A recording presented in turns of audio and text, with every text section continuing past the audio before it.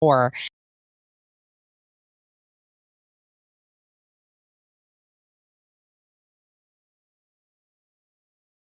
it was it was like we were talking about it 'cause someone sent me something.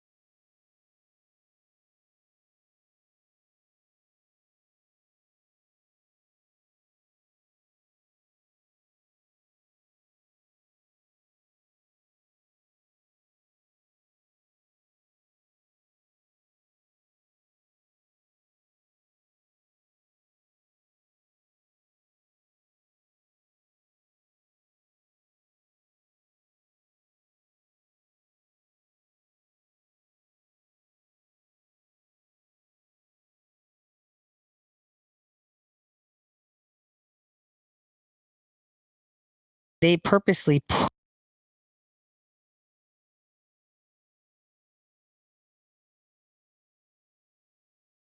put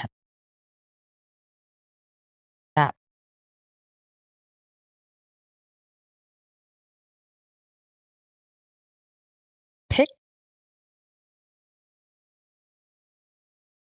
picture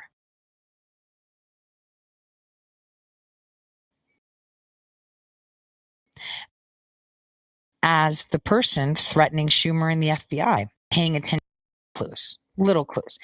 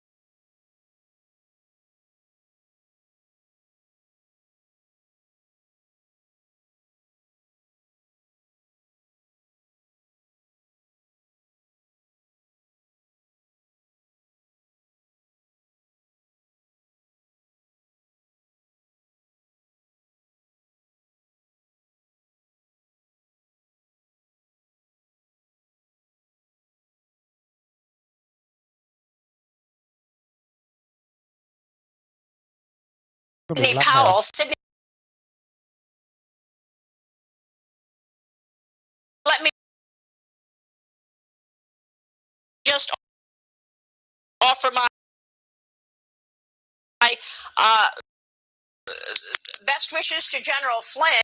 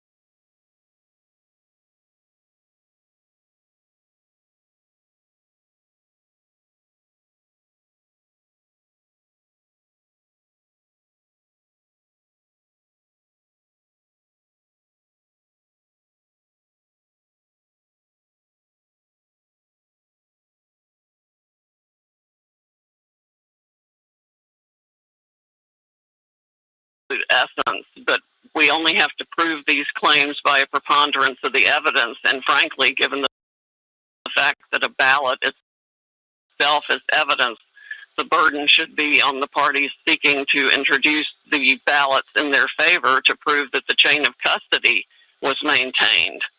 And on top of that, we have multiple states who did not follow the law established by their legislature, which is a whole separate issue. That's essentially what Justice Alito focused on when he issued his order regarding the Pennsylvania ballots that had to be separated from the night of the election. And there's no way they're going to be able to be counted because they weren't even in compliance with the law of the legislature. So we have 4 states that have deviated significantly from what the legislature told them to do in handling the ballots. Those all have to be thrown out. It's not a matter of curing them. They can't be considered at all. Attorney General Bill Barr sent out a memo Monday night of authorizing Justice Department prosecutors to investigate specific allegations of voter fraud before election results are certified. That certification coming in December. Look, you've got experience as a federal prosecutor. Do you think that the DOJ is going to find instances of fraud? Will it be enough, in your view, to overturn what the media says is the result of this election? Well, if they don't, they're engaging in willful blindness because there is scads of evidence and testimony from any number of witnesses. I've lost count of how many they have. More pour in every day. I would encourage every American patriot who saw an irregularity such as a thumb drive being inserted into a voting machine during the tally and the tally suddenly changing to massive pallets of ballots coming in the back door in the middle of the night, not properly handled at all, and just cranked out. I think there are hundreds of ballots that are even filled out in the same ink that were obviously manufactured. I mean, there is a ton of evidence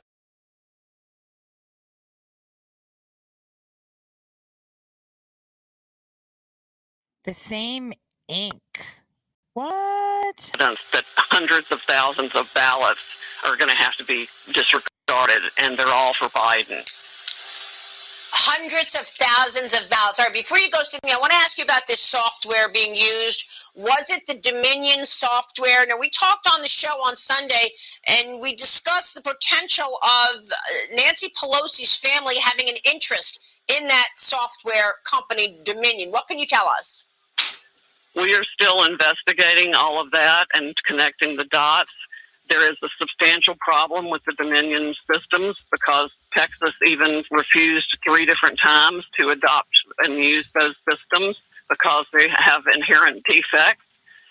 One of our theories is that those defects were built in for a reason. There is Chinese software and other components within those systems. And of course, China has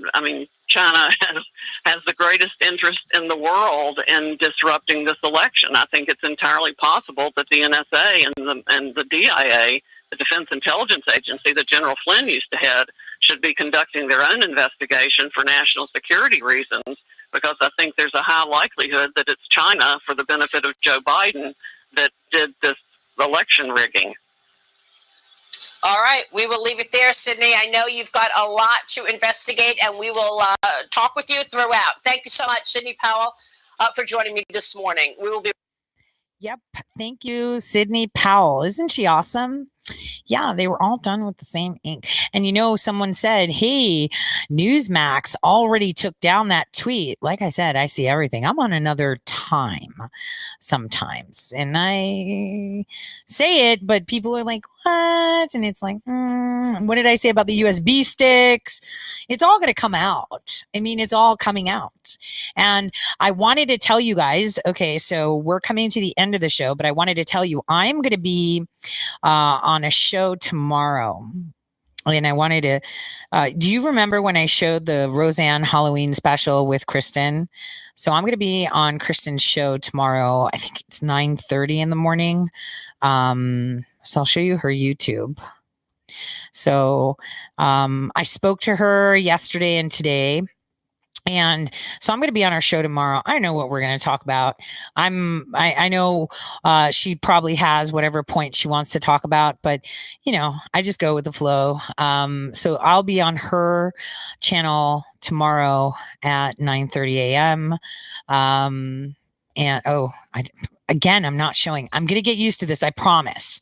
I'm going to get used to this. I'm like showing and I'm like, so I'm going to be on her show. Kirsten, I'm going to be on there tomorrow, and it's going to be super loads of fun. It's going to be, I don't know what we're going to talk about. I have no idea. I think she wants to talk about the election software hacks. And, that would be a good thing to talk about, considering I use the software and I know the software, and Dominion is just one version, one company, which is linked to, you know what it's linked to? Subaru. I kid you not. Subaru research and development out in Sacramento. Sorry. And it's also linked to the Sacramento Veterans Association, also linked to some dude. I'll see. I want to write this article, but I really don't have time because we're working on so many things. I am working on an article. Guys, there was an infiltration. I'm going to give you this little tidbit. So the Trump campaign obviously has been attacked by the media many, many times. They try to show, that he's involved with dodgy things. And, they always try to find a way to target our president. So I have made it clear about a few people pointing to what their actual roles are. But it seems like people are just dumb. Some people are really, really that far gone. It's not dumb. It's just demoralized that they jump on it. So you remember with Bannon when he did the wall, right? And then they were like, oh, look, Trump was like promoting this and they did all this fraud, which is BS. I love Bannon. Bannon's awesome. I'm telling you. Bannon left the White House to take out other trash with him. I'm telling you that now. This guy's legit. He was in there and he left to sweep out more garbage. He had to sacrifice his spot to take out the garbage from the White House. Remember that. Now, there is another attempt to paint this as a conspiracy theory and circle fraud around the Trump administration. Now, that story is going to come out very, very soon. I actually filed an FBI complaint this morning, and I'm going to get that information out as fast as I can. So there's mitigation and anticipation because, and it doesn't have to do with Bannon. It has to do with someone else. And I've said, these people penetrate and hop on and hijack the clout of others to put themselves in the center of the stuff. Guys, you're going to be like, oh, well, we knew about it. Yeah, my listeners knew about it, but the rest of them don't. And it's like these big media pundits, man, it's really bad. Like when you think that you're, it's kind of like Antifa, right? When you went to Antifa.com and then it would take you to Joe Biden. Could you imagine if you're like, what if I'm like, oh yeah, hungry children and stuff. And then you come on the site and you're like, yeah, let me donate. And then it like goes into my pocket. That's really messed up, right? That's called illegal, right? Right? That is illegal. It totally is illegal. So this is what is coming out, that they're doing that. So this is crazy. So I'm gonna leave it for a little bit, and and I want to thank, I'm still looking, was it email, was it DM? There was someone that pointed it out to me, sent me an email and said, why is, this being promoted by General Flynn? And I looked at it and I was like, because I read all your emails. Trust me, I try to get back to them. Like even your letters, my daughter says I'm the slowest person reading stuff. And it's like, well, I want to read it. And then I want to put the address so I can save it. So that way I can send out like random postcards whenever, right, to my listener base. So I have to save it and then I can respond to it. I'm kind of slow like that. I like to take my time. And so I'm looking for that email because I get so many. I want to thank them because I didn't even pay attention to it. And so, I let General Flynn know. I DM'd him because it's crazy. It's really crazy. So I want to thank the Patriot that let me know, because I'm sure other people probably saw it and just didn't put it together. Yeah, that story is going to be coming out soon because we want to get ahead of that, because I believe that people haven't even seen it, because when something is such a good cause and so many good people are behind it, you don't look at the details because you just trust that those around you, right? And that's the thing. We should be able to trust those around us. That's the sucky part. We should. So tomorrow morning, I will be on Kirsten's show at 9:30, and then I'm going to do my show as normal, 12 to 2. So on that note, I want to finish this off with Rudy Giuliani before we go and see what he had to say about voter fraud. He was on Newsmax, right?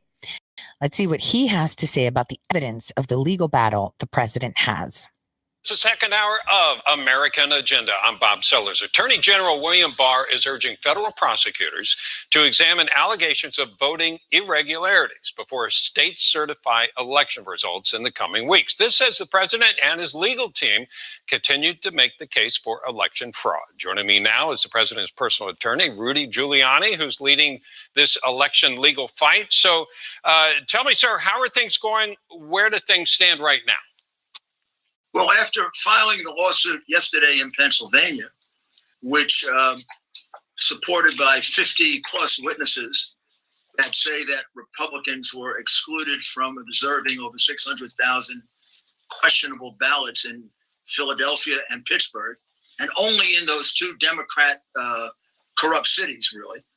The rest of Pennsylvania, no problem. We think we have a good chance. Also, when you consider the additional allegations of fraud there, to have that vote overturned and not certified. I mean, the margin of victory was only 40,000 after the president had been ahead by 700,000. And I think we can show that this was part of a concerted effort on the part of the Democrat Party to do this in 10 different states, because the same thing they did in Philadelphia, herd the Republicans in corrals, not let them see the ballot. They did it in Pittsburgh. They did it in Detroit. They did it in Milwaukee. They did it in Phoenix. They did it in Las Vegas. They did it in all these places where they have this Democrat, machine. And it's impossible that every one of these Democratic leaders woke up the day after the election with the same idea of not allowing Republicans to see the mail ballots and corral them into chutes, even though the law of their state requires that it be observed by a Republican and a Democrat. And forever, we've done that with absentee ballots. Second, we're about to file a lawsuit now in Michigan, in which, again, hundreds of thousands of ballots were cast without any observation. A Democrat whistleblower working for the board in Detroit has come forward and has given evidence of days and days of fraud, preparation for it, backdating of votes, going into the polling place with people, showing them how to vote, taking votes of people that weren't registered, and then actually going to the registrar book and registering at the time. She observed all of this.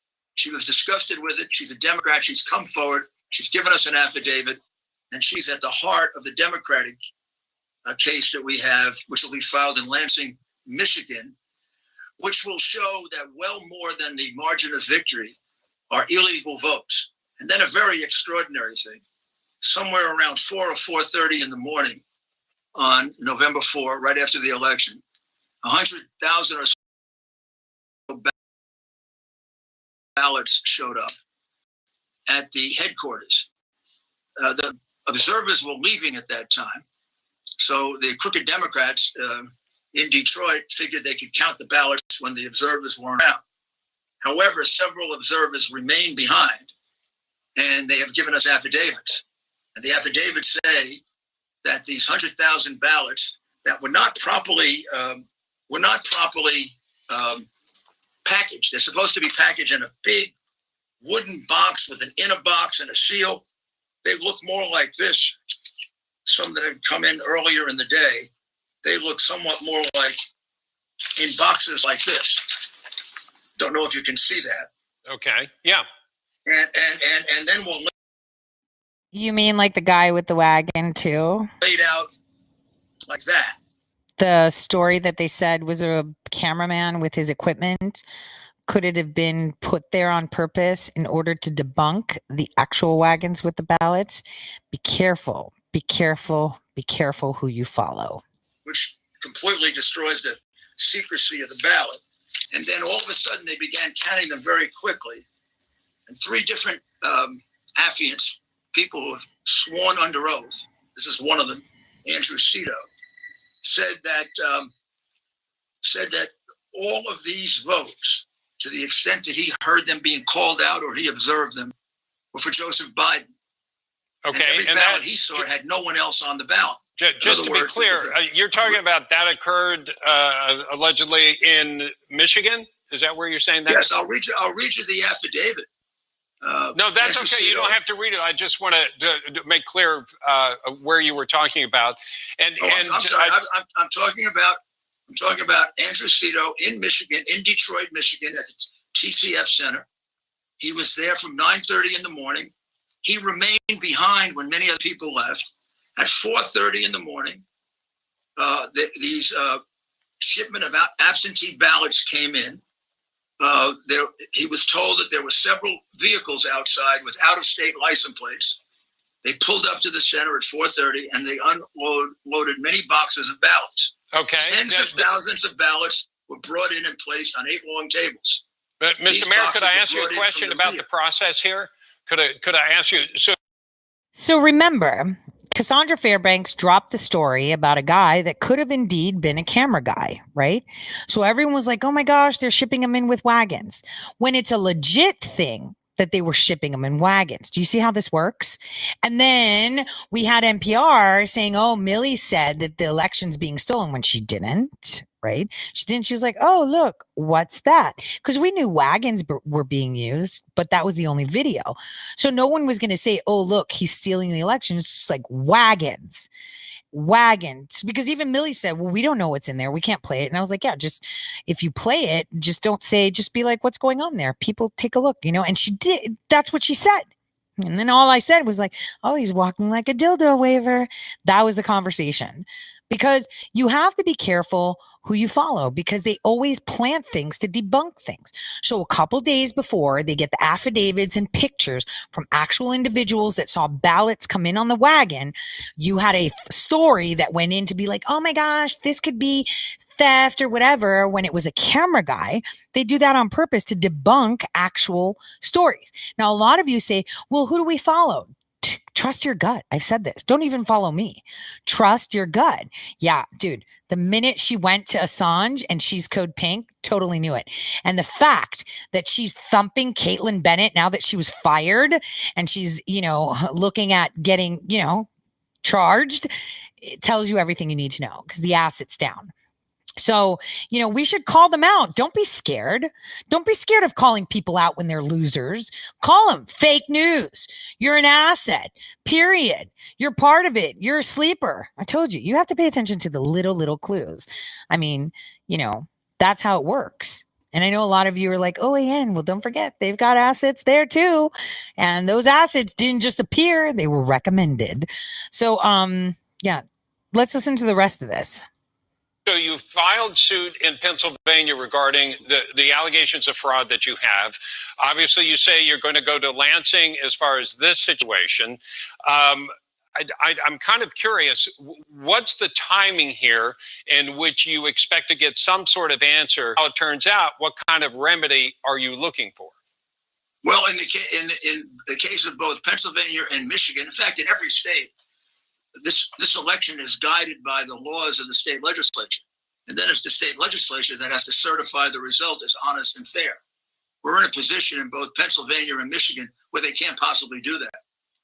And now we will move on to Georgia, where the same thing happened, to Wisconsin, to Nevada, where the same thing happened, to Arizona.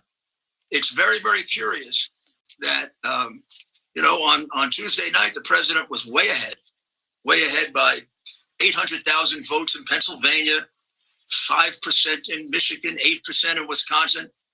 And by the next morning, because of things like this, the votes being brought in the middle of the night, the whole thing had changed. Well, there are people it happened in all these places. It can't be a coincidence that they decided they would exclude Republican observers in every one of these places at exactly the same time. Okay. So in Pennsylvania, you have already filed suit regarding these allegations, correct? Do you know when you would get some sort of answer on that issue?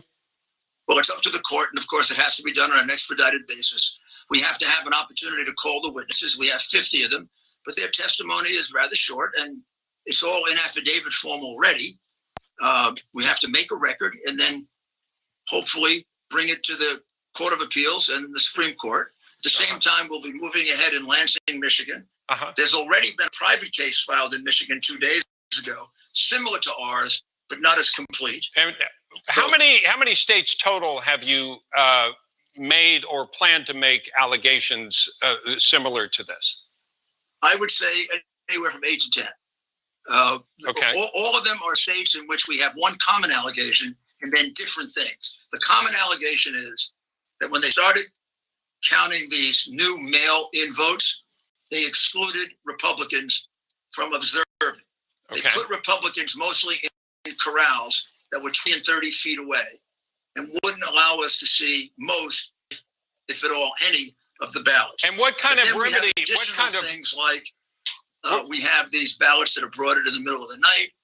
We have backdated ballots. Right. The ballots had to end on November 3rd, according to Justice Alito. We have thousands and thousands and thousands that have been backdated, and we have witnesses for all of them. Okay. So we have numerous instances of fraud, but the common theme is excluding Republicans in 10 different places.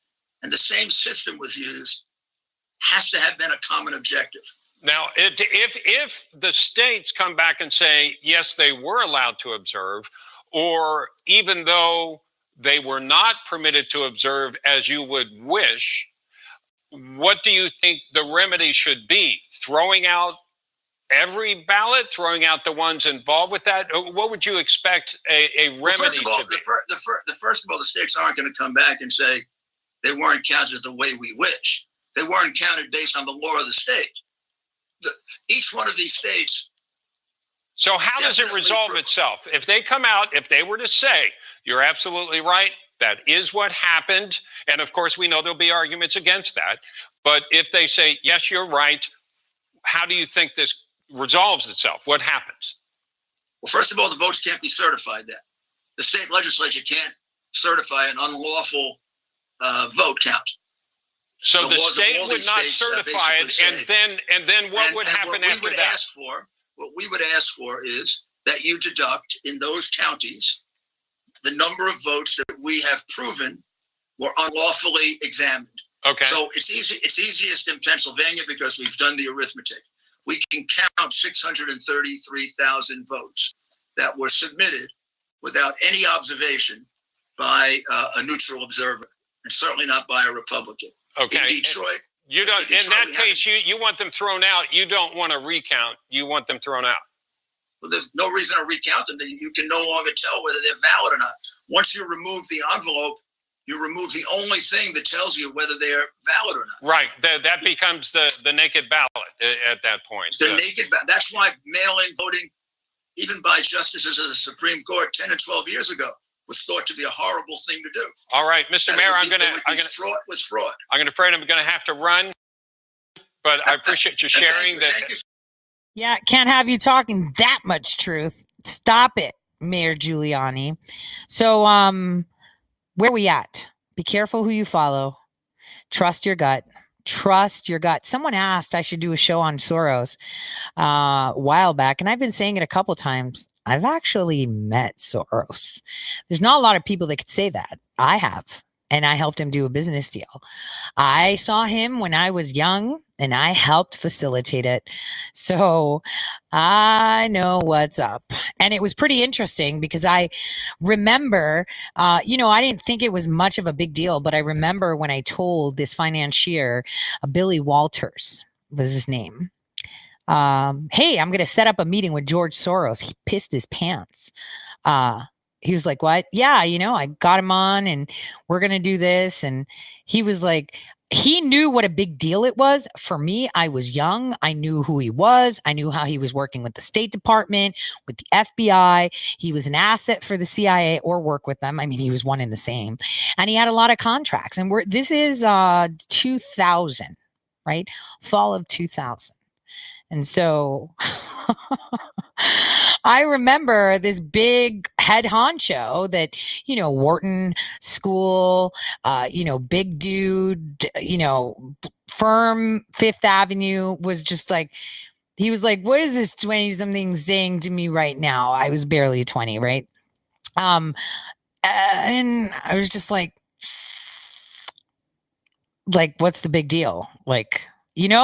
Because for me at that time, I was really young and I was just doing my job. So no, I did not think he was hot. Please stop. But I just remember the response I got, hence why I remember the meeting so much, because I've met with a lot of big people. And obviously Soros is playing a very big part in everything around the world. I just remember it's kind of like, you could hear everything pucker when I told him that. And I was like, yeah, you can, do the deal and you get a cut and you guys work together and stuff. And, and he just looked at me like, and I was like, yeah, so it's tomorrow at 9:30. I'll see you then. And it was just like, what?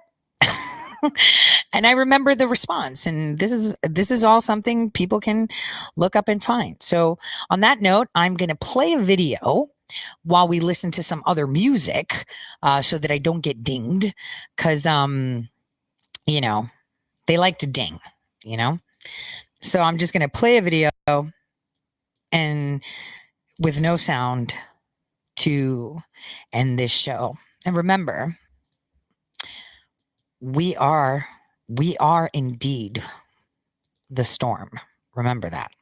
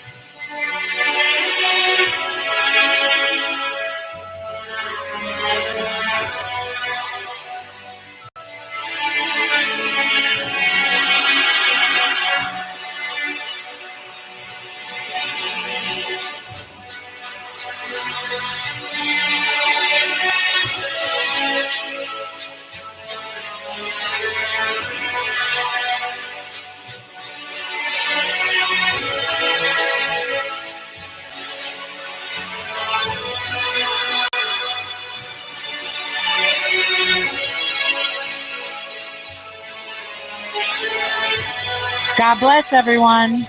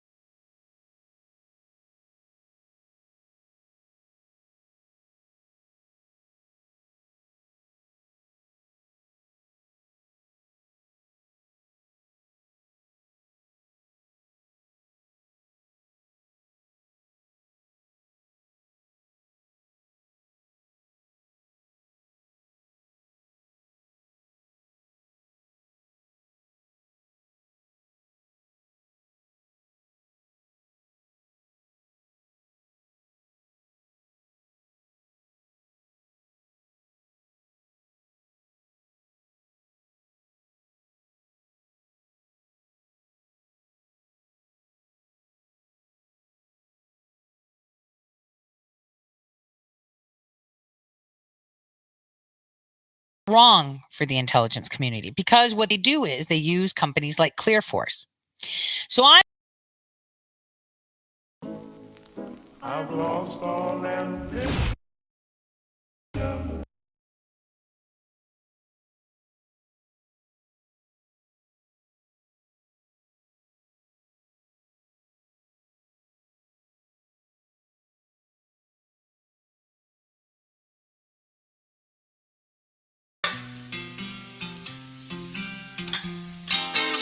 I don't want to set the world on fire.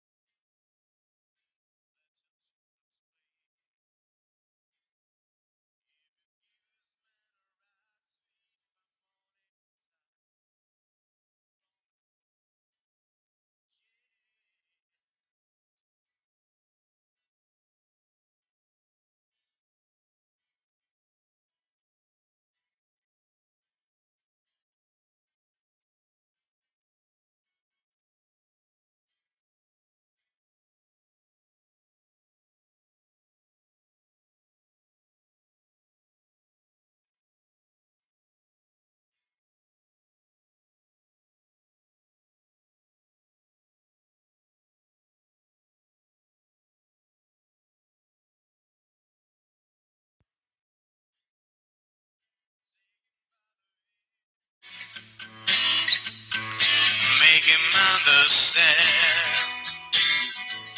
the word on you.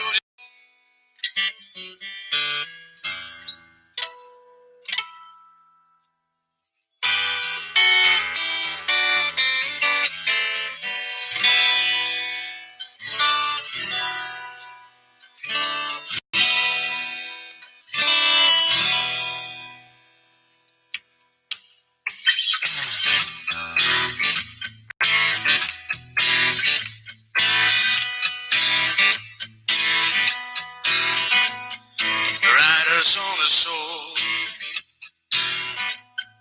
riders on the soul, into the sauce of war, into the wall we throw, like a dog without a bone, and not sure on alone. Riders on the soul. There's a killer on the road. His brain is screaming like a soul. Say good on Golden Tate. Let your children play. If you give this man a ride, sweet family will die. Killer on the road, yeah.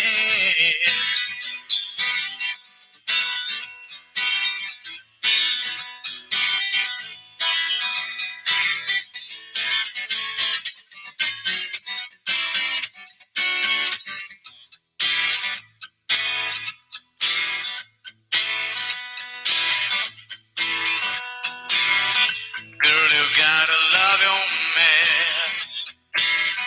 Girl, you gotta love your man. Take him by the hand. Make him understand.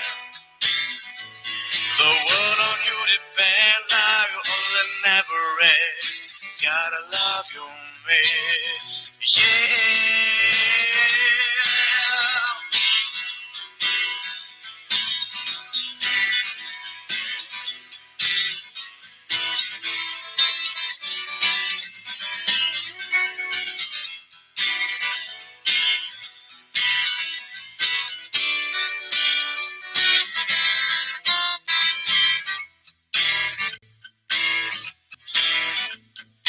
Riders on the soul. Riders on the soul. Into the stars before. It's through the wall we throw. Like an oak without a bottom, not your own alone. Riders on the soul. Riders on the soul.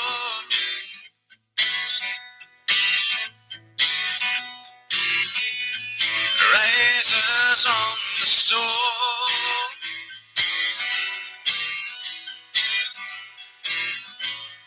Riders on the soul.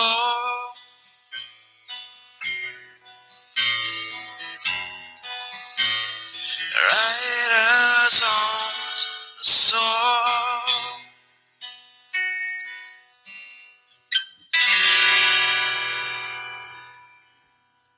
So, fun fact, I am a massive Doors fan.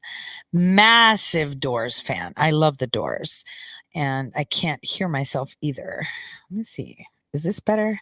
Is this better? Is this better? I still can't hear myself. Dang. Is that better? Nope. Nope. My sound, I guess you guys can hear me, so that's good enough. I just can't hear myself. So if I'm loud, I apologize. Can you guys hear me well or no? I'm just going to wait and see. Sound is good? Okay. Because I don't think it's working. Let's see. It's on. Let's see. That's bizarre. Okay. Is it echoey or do I sound normal? Sounds great. Perfect time. Okay. I just can't hear myself. I don't know. Is my headphone unplugged? Oh, well. I'm just going to keep talking. Okay. Some people are saying normal. Good. Okay. If you're saying it's normal, it's normal. So here we are, guys, in the middle of chaos, right? We're in the middle of chaos, and all of us should just remember that what we have to do is just simply enjoy the show. As I said last week, you're going to see next week what happens. We had a huge roundup, November 5th, 6th, 7th, of people you probably don't know and never even heard of. But we are waiting for arrests, or I guess what people would want to see is perp walks. And this is coming. This is coming, and it is terrifying a lot of people. People that should be terrified. And I thought that today we can start the show by discussing the legal aspect battles. So what does that mean? So as you know, our elections were stolen completely, and they have been for a very long time. Everybody keeps talking about this software, Dominion software. It's like, stop. Dominion software is just a version of the original software, because Hart InterCivic software is also a problem. And there's so many more. That Dominion software that everybody keeps referencing is identical to the one that Hart InterCivic actually had deployed in Kentucky, which begs the argument that once we're done with this audit, we're not just going to recount the states that are in question. We're going to audit the crap out of the nation, because we've got midterms coming. We've got to clean this up. We got to change the way elections are held. We need to make sure that there are no crypto doors. Everybody keeps talking about, oh, yeah, and they just went in there and manually changed the numbers. No, that's not how it works. I've used the software. Ask me. I've actually explained it a million times, demonstrated the math a year ago. So one thing that we should all get behind is that once these audits begin, what we have to do is advocate that there's a recall on the governor of Kentucky, because he was not elected by the people. He was not elected by the people, period. He was not. Because the same glitches that people keep talking about in these elections happened during that election. And you know who was covering it? Just Millie Weaver and I. That's it. Nobody else. Nobody wanted to touch it. Again, how serendipitous. It was another Commonwealth state. And so I urge all of you to go to Millennial Millie's YouTube channel, rewatch the video where we live streamed together talking about all this on November 9th, 2019, where I spelled it out, how it works, why it works, and what happened. We were watching everything. She got leaked documents, and I used the knowledge that I could draw from it without getting myself a penthouse suite at Leavenworth to discuss it. I even had a detective try to have me admit over the telephone that I had an election ballot machine reader in my house. He was like, so when are you going to return the stolen equipment? It's like, okay, dude, stop. Like, that was legit what he did. Kentucky, how corrupt.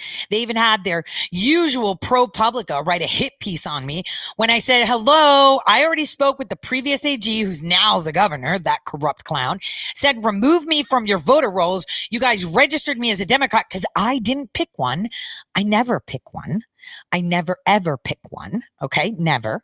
So I argued that in 2016, argued it again in 2019. And guess what? I check again and I'm still on the damn voter roll in Kentucky. And it's like, come on. But Commonwealths are going to Commonwealth, right? So let's start the news day first. I think by watching my favorite, and I know a lot of people are like, oh, it's Fox News. Look, I still like Tucker, and I know exactly who Tucker is. You know who his dad is, what his history is, but you know that doesn't mean anything. What he speaks to our heart. And you know, regardless of who the messenger is or where they're sitting giving you that message, it's still a message. And I like him for that, because he's brave enough to do it.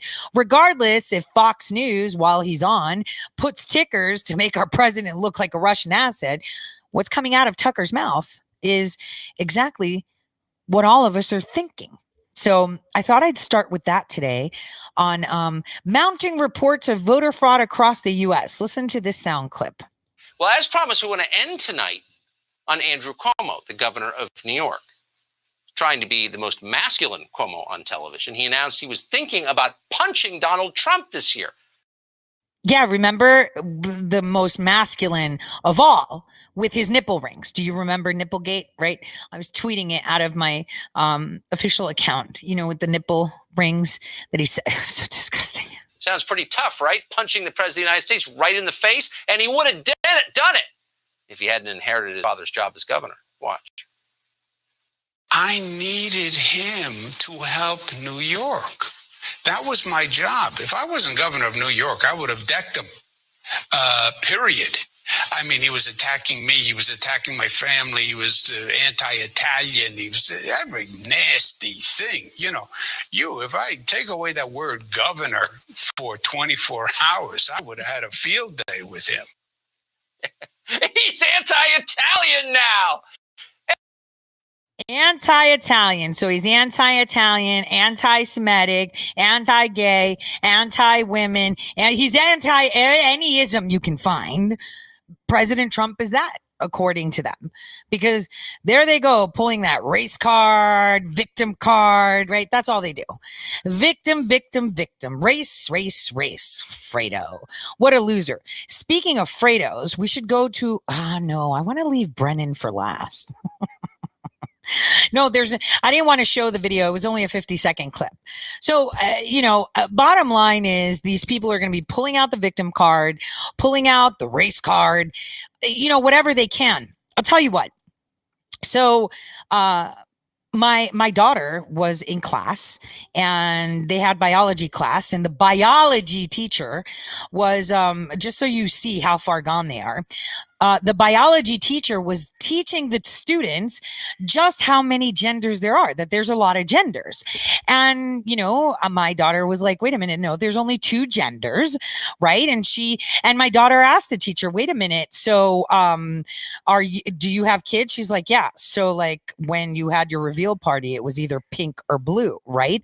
And the teacher got angry and said, well, you're just homophobic, or whatever she said, whatever she called her. And I was just like, damn, teachers are actually shaming kids to define that there are more than 2 genders. Listen, you can identify as anything you want, right? I mean, we have Biden identifying as president-elect. We've got the whole world identifying Biden and accepting his gender identity as president-elect. So, what?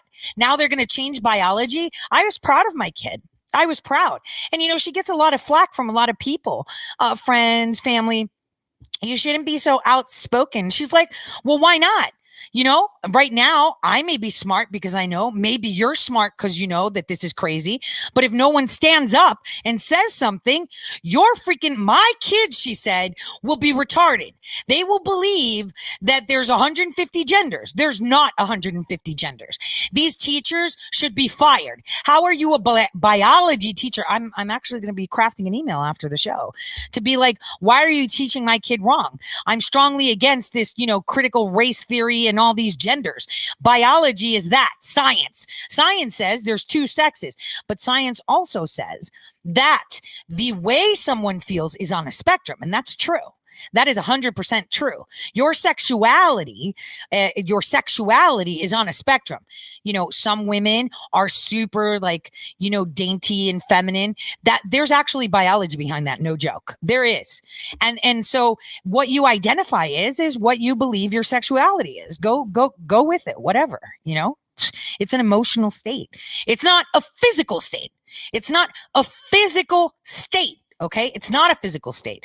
So, and that happened this morning. She was telling me, yesterday, the biology teacher, and I was like, ding. And she was like, yeah. And all the kids were on their Instagram stories saying, oh, the teacher owned you. But she was like, but there were some kids that were like DMing me saying, good job. Good job. Somebody has to say something. But then adults were scolding her, telling her, you shouldn't be saying these things because, you're constantly going against the grain. And it's like, see, even people our age, right? The group of 30, 40s, 50s, 60s, right? And some 20s, right? Are like bowing their heads down to groupthink. Groupthink. This is wrong. We can't keep doing that. This morning I went to, so dumb, I went to the post office today out of all days on Veterans Day, and it was closed, of course. So I was just like, ding. So I was like, we're out. Let's go get a coffee. I said to my daughter. So we go to like this little thing called Au Bon Pain to get like a coffee. And so the lady's like standing there. I was like, dang, I thought you guys closed for like forever. I haven't caught you open at all. Oh yeah, we have limited hours, but we're waiting for DeWine to get back to us, because he's making an announcement today. And I was like, what do you mean? She was like, oh, if they're going to shut us down again for COVID. And I was like, I thought that was over. And she goes, I don't know. And I was like, oh yeah, that's right. They got caught cheating. So they got to lock us in our house again. you know? And then she was like, yeah, I don't know if it's cheating, maybe. And I was like, no, there's definitely cheating. She's like, we do have to find out if there's cheating, but our voting system is so archaic, right? We should just go with the popular vote. And I was like, well, why would you go with because if the people decide, and I was like, stop. Ohio's got 11 million people, right? And she's like, yeah. So what if you in Ohio decide that you want Kermit the Frog, but there's 100 million people that are split in two cities like New York and Los Angeles, right? Or two states like New York and Los Angeles. And you've got 150 votes right there, 150 million votes. Your voice isn't heard. That's the whole purpose of the Electoral College. So that if there's dense populations in other places, that people have a voice. Right? Because there's states like Alaska, like North Dakota, like Nebraska, like South Dakota, like Ohio, like Indiana, that don't have the population California, Oregon, Florida, New York have. So in what happens? So those cities those states, I want to say cities because for some reason they have an abundance of votes coming out of there. But yeah, Montana, right? So none of them. So if you want Kermit, you got to go with Bozo the Clown because they said so.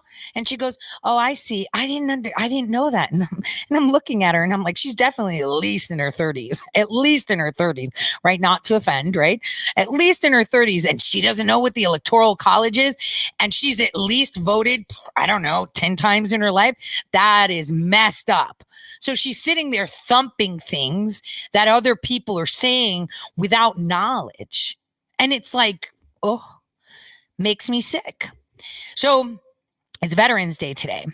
And, Veterans Day was created after World War I, right? On November 11th, 1919, to celebrate anyone that served, right? It's not like Memorial Day or anything where they've died, but it's anyone that have served, living or dead, and that we thank them for their service. I mean, if you've served for 1 day or 100 days or 1,000,000 days, it takes a certain someone to say, I want to do that.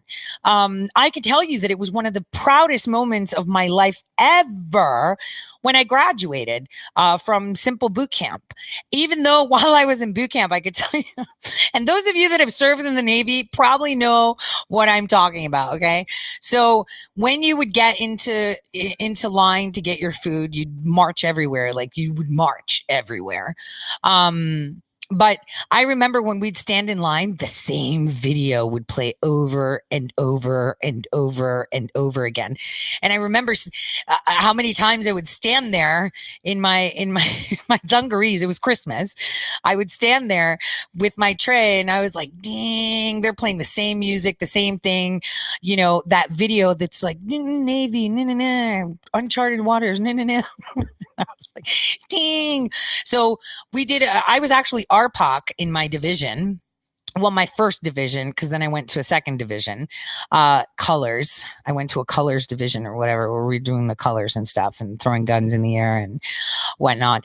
But it was super hilarious because I was while I was there, I was kind of very aware of the conditioning that they were doing because prior to joining, obviously, I was part of some government programs and some training, and so I could recognize it. And it was just it was the proudest moment of my life. I remember standing there at parade rest in my uniform, and I was like ready to pass out because it was like taking forever. And I was like, oh, come on, have me do the flag thing so I can at least move. And it was one of the most proudest moments. I like cried. I was like, yeah, super crying. And even my photo. So I have, where they take like your photos before graduation, where they just give you a uniform and they're like, yeah, we're going to fix it and tailor it later. Just wear it. Well, that morning, when we were lined up to do it, I had gotten what they call beat, not really beat, but my master chief was upset. So the weekend before, here's how it goes. So this is a really funny story. So the weekend before we took so it was a Monday when we took the pictures. So Sundays are usually like, you can go to church in the morning, free days. People would go to the exchange, get stuff, right? And so I would try to catch up on some sleep, but you're not allowed to sleep, right? So what I did was I got under my bunk bed, and there's like wire mesh, right? And you would tighten your sheets, so you could drop a quarter if you want. So yeah, Ricky Sundays, there we go. And so the night before I was on fire watch. So I was just like really tired. So I crawled under the bunk. And then what I did was I had intertwined my fingers in the wire mesh to make it look like I was doing something if someone came by, and I fell asleep. So time went by really, really quick. And so next thing you know, right, they're mustering us at the foot of our beds, right, to present ourselves. And where am I with my sword? Because we're going to go march off and eat, right? And where am I? And he sees my feet sticking out from under there. So he lifts the bunk bed, like lifts it up with one hand. Maris, he screams, and I get up like quick, and I look at him, and then he lets go, and I'm like, damn, if I didn't lay down real quick, I would have been crushed. It was so funny. It was one of the most hilarious things ever. So from that moment, after we came back, he had me in the drying room, doing exercises, and he was sitting outside at the door, and he was sitting on a chair, and he'd be like, do jumping jacks. So I'd start on the jumping jacks, and those were the 3-step jumping jacks. And then he'd be like, oh, I'm so tired of watching you do jumping jacks. Give me push-ups, not girl push-ups. So I was beat to a pulp. And then in the morning, he let me go to bed at midnight because I'm supposed to be in charge. So falling asleep is a bad example. So what he did was he let me sleep at midnight, woke me up at 4 a.m. and started at me again. He's like, hey, guess what? Get up, Maris. You need to do exercises. Because I was thinking, you did a lot of this. Now I want you to do burpees now. And I'm like, dang. So I start. He goes, not here in the room. So if you actually look at my photo, I'm crying, 1, because I'm proud, and 2, I'm freaking exhausted. I think I was ready to die. But, lesson learned, when you're responsible for people and you do that, you should, take on the consequence. Like I was fine with it. But that's like the funniest boot camp story ever. Aside from the nicotine patches, which I'll tell you guys another time because that was hilarious too. But for all of you out there, I'm pretty sure veterans all over have funny stories of boot camp stuff that just sticks with you. For me, it's just, the day that I took my photo with the flag, and yeah. And the nicotine patches is funny. You know how you go to medical and they're like, do you smoke? And I'm like, yeah, whatever. Not really. Here's a nicotine patch box. And they give it to me. And that's fairly new, right? They weren't like they are now so widely used. So I leave. And then the next day I had to go to medical again, because they were taking out all my teeth or something. And like the wisdom teeth. And then I go back and I was like, oh, by the way, I need another one of those boxes. And he was like, what do you mean? And and I was like, the things for the cigarette thing, it felt really good. Can I try another one? And he's like, you used the whole box. You should have seen his face. You should have seen his face. I think that hospital correspondent was like, you used the whole box of nicotine patches, because I was like, yeah, that was some good stuff right there. Like some more. I had put all the stickers on. I thought I was supposed to put the whole. That's like, anyway. So for all of you that have served from an hour to 100 years, thank you. And I'm sure all of you have like funny stories. I learned how to fold socks there. I know that sounds so sad, and towels, but I thought I'd share. I mean, it's Veterans Day, and I know a lot of you are probably like listening to this and saying, oh man, I remember my time, those of you that have served. So I thought I would share it because it's fun. Those are the fun stuff, right? That's the fun stuff. So let's get back to the news. No, you know what? Actually, before we get to the news, let's get back to news that no one wants to talk about. Hold on. I'm going to play a nice little video for you. And no introduction on this video. I just want you to watch it. And for those of you that are not watching and listening, I'll attempt to chime in. All right. So let me play this. It's going to be pretty interesting. Here we go.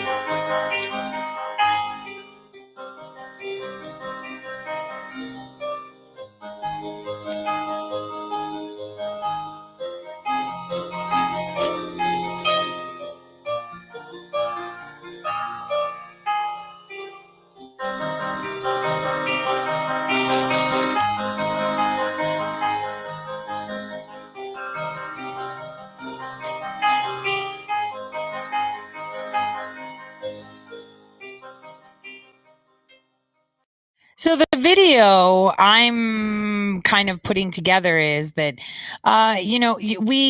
there's a quote, "For we wrestle not against flesh and blood, but against principalities, against powers, against the rulers of darkness of this world, against spiritual wickedness in high places." That's Ephesians 6:12. So, Julian Assange vanished in October of 2016. Now, many people might say that they've seen him, people met him, and remember, an asset flew twice to see him. But no one really knows where Assange is. So, you may say, oh, he's there, his parents are in on it. His parents wouldn't lie. How do you know? How do you know? I mean, the whole world was against our nation. The whole world is colluding against our nation. The whole world. So all you need to do is put on the armor of God and pray. I'm just saying, how do you know where he is? He's vanished. How do you know? What? You think that they can't swap? Really? Do you know how many people are in line getting plastic surgery? Do you know you have the technology we had in 1980 to trick a president with latex? 1980. That's 40 years ago. Think where you were in 1980 if you were alive then. What technology did you have? Party lines, phones connected to the wall, maybe a color TV, maybe bigger than 15 inches. Face off. Think. You just have to think about that, because actual Julian Assange, I don't know, man. So I'm putting it out there. I'm putting it out there for you to let it simmer. Let it simmer for a bit, because it's it'll be quite interesting to see how that pans out. We have the whole world on fire, the whole world against our nation. But that's going to change very soon. President Trump was reelected with a landslide. That should be allowed to be seen. I don't want to hear, well, we contested the states. We found it there. They're giving you a list. Look where Hart InterCivic flipped votes. Dominion Software only here. No, it didn't. Everything was fixed. Everything, even the winds were fixed because they knew where it would fly and where it wouldn't. Well, where they could convince others it could fly. They believed a lion could be brought to heel. They have total control That a lion could from his courage be pride. over every single thing.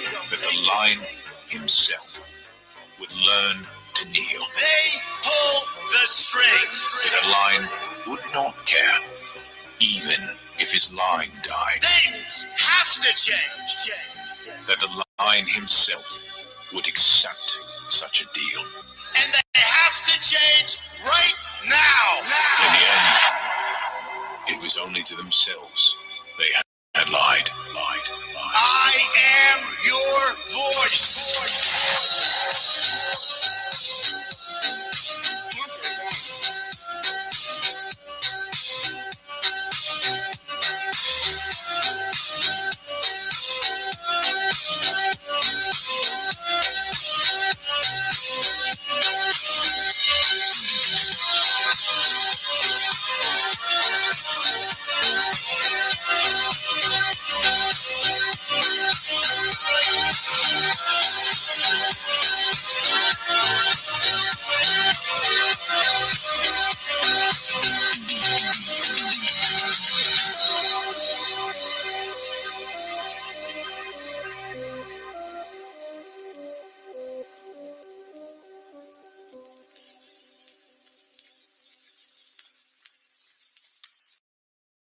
Our president is that lion. He is that lion roaring for us every single day, and not just for us, for the rest of the world. And it is a wonderful video. You guys should follow Panther's Den. I really like that clip. It was great. I think it was very important that people see it, because how can you refute so many people? How can you refute it? You can't. It is impossible for you to refute what you see with your own eyes. You can't. It is right there. So I also thought that maybe we can see the history of veterans, of American veterans, and how it came to be. And I thought the best way to do that is by showing kid history. There's like this channel called Kid Explorer. They put together some really cute videos to tell little kids history and teach them about history. And I think it's really important that we all share real history with our children. I know a lot of you contacted me after my show when I introduced Samuel Huntington and said, damn, I never even knew about that. And I could have mentioned him in July. I could have mentioned him in April, but the timing wasn't right, because it's all about timing to make sure that the message is most impactful and that it is understood. So take a look at this. My name is Rod Cascal, and today we're going to learn about Veterans Day. Veterans Day is always celebrated on November 11th, and I'll tell you why in just a bit. First, I need to tell you what a veteran is. A veteran is someone who has served in the military, also known as the Armed Forces. At Veterans Day, it's a day where we honor those who have served in the military. Did you know that the military has 5 parts, also known as branches? The Army, the Marine Corps, the Navy, the Air Force, and the Coast Guard. Together, Wait, but we have Space Force this year too. they all serve to defend our freedom. Kind of a big deal. Respect. So if you meet a veteran, ask them what branch they served in, and then tell them they're awesome. The reason we celebrate Veterans Day on November 11th is that is the day that World War I ended in 1918 at 11 o'clock on the 11th day in the 11th month. An armistice was signed to end the war. An armistice is an agreement between 2 opposing sides that ends the war. Everyone was so glad that the war was over that the next year, 1919, 100 years ago today, The U.S. declared November 11th as Armistice Day to celebrate the ending of the war. It was called Armistice Day every year until 1954, when President Dwight D. Eisenhower changed it from Armistice Day to Veterans Day, because he wanted to honor all service members, past and present. And that is why we celebrate Veterans Day, to honor all service members who have served for our country to defend our freedom. Pretty cool. And that's your lesson on this day in kid history. Broadcast Cal out.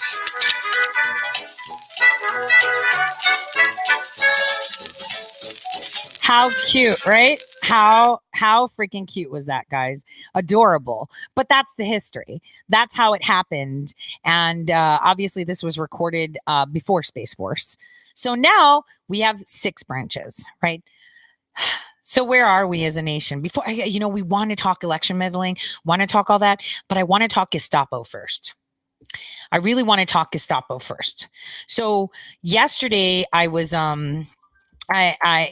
told you guys that NPR, we should defund them because they were running a hit piece on Millie Weaver, if you remember.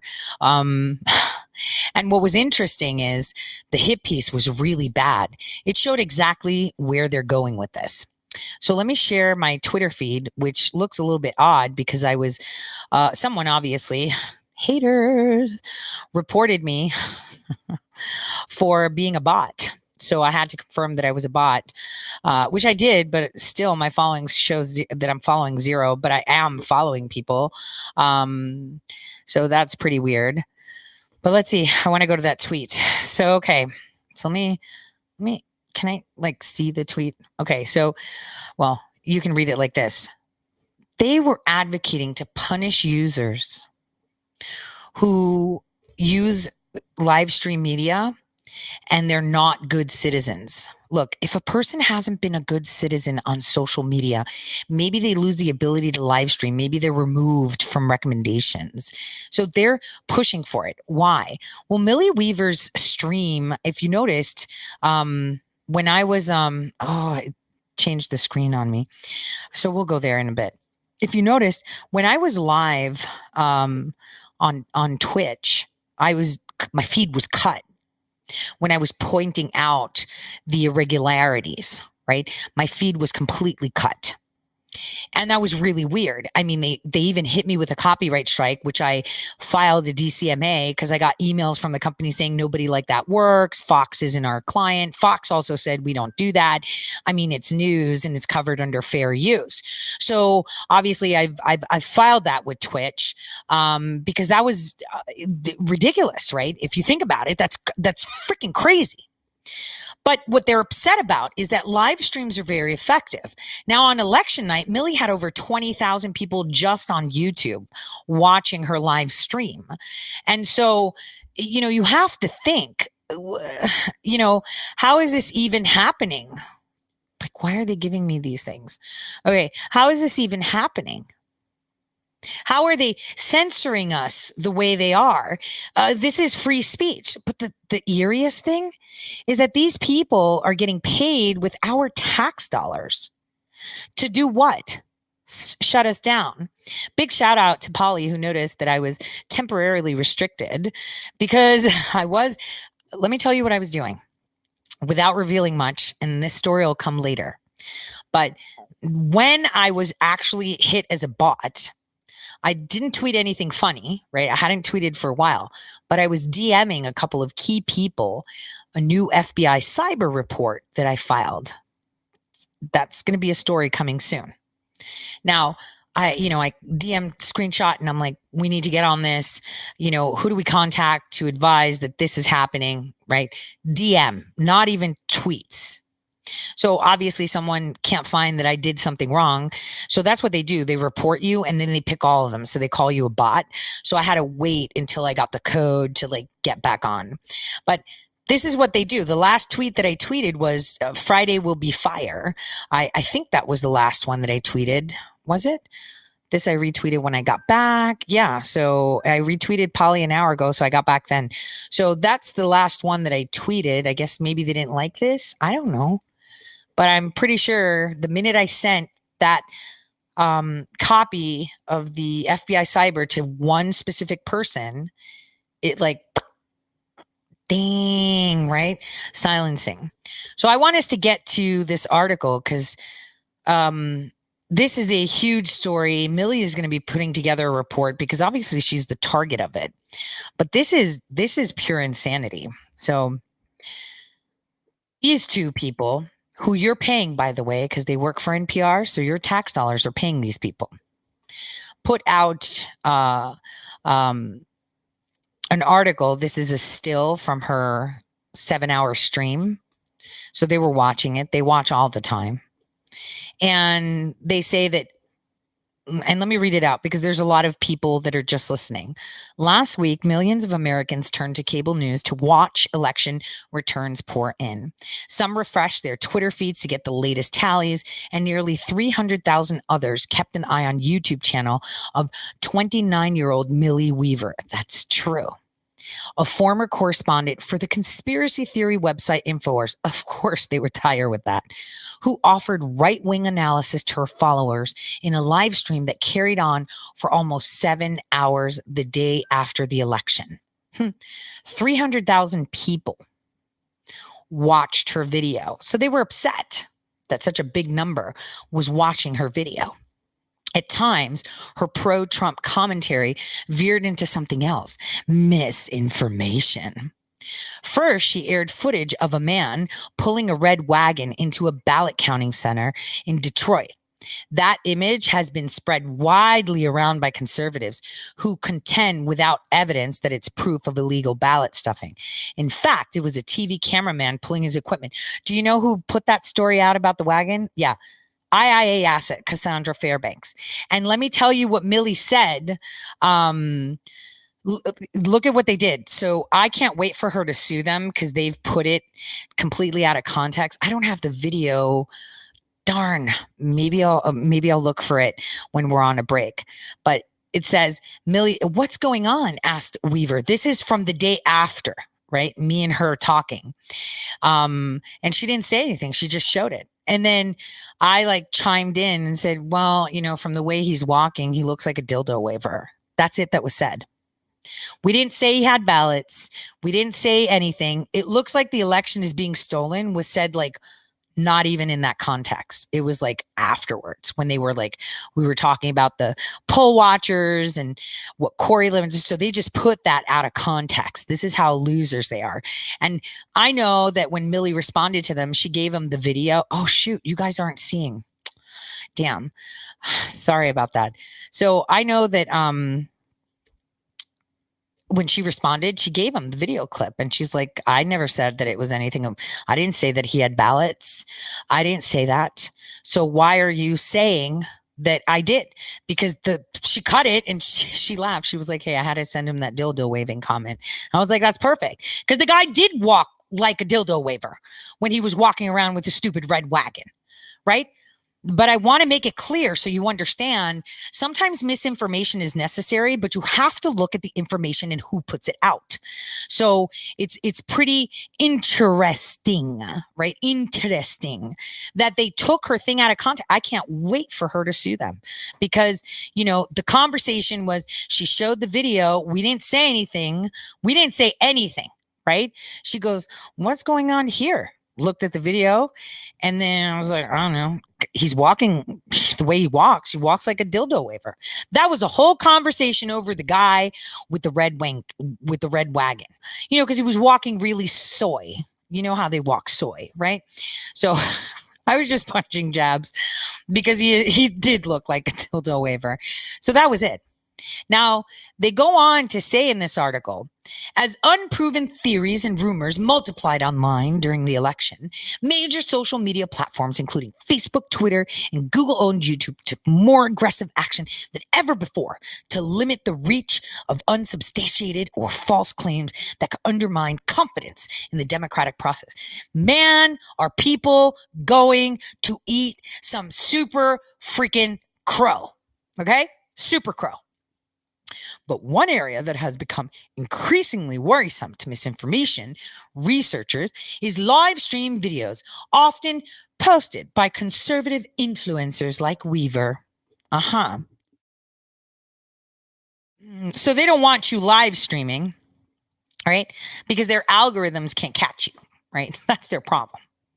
That is their problem. So here's where they go to say why people should have the privilege to live stream only if they say so.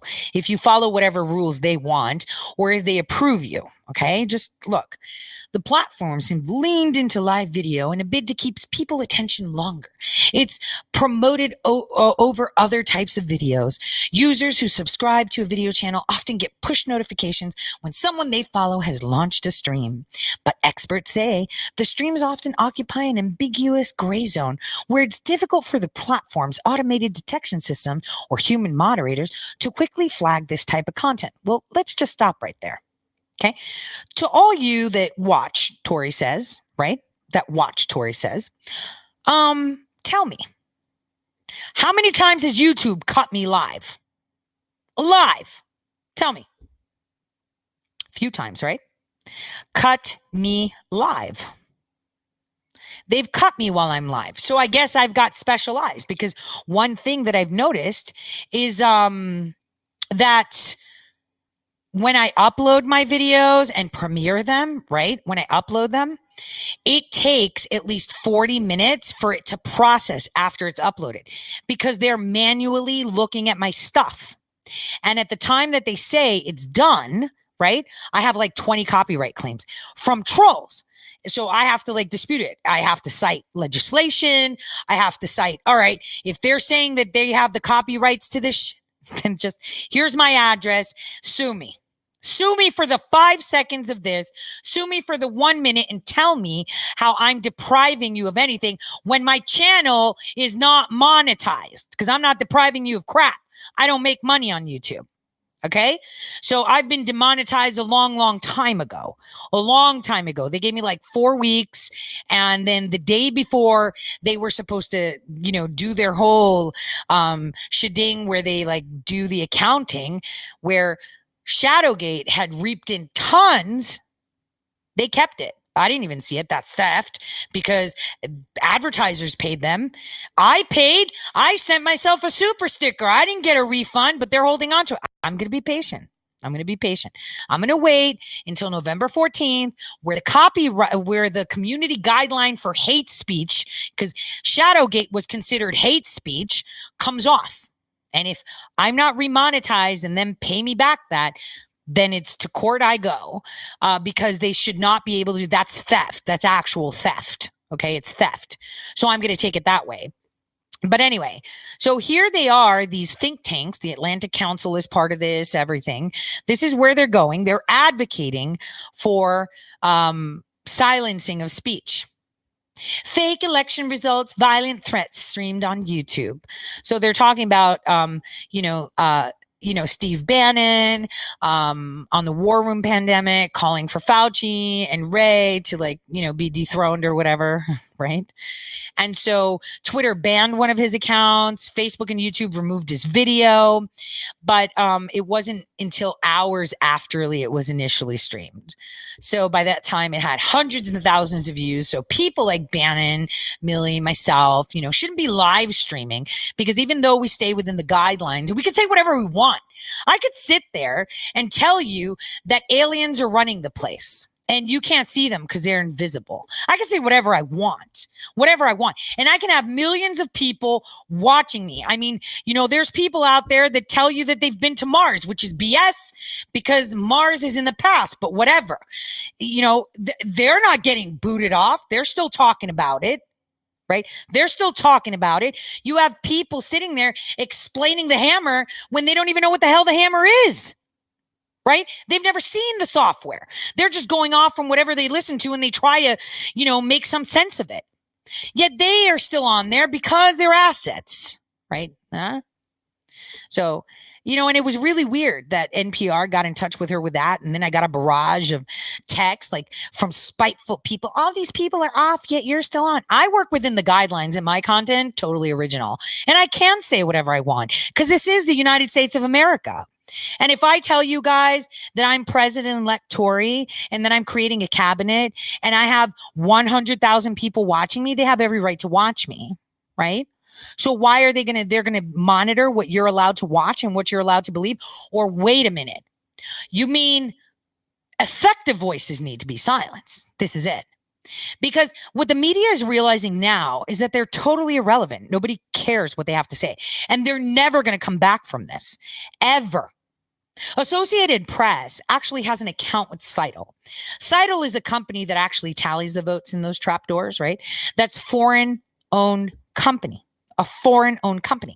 And they have an account with them that directly gives them the results. Like, what kind of news agency pays to have access on tap for election with election software so they can get results and then redistribute it to like all the other channels?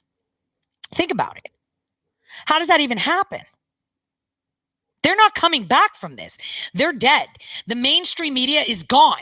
You can't come back and say, oopsies, we really thought that he was just like bitter. Sorry. First of all, they're not going to say that, right? That's number one. So we're going to have a new narrative on how he invented the fraud, even though people are actually going to go to jail, even though you can show proof in their face. These people will stop at nothing. They're that desperate. And now we have NPR that we fund with our pocket, advocating to not allow free speech. If I want a channel where there's channels out there where there's a cat giving news. I don't know if you guys ever watched it. Or a lady that has an alien baby. She gets like 400,000 views. It's like this thing that looks like a caterpillar. And it's like, damn, smart idea. So she has an alien baby. Should we say it's misinformation because she's telling the world she has an alien baby that she takes to the beach? No, it's entertainment. So if people are breaking down the news, are you going to say that they're not allowed to do that? You shouldn't be able to give perspectives. What's next? Like I was talking with Gavin yesterday. He's like, one day we're going to be sitting down at a restaurant having a conversation, and then the microphones around and the cameras will pick it up and say, ooh, you're having illegal speech because you want to know who your thought police is? You're freaking fact checkers. Citizen Score. I mentioned that in 2018 and I warned of that. I wrote about it in Big League Politics because it was very important. People laugh. They're like, it's called LifeLog. No, it's called Citizen Log. You're getting a Citizen Score. That's your social media score. So I want to go further here. Results may not be final, the text said, linked to results to outlets of Associated Press. The label on Weaver's video has now been updated to say that the AP has called the race for Biden. A second label says robust safeguards to help ensure integrity of. So AP is now your thought police and your election authority. So the Associated Press now calls elections. They're dead to us. And they're understanding it. So they're pulling all guns so they can silence all of us. But unfortunately, with the internet and the plethora, my listeners, my viewers, if you take me off all the platforms, we'll just have to come to my page because I can live stream on my webpage as I wish. You should not be advocating to stifle free speech, NPR. And I'm going to introduce a bill. I'm telling you I'm introducing a bill. And I will reach out to every single congressman in January of 2021. I will draft that bill and I will hand it over to them to shut it down. They should not be taking our money, our federal tax dollars, and weaponizing it against us at all. Have no proof? I know, right? I have no proof that they're trying to stifle us. Wait, let's see. Facebook spokeswoman Kristen Maria said the company prioritizes reviewing live broadcasts. Again, how many times has Facebook cut my broadcast feed live? To all of you that watch, Tori says. Tons of times. How many times people are like, yo, your feed was just cut from Facebook. Yo, your feed was just cut from this. So they're already monitoring. I mean, for Millie, I guess they didn't have a live viewer. I guess I get my own personal, let's see how we can remove Tory person. That's what, I guess I have some guy that's like, hopefully I'm red pilling you, dude. Hopefully I'm red pilling you. If you're watching my content, I hope to God that I'm red pilling you, okay? Because what I'm telling you is fact. I mean, you could see it. This is 1984. This is thought police stuff, all right? So I'm really glad that someone reviews this because you know what? If you're in India watching this, damn, if we fail, damn, India fails too. You'll be slaves to the United Kingdom faster than you can blink. All right, next. Again, I should add, you'll be slaves again. Again, because you were once. So it says, meanwhile, Weaver, the conservative YouTuber, defended her election night coverage. In a statement to NPR, Weaver framed her approach as an independent journalist, just asking questions. I was monitoring Twitter posts relating to claims of election fraud and playing those clips to people on my social media platform. I was debunking some that appeared to be hoaxes while presenting other material that appeared to have some validity, which is true. Anyone with reason could conclude that the election appears to have many irregularities. That's also true. So federal and state officials like who? Explain who. You mean Toomey from Pennsylvania, Mitt Romney? Like, who are the officials that are telling you that there's no sign of any significant irregularities? No signs. We arrested postal workers, people that had a wedding the week after the election, found torn up ballots in some corner. People were filling out ballots. Yeah, totally. And we're paying these guys. All right. We're paying them. We need to get rid of them. We need to gone. Independent only, gone. You see, they're taking these smug idiots right here that put it together. You see it? Bobby Allen and Shannon Bond. They're getting paid with your hard-working tax dollars. You know, when you're waiting to get some money back from the federal government, you can't take it all because these clowns need to get paid. So, you know, they need your money so that they can go against the interests of the United States. So they're using federal tax dollars to stifle our First Amendment right. This is crazy. Videos banned on one platform can jump to another. There are limits to how much any single company can restrict video spread across social media.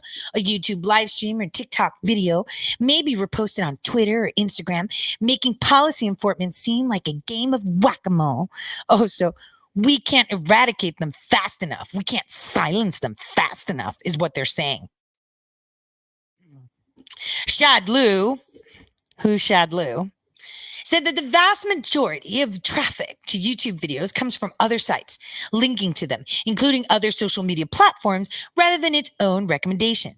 Taking a platform-by-platform view of these things is inherently limited, said Dookie. Fucking dick. The Harvard Law School lecturer said, what one individual platform can do in the whole of the internet ecosystem will always be somewhat limited. We can't shut them up fast enough, is what they're telling you. We need to silence them faster, and it's not working. We need help. We need to do more. Wait, somebody has a solution, right?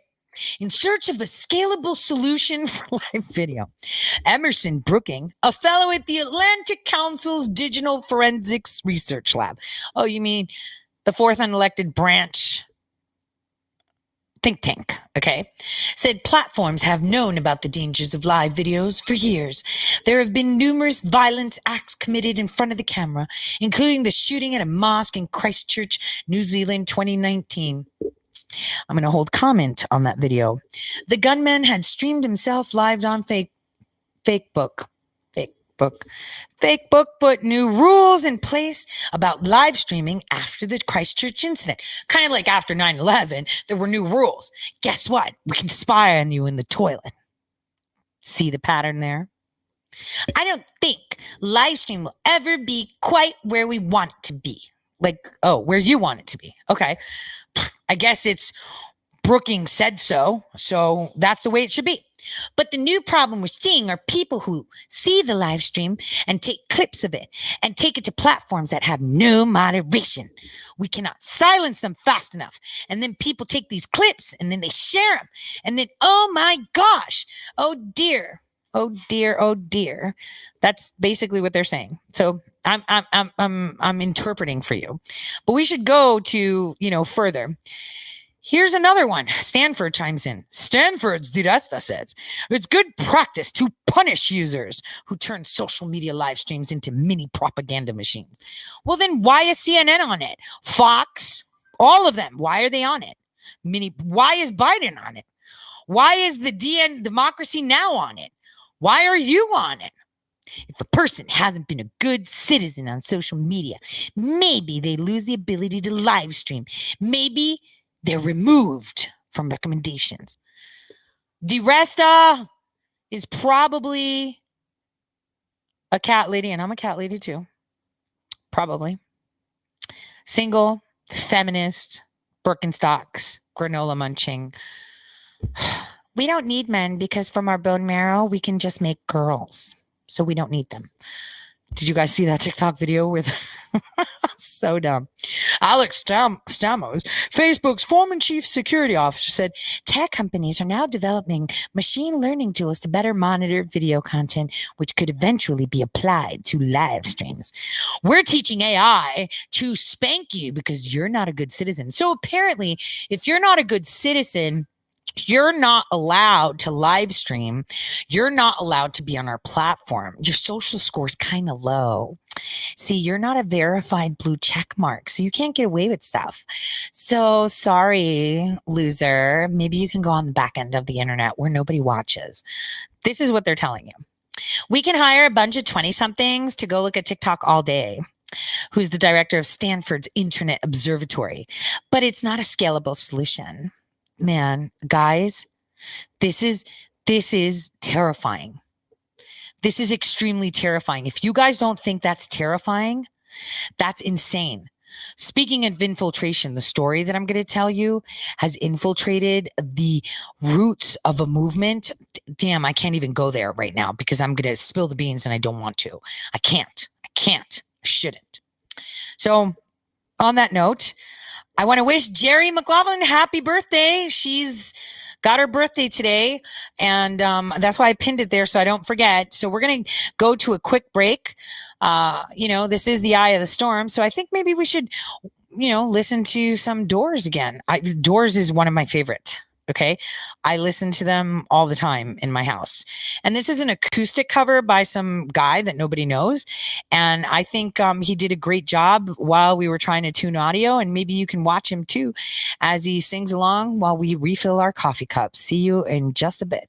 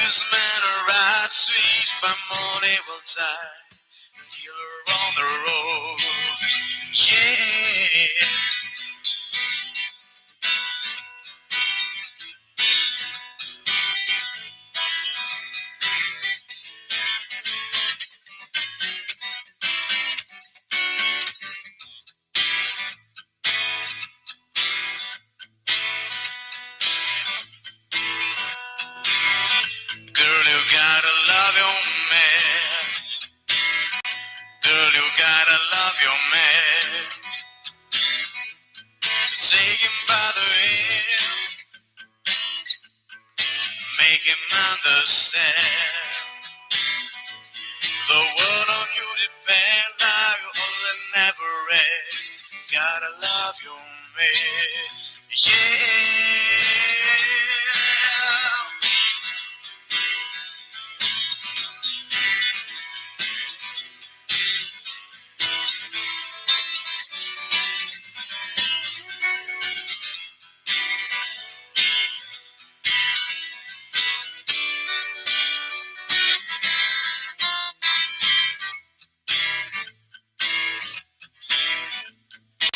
Riders on the soul. Riders on the soul. Into the stars we bore. It's through the wall we throw. Like an oak without a border, next on a low. Riders on the soul. Riders on the soul.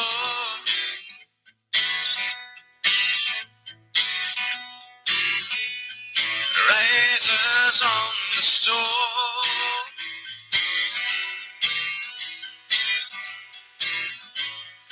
Riders on the soul.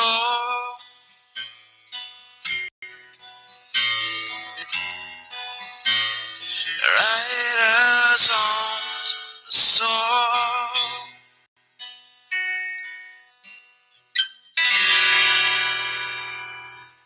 All right. I think he's a great musician. We should all give him some props for that. That was a great cover. Even though I was looking for a female cover, specific one, that was pretty awesome. So now let's get to the really nitty-gritty stuff. So obviously, election fraud is coming to surface. Everyone is seeing it. Everyone is seeing it. So let's just go by my feed and see what the president has been saying here. So he's telling you about, oh, look, President Trump went to acknowledge the veterans. I wonder where Joe Biden is. Probably doing it virtually from his basement, right? I don't know. I mean, you would think he'd be the first one out getting all the media since, his son served. And so did the other one. But did he really? It was just like an appointment. It's kind of like Strzok. So he's been pointing out all the fraud. And yesterday on Sean Hannity, they all came out and made it clear. I want to see if the president has tweeted out whiteboards. I love that, right? The whiteboards. Yep, he's the epitome.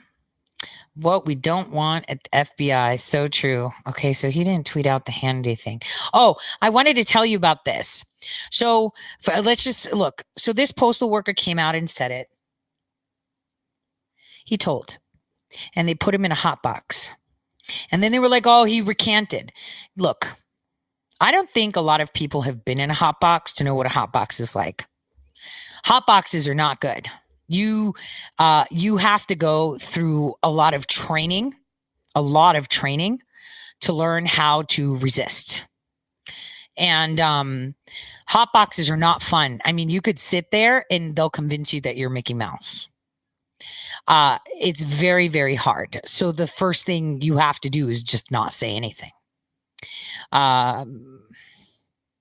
So, the fact that they're attacking this man's credibility is really wrong. Very wrong. Every single whistleblower, no matter what they whistleblow about, should be embraced because they're putting their lives out there and risking everything, their livelihood. And what you see is that the biggest truth tellers are dragged through the mud. I mean, I was. And you know what brings credence? Millie's arrest. They arrested her because they thought I gave her part of the DNC server. I'm telling you, that's why they arrested her. Yeah, I'm a LARP. Yet I know a lot of this stuff inside out. And yesterday, if you noticed, I didn't have a computer screen and I was citing things off the top of my head, kind of like a computer. I'm just saying. Anyway, so this guy, he came out. He came out and told the world what he saw. And they're throwing mud all over him. And you know what? So all whistleblowers, let me tell you something. What do you expect a whistleblower to be? A saint? Do you expect him to live in a mansion and, oh, look at him. He's got his stuff put together. He's got a great credit score, great school. No. You don't have to have anything to be pissed off and call out and call people to the carpet. Like, what the heck? So now they're maiming this guy, right? Making up stories because the media's dead. And all the assets are, oh my God, I almost spilled the beans on that one. They're all gone. It's done. Maybe they should learn how to code. I mean, they told us to learn how to code. So watch this clip of him. Is Richard Hopkins. Wait, I want to actually put the one that James O'Keefe put of the guy that was hotboxing him and what he told him. Is this it? Yeah, here it is. I want Agent Strasser to be investigated. Here we go. Here we go. Take a listen to this. They were grilling the hell out of me. How are you feeling right now? I'm kind of pissed. I feel like I just got played. And I heard him say to the supervisor that they messed up yesterday. I was like, oh, what did they mess up on? And he told the supervisor that they had postmarked one of the ballots for the 4th instead of the 3rd, because they were supposed to put them for the 3rd.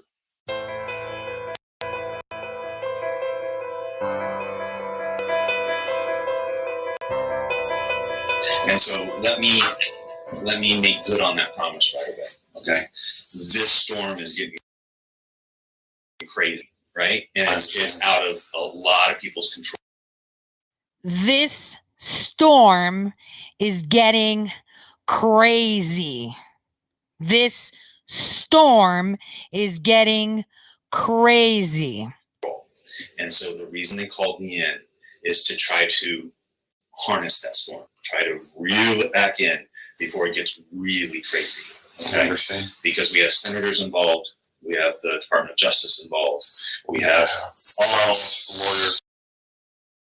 They brought me in to harness that storm, reel it in, because we got a lot of people involved. We've got senators involved, the FBI, the DOJ.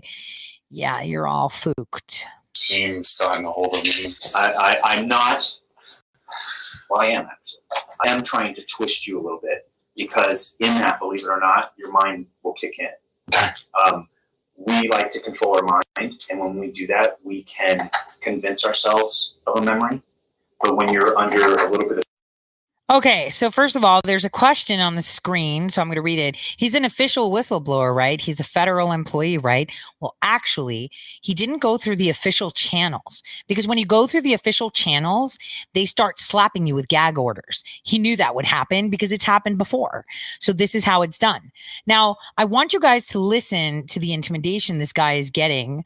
You know, we can put ideas into your head. When you're under stress, you know, your mind might remember something that's not true. So he's priming him, hey, there's a way out of here that you could just say, oh, you know, I think maybe I thought about it, or maybe I heard about it on TV and I kind of thought I saw it. You know, this is what he's trying to get him to say on the record. This is what they do. This is what they do. They can make you say anything and do anything. And this is coming from someone that is PSYOP nations. Okay. I'm telling you, this is nothing. And when they put you in there and they're like, man, you have a kid, you know, you're paying child support, you got bills to pay, you know, now you're going to be off work with no pay because of this. You want to make it go away. Let's fix this. You can make this go away. Is it really worth it? We need to collect this storm. This is just way too much. We need to stop this because Kathy said so. Kathy's so fooked. Listen to this. The stress, which is what I'm doing to you purposely, your mind can be a little bit clearer. And we're going to do a different exercise too to make your mind a little bit clearer. Okay? There we go. So, but this is all on purpose. Roger. I am not scaring you, but I am scaring you here. It seems like they were trying to make me distrust y'all. And at the same time, it kind of affected, but at the same time, I was, no, these guys have had my back since the get-go.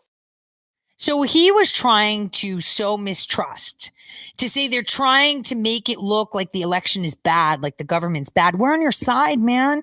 You're going to be fine. You'll be back to work. You'll have no problems. In fact, we'll even help you sue them for, parading you around like that. How dare they? You're an employee of ours. Man, psych 101 right there. This guy was being screwed by any which way. This is what they do. They mess with your head. Man. I mean, Ali Alexander, king of psyoping. I mean, look at the people he's penetrated. More to come on that song. But here. So that's why I continued. Do you think these federal agents have your back?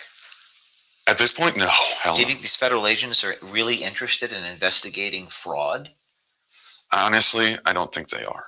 And in fact, you heard Weisenberg tell a supervisor they were backdating the ballots to make it appear they've been collected on November 3rd. You still stand by that? Yeah. Yes.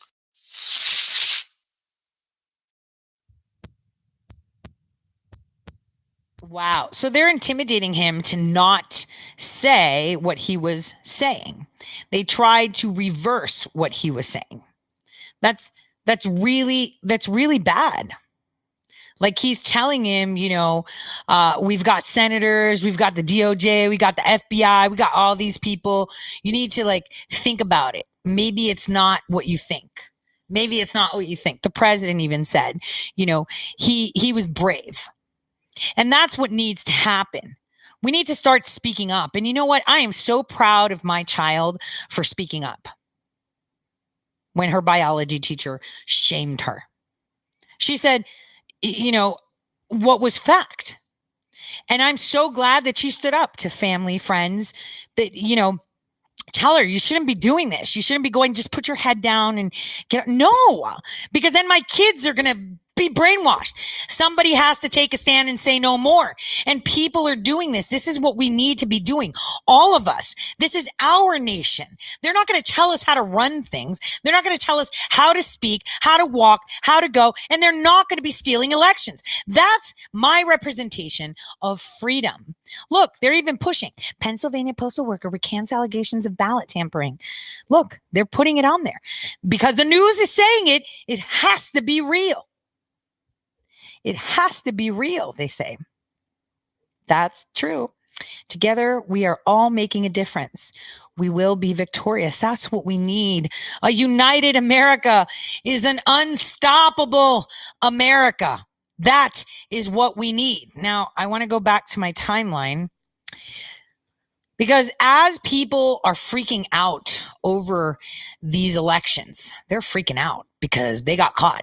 And they've got everything writing. I mean, it will be like there's no resuscitation after this. And it had to happen this way. As I've said, clowns pull their own pants down. They won't be able to recoup from this. So Associated Press, they're dead. Hold on. Where's the Associated Press tweet that I had? What's up with, we really need to do a show on Bob Menendez. This guy has a hard on for the State Department. Any Trump appointee, he hates Pompeo. I mean, Pompeo, listen, Secretary Pompeo, I like you, but don't put your career in Gina Haspel's lap. She's done. She's toast. She knew what she did. There's no apologies for that. There's no, I was just doing my job. So just let her go. Let her go. So let her go, please. So the AP, despite what Donald Trump says, the election he lost to Joe Biden was not tainted by widespread voter fraud or irregularities in how ballots were counted. AP explains why the election's validity is intact, regardless of his claims. The fuck it is? No. You're getting your information from Seidel, a foreign company that is helping deploy the actual algorithms that are tainting the ballot. My vote is one vote, not 0.25, not 0.13, depending on whatever algorithm you deployed, depending on how moderate or severe or close or not close you wanted the race to be. No, they are done. These people, they will never recover, ever. It's done. Not only that, CNN has now started calling out all senators that haven't congratulated Biden. So they're bullying you. They're like, you're going to have to congratulate him. No, I don't. Congratulate me then. I'm President-elect Tory. Congratulate me. Well, you're not. Well, Biden can say it. I could totally say it too. And here's this. Now, we need to watch both parts, listen to both parts for those of you on iHeart and iTunes. Listen to this. Listen to this. This is crazy. She smacked him down. He was interrupting her. And she even used a little bit of leftist targeting. And he got like, oh, I'm not talking about that in the second part. Listen to this. Wait, let me put this up. This is really good. You just told me Joe Biden is not the winner. So you are arguing it. Don't say you're not arguing it. You are. He is, darling, I told you that he is not the president-elect of the United States, which he is not. He has not been certified by each state secretary of state, and the Electoral College has not met yet. So if you want to be a proper Brit and be technical, those are the technicalities. You know, everyone... Okay, he is recognized as a president-elect by Republican president, former Republican president, and by former Republican President George W. Bush, by admittedly Democratic President Bill Clinton, by 4 U.S. Republican senators, and by Democratic senators. Look, it's not a question. I know technically he hasn't been sworn in yet and the Electoral College hasn't met. We all know that. But we also know that any previous candidate other than Donald Trump would have admitted that he'd lost and conceded by now. So I guess what you're telling the viewer is that the mainstream media and big tech like Google, Facebook, and Twitter control the narrative and tell us what to think. I tell everyone at home, please watch the show Black Mirror because you're watching it right now. The media is gaslighting you. Think for yourselves and just let the democratic process play out. No one is saying that Joe Biden isn't going to ultimately... And what you're doing is encouraging people to indulge in basic... So she even said, watch the show. Remember when we watched Nosedive, those portions? They copyrighted me on that, but Netflix let it go because I was using it for news report. So if you watch those shows, that'll freak you out. That will really set you back. You'll be like, ding, because it's all there. It's telling you what's coming. You won't be able to go on a plane because your score is not a 4.2. You won't be able to live stream because you're not a 4.5. You can't post anything on Instagram and get all these points. You know how they do it? Like, oh, if you're like this, you get all these privileges. And it's like everyone's striving for that privilege. I had a conversation with a person that I most recently met that I really like, and he does some badass videos. And he was like, I'm getting shadow banned. And I was like, you know what? I really don't care anymore. I'll tweet just to do my part and say whatever I have to say. If no one's watching, whatever. If people are watching, whatever. And I was like, damn, it's still showing that I'm following 0 people, even though when I click on, profiles that I follow, I'm following them. And I was like, dang, they really have me in their, grasp, because I didn't even notice, but in 7 days, I've reached over 11 million people tweeting. So that means my content is something that people care about watching, because not a lot of people are doing. They want to be safe, right? They want to be, I got to be safe. I can't tweet stuff, right? So they are really hunkering down. And here's the guy arguing with her. He's a foreigner, arguing with her, telling her, no, he's legitimate. And it's like, dude, do you know how the system works? Like, states haven't even certified their elections yet. So what's going on? Baseless conspiracy theories. And I put it to you again, as someone attorney at law, I find that an extremely regrettable thing for you to be doing. Well, I hope you are never charged with a crime, because if so, you would be convicted and guilty, because no due process is entitled to anyone. Now, is it? Do you listen to yourself ever and think, does anyone really believe what I'm saying? So now we're going to insult me for my opinion. No, I'm just asking you. I'm just asking you. You're making a case. I'm extremely you've made a series of statements which have not had backing. And I spent 3 years in law school, and I passed the bar exam, and I did so meritoriously and in good faith, and I'm in good standing. So I think you should have some deference and respect for a lady. Right, and Dang, she used the vagina card. I pull that card too sometimes when, I'm talking with liberals, because then that terrifies them. They've been conditioned to like bow down and be like, oh no, she used the woman card. Damn, I have to stop. So it's like a red alert. Wait, there's more. Here's round 2. 40 years covering American politics, and I've also got and insulting women. I'm not insulting women. I don't even. Your sex doesn't come into this. I'm simply asking you whether you think Republicans and Republicans like you are behaving in an honourable and decent fashion that you would be proud to turn around to the next generation and say, "Copy me." I would want every American. Wait, is he targeting our honor? First of all, totally love her. I want to be her friend. And she's got stellar makeup, like that doesn't even look like she's wearing makeup. Totally want to be her friend and find out what she's using. So, and her contour is on point. So this is like the woman's perspective. Sorry about that.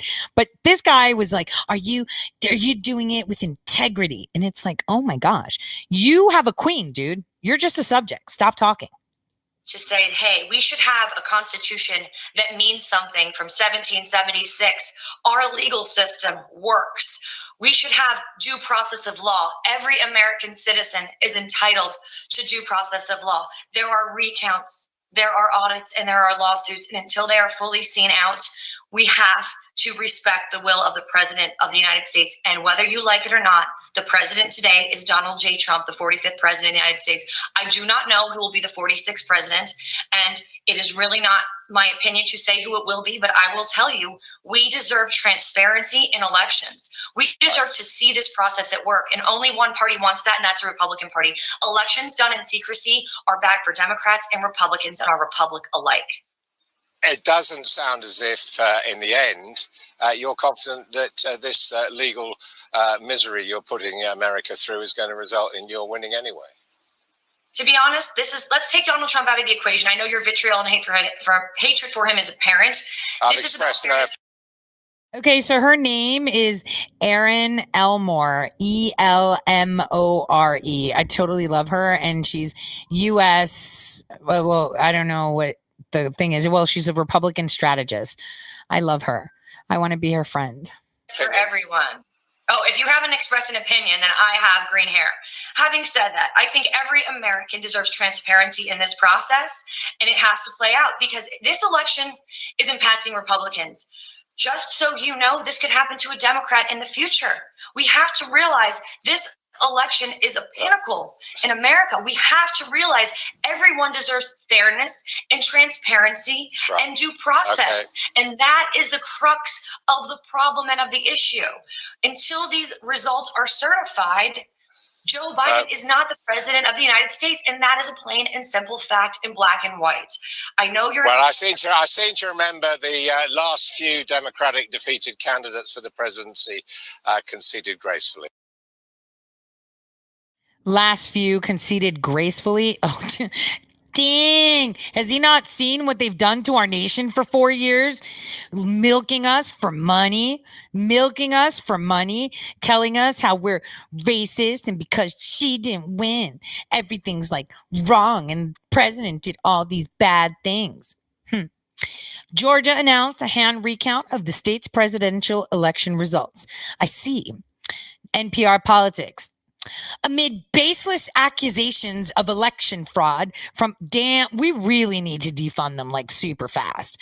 From fellow Republicans, Georgia's Secretary of State Brad Raffensperger has announced that the state will conduct a hand recount of the presidential race where President-elect Joe Biden currently holds a 14,000 lead. Dude, he's probably going to have just 14,000 votes, maybe. He's going to have diddly squat when it's hand counted and they throw out all the fake ballots. Now in Philadelphia, they're busy burning stuff. So we're not going to have any ballots. They're busy trying to fix it. They're not letting anyone in. They're trying to see how they could fix the election recount. That's what they're trying to do. Oh dear, oh dear, oh dear, oh dear. But, This is coming full circle on them. So let's go back to my profile because I have a really fun video to show. So, I was really excited yesterday because General Tata is in the Pentagon. General Tata has said some really nice things about John Brennan that I loved. Oh, wow. They're putting ads on their Twitter thing. Damn, CNN is desperate for money. Here we go. He's got a new book out, by the way. Wait, he's got a new book out. He needs money because he's going to jail. He needs some money. Undaunted, my fight against America's enemies at home and abroad. Good to see you, sir. Good evening, Chris. So people hear this news. That's Trump being Trump. It'll pass. What are they missing? They're missing what is a very, very worrisome development. It's clear that Mark Esper was removed as Secretary of Defense because he rebuffed Donald Trump's efforts to politicize the U.S. military. Translation. Damn, he took out Esper. We're totally in a pickle right now. We need to do something about this because they took him out. They took Anderson out. They took all our moles out. And I think it's quite apparent from the reporting that Mark Esper has stood up to Donald Trump repeatedly. Who knows what else he has refused to do? And the Secretary of Defense position is, I think, the most consequential position in the U.S. Yeah, you know why? Because as you noticed in that document that we went through yesterday, they said that the military wouldn't resist them. Of course, if it was Esper in charge, they wouldn't. U.S. government aside from the President of the United States, because it is the Secretary of Defense who carries out the orders given by a president for military operations. And if Mark Esper has been pushed aside because he is not, listening to Donald Trump, carrying out these orders, who knows what? What orders, John? John St. Owen. What orders? What orders is it that he's not carrying out? Tell me what orders he's not carrying out. Oh, I see. You mean the roundups, right? Arresting you, giving me a lawn chair? His successor, this acting secretary, Chris Miller, is going to do if Donald Trump does give some type of order that really is counter to, I think, what our national security interests need to be. One more rebuttal to his shoulder shrug. 70 days. He'll be gone in 70 days anyway, once the Electoral College meets and we have the inauguration.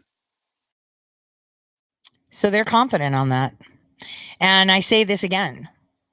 When we have governors under the Republican flag that do not choose, but will give it to legislature, it means that the local legislature, which, by the way, are the most corruptible, because, they have that village mindset. I'm in charge of my town and I'm like the big boy here. So they get a lot of bribes. You remember how we rounded up a bunch of people in Ohio for RICO? They were like state legislator, GOP heads, city councils, county council officials. You remember in Ohio when we did that sweep? Yeah, it's related to this. The whole electoral college thing that they're going to wait for legislature to pick their own slate of electors. You see, because no president has lost the presidency when they have Ohio. Well, since JFK, because the Democrats really wanted him in, and then they definitely wanted him out, right? They were like, see, you were a snake. We're going to take you out. You're not doing what we want. So if you remember that was actually stolen too for JFK, and JFK turned out to be a Trojan horse for them. So again, pay attention to what happened. Didn't we RICO Suave in Ohio? Toledo, Columbus, 60 million RICO charge? What kind of RICO? What were they RICOing? 70 days, you can do a lot of damage in 70 days. He still is the president of the United States. And is he going to carry out these vendettas against other individuals? As you pointed out, Chris Wray or Gina Haspel or others. It is clear that Donald Trump is trying to exercise the power because he can, and he is going to settle scores. But I'm very concerned what he might do in his remaining 70 days in office. Is he going to take some type of military action? Is he going to release some type of information that could, in fact, threaten our national security interests?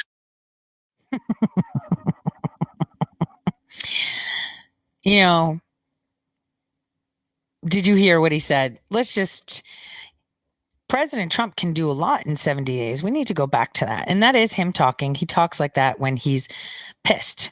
When he got, okay, I could tell you that cadence he's used when we were in a really tight spot with the ISIS people once down in Kuwait when we were training them. So I know that cadence. That's the cadence of, we got to do something, but I have to, use my words correctly. I want you to listen to those words again. 70 days, you can do a lot of damage in 70 days. He still is the president of the United States. 70 days. He could do a lot of damage in 70 days. Damage to who? To you and your ilk. What can he do? He can declare military. He can declare martial law, and then he's president, but they're in charge. So he never leaves. And is he going to carry out these vendettas against other individuals, as you pointed out, Chris Wray or Gina Haspel or others? Is he going to take out Ray, which I believe is my guy, but he's really our guy too? And is he going to take Gina Haspel? Well, he should, because she should be held accountable for what she did. I don't care if she's flipping. She should be out because you can never trust her. She's actually quite sneaky. It is clear that Donald Trump is trying to exercise the power because he can, and he's trying to exercise the power because he can. No, he's exercising power we are giving to him with the information that we are leaking to him, with the affidavits that we are giving him, with the videos we are giving him, with the testimony that we are giving him, because we govern, we are not governed. Going to settle scores. But I'm very concerned what he might do in his remaining 70 days in office. Is he going to take some type of military action? Is he going to declare martial law? Because then he'll stay president forever. Is he going to release some type of information? Is he going to release some type of information that could, in fact, threaten our national security interests? Yeah, because he might tell the world that we've been using the same software we used here to steal elections. We deployed that in Macedonia, Albania, Ukraine, you name it. We've done it. So I think people need to be looking very carefully at what he's doing. And unfortunately, the Republicans in Congress continue to give Donald Trump a pass. Republicans in Congress seem to give Donald Trump a pass. Actually, there were only 38 of them. Okay, so that's BS. You're talking about the Senate, not Congress, because it's not Congress that has his back. Only 38 of them have his back. So you need to find that letter. And believe it or not, Crenshaw signed it. He's on life support. But he signed it. Kelly Armstrong didn't sign it, but he signed it. Just saying. All right, so this is the key question. What can be done?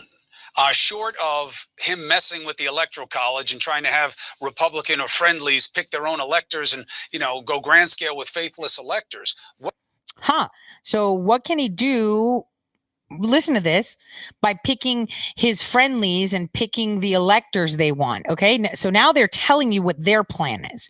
This is how they double speak, how their plan is. So like Governor Burgum is going to let the legislator pick it, and the legislature will pick Democrats. Now I'm going to tell you something about the legislature. Here's a fun story. Excuse me. Sorry, swallowed coffee wrong there. So here's a fun story. I was at a District 38 meeting, and there were 3 people that were elected by the local, Minot people, and they were sitting there and they were, we're like the Bastock Caucus, and we're all for transparency. They were like, rah, rah. So I was like, all right. So they were talking, they were giving their speeches, and obviously I was there. I can tell you guys how that went. Okay. So, I'm always about carpet calling. I stood up and I was like, well, you just said how it's important that we have transparency, that it's important that all of these are straight. Yeah, damn straight. And I'm like, well, then tell me why you voted to pass this bill that means that I can't see your emails with other state officials. Oh, yeah, because, it's not like somebody wants to see, stuff I talk about, about my wife or, I was like, what, yoga classes? like what Hillary Clinton said, and the room went silent. Now, obviously, there were a lot of people in there where you could see the side smirk, and I got the high fives on the download because everyone's like scared to do that. That's like fact. I did that stuff. Totally called him to the carpet. I was like, that doesn't seem like transparency. If you're an official, an elected official, and you're having a conversation with the Secretary of State, Department of Transport, or anything, I should be able to view it. That is what transparency is. Yeah, but it's like personal stuff. Why are you using official channels for personal stuff? Use your own personal email. I don't understand. Well, no, you're not. And that's it. They all turn red. And I said, 1, 2, 3, all 3 of you are doing this. All 3 of you are doing this. So you talk a good game, but you're sneaky AF, because here's what I wanted to say. And I know everybody knew it. The one guy, he got the city contract to take the trash. So his company now makes a shit ton of money by collecting everybody's garbage, because the city of Minot charges people water and garbage together. So they've got a set bill of like $80 a month, which is the garbage truck, because they have to take it somewhere else and they have a city dump, and then they do this, and then they're selling their properties or buying them for $1. This is why your local legislators are the most corrupt, because in their little world, little world, they're in charge and they're the shit and they could do whatever, and they've got an in. Oh, look, that's a zombie home. We're putting it at auction. Don't tell anyone. I'll get that for $1. You get the next one. That's how they work. They're corrupt, and that's what they want. They want the governors to be like, yeah, so I don't want to like commit career suicide here and choose Republican, right? So I'm just going to let the legislatures that look like they're all Republican do it for me and watch them pick Democrat slate. That's what's going to happen. That's their plan. And this is why I've been saying we need to, as citizens in our local communities, screw every single one of those little people that get in, because everyone's like, who cares? He's just a state senator or a state house member. Remember, it was that stupid house member in Oregon that pushed the bill to unplug and starve dementia patients because they cost too much money. It was that, state senators, the bunch of state senators that decided that they wanted to change the law in Illinois and have children as young as 14 choose that they're organ donors. Oops, they're brain dead. Just sign off right here. These are the things that we need to be paying attention to. President Trump is at the top, but the top can't stand without the bottom. And at the bottom, they're all freaking rats. This is why it's important we pay attention to who's on our school boards, who's our mayor, who's our city council, who's our county officials, who counts the freaking votes, and who's in charge of those on the local level. That's what I'm talking about. So they're telling you exactly how they're going to try to steal this. And this is where you should be coming in. What can be done to stop anything he wants to do in the next 70 days? Well, if Vice President Pence and the cabinet had an ounce of fortitude and spine and patriotism. So Vice President Pence and the cabinet. Where's Vice President Pence now? That's right. He's on vacation. He's on vacation right now.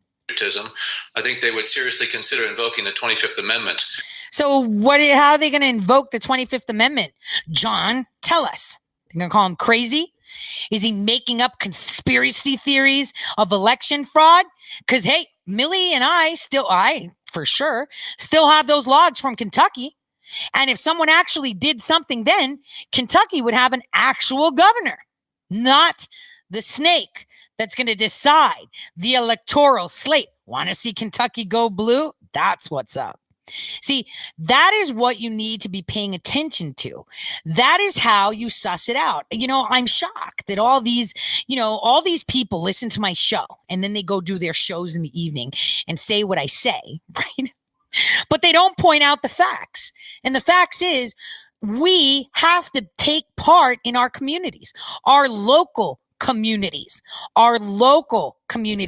because they're the foundation that holds up the rest. Your states are independent. You need to be working on that. You elect your sheriff. Are you going to get one that swings around and with a heart on for anyone that may be in his purview?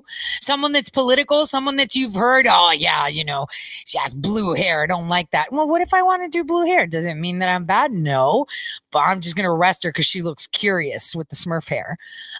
I'm just saying. we need to be more attentive to who we put in our local offices. And that's why the article I wrote back in April, or was it April or May? I don't remember. Where I said the president shouldn't call anything. He shouldn't tell the whole nation you're shut down or you're not shut down. He should let the governors decide, because everybody needs to see the crap that they have in office. Everybody, listen, your governor sits there and it's like, I'm shutting you down. You can't kayak, but I can have a party. You can't do this. You know, Gretchen, the witch up in Michigan. Where's the state legislators? Where's the local House, local Senate? What they do for you? Tell me what they did for you. What did your city council do for you? What did they do? Absolutely nothing. Nothing. That's who you need to hold accountable for. Because if your state legislators, your Senate, your local House actually did their job, Gretchen would have been recalled in a heartbeat, and they would have told her, take your shit and go home. Nobody in my vicinity, my constituents say, you're a witch, Gretchen. Off you go. Take your bags. You're out. But the law says we make the law in the state and we say you go. That's the thing. We don't have to be in this position. We don't. Oh, but we have to gather signatures. Fuck the signatures. Go straight to your legislation and say, hey, you're my local rep. Do something. You're my local rep. Do something. That's what should be done. You have all the power in the world and you're not using it. That's how you get things done. You grab them by the cojones. Oh, you know, I'm not going to do it. I'm going to start digging on you and I'm going to look at your financials, dude. I'm going to be filing FBI reports up the bejesus. SEC filings up the bejesus against you. Do what I say. Use the blackmail against them and then tell them, once you do what I want, get the fuck out, because we're going to get someone in there that wants to listen to us. That's how you do it. And unfortunately, that is how you get things done.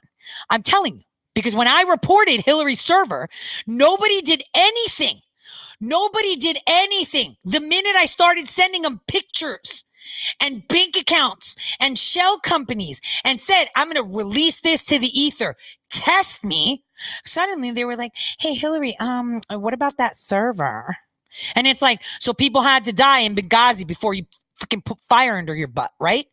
I had to show you blackmail. I had to play your game to make you move. That's not fair. But, you know, it's effective. So if there's blackmail out, or you've got a state legislator, a house, local House and Senate that you want to fix, start digging. It's not hard. Go to your Secretary of State page. Look at the trusts they have. Look at the companies they have. That's it. And then you go and you're like, listen, this, I've already got it on file. I'm sending this to the FBI. You do this now. And then you resign, I'm happy. I won't send it. Consider it done. I won't tell a soul. You don't do this, you're screwed. I'll let the FBI take care of it. But that's blackmail. Blackmail what? I'm showing you that you're a criminal and I'm saying I may or may not file it. If you do what's the right thing to do, no, that's not how it works. See, you have to make sure that if you make a threat like that, that you're ready to carry through. But I'm just saying, I've done that before, and the person had done really bad stuff. I still sent it to the FBI, and I told them that too. I said, by the way, you weren't very effective, so I already sent it to the FBI.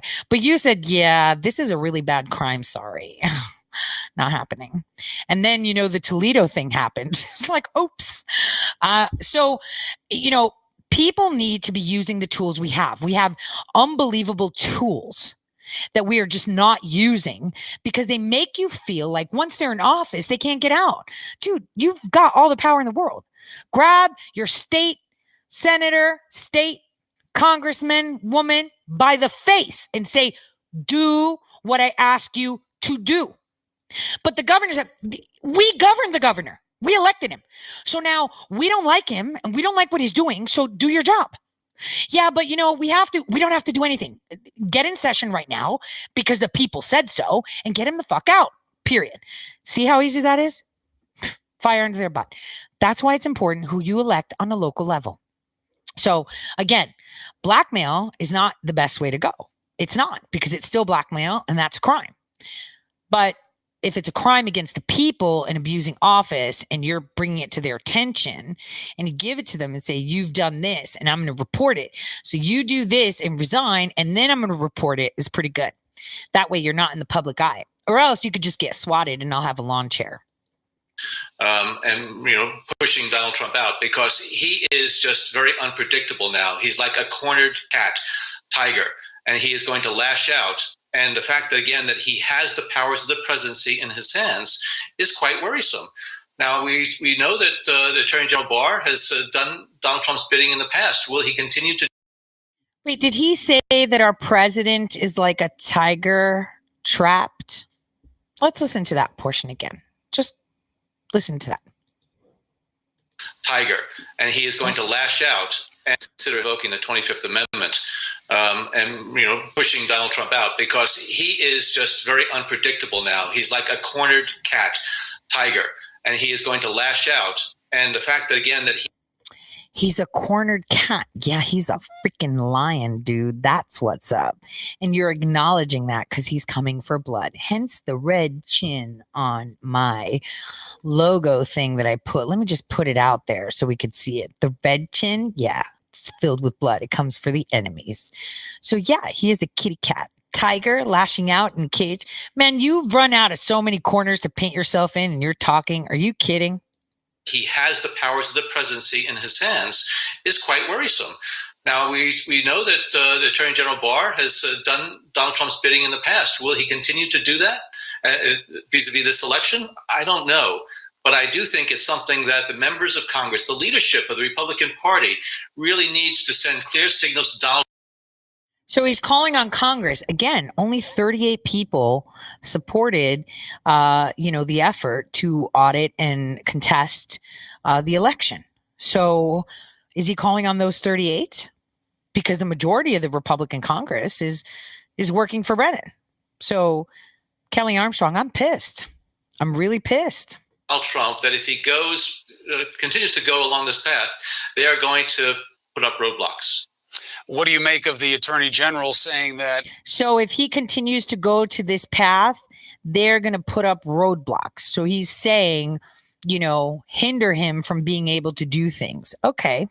His investigators before the Electoral College will look at substantial allegations of voting irregularities. As you and I both know, irregularities is not a legal standard or any kind of criminal rubric. But what do you make of that?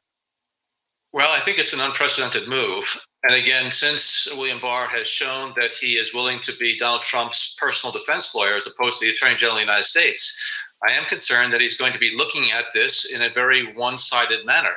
And so I think this is something that hopefully the state attorney generals and others are going to stand fast. And also the Department of Justice professionals are going to carry out their duties irrespective of whatever type of political winds they feel are blowing their way. John Brennan, thank you very much for your perspective.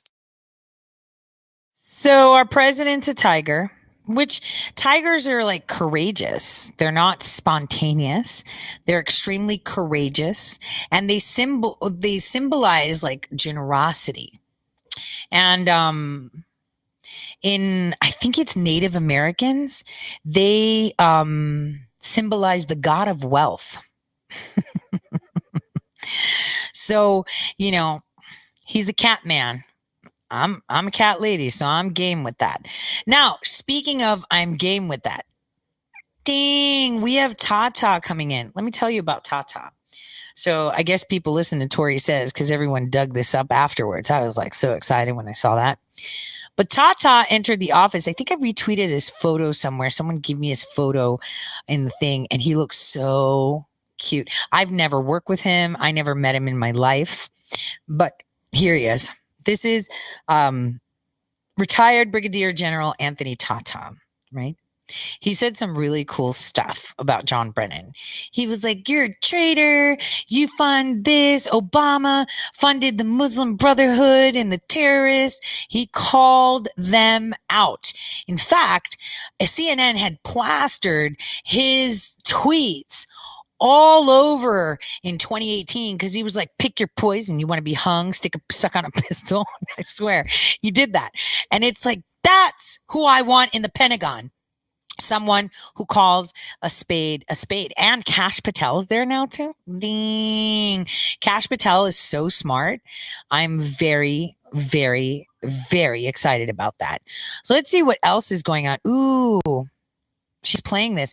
Let's watch what Anna. So Anna Kite just put out Kim Clement's. It's a 2-minute clip. We should listen to it. It's pretty cool. This man has stood in Jerusalem because of his brilliance. And the Spirit of God made me look at him, and he said, this man will throttle the enemies of Israel. This man will throttle the enemies of the West. And there are highly embarrassing moments that are about to occur for many, many politicians in this nation. There will be a shaking amongst the Democrats in the upcoming elections, but unsettling for the Republicans. For God said, I am dissatisfied with what emerges from both parties. They will shout, impeach, impeach, they say. But nay, I was praying for America and I was praying for Israel.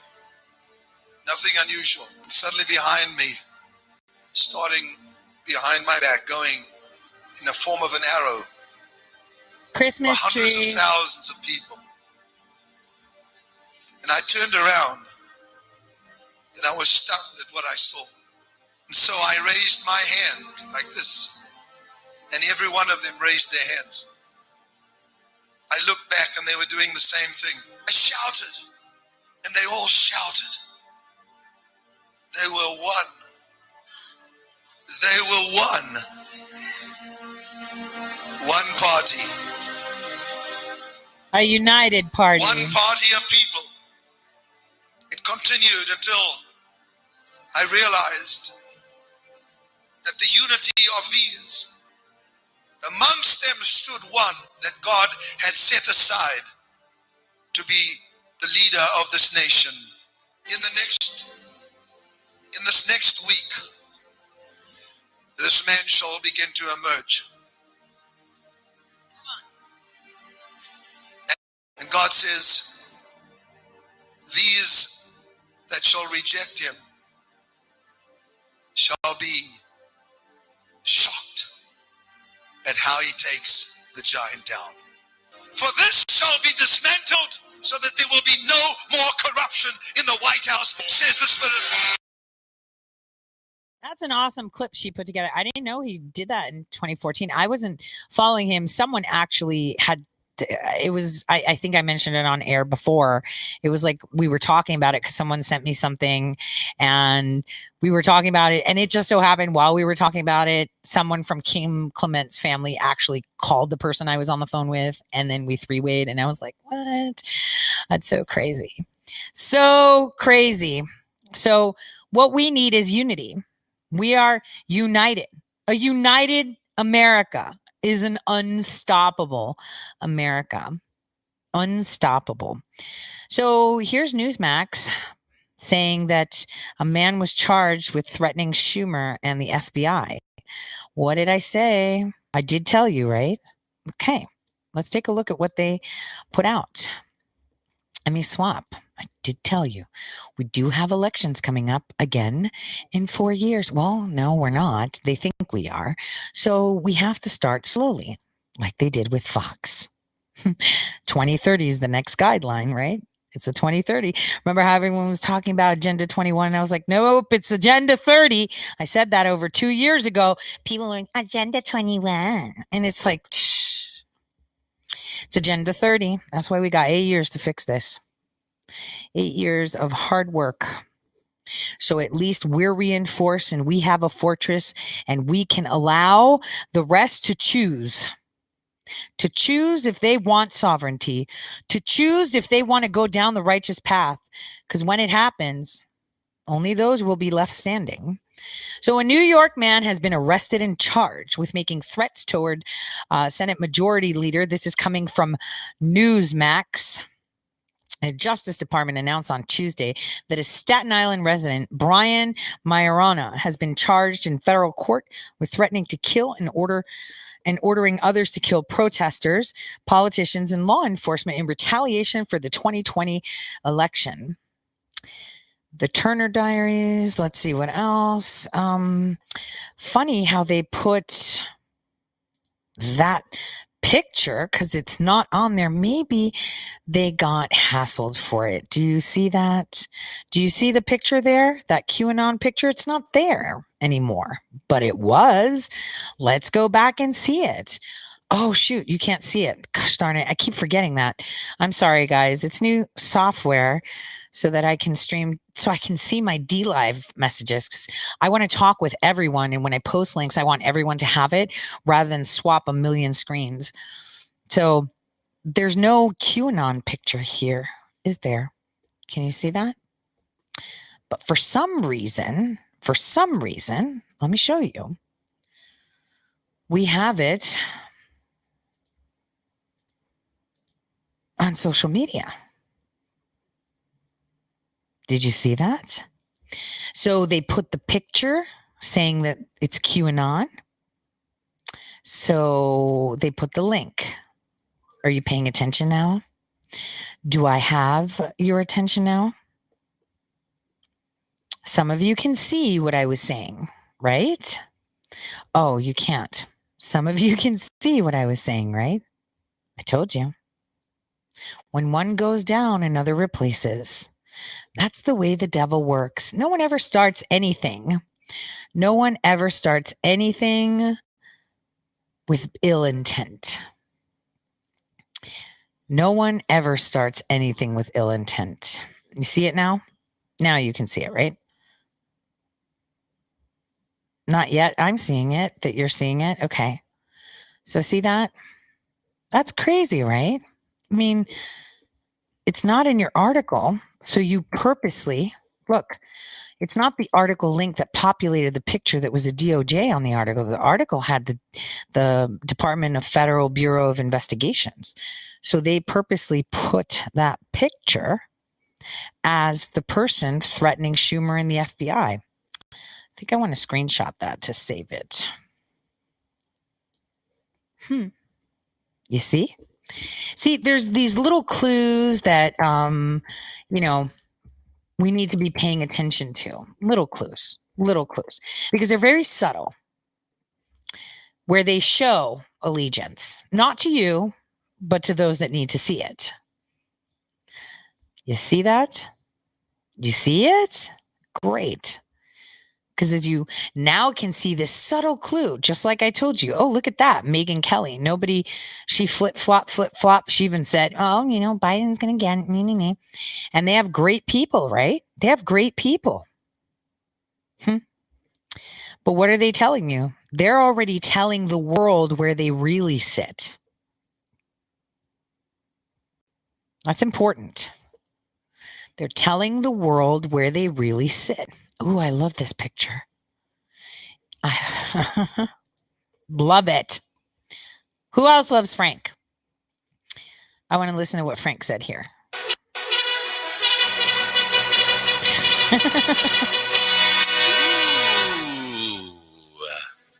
Listen to that ooh. Listen to that ooh. Come on, who doesn't love Frank? Quite frankly, is awesome. Full audit. Thank you. People are speaking my language. Ooh, I want to hear what Sidney Powell had to say. Totally Sidney love Powell. her. Sidney, let me just offer my best wishes to General Flynn. He is a decorated lieutenant, and we want to thank him for his service to our great country on this Veterans Day. So I hope you'll pass that on for me. Tell us where the Trump campaign lawsuits stand today, Sidney.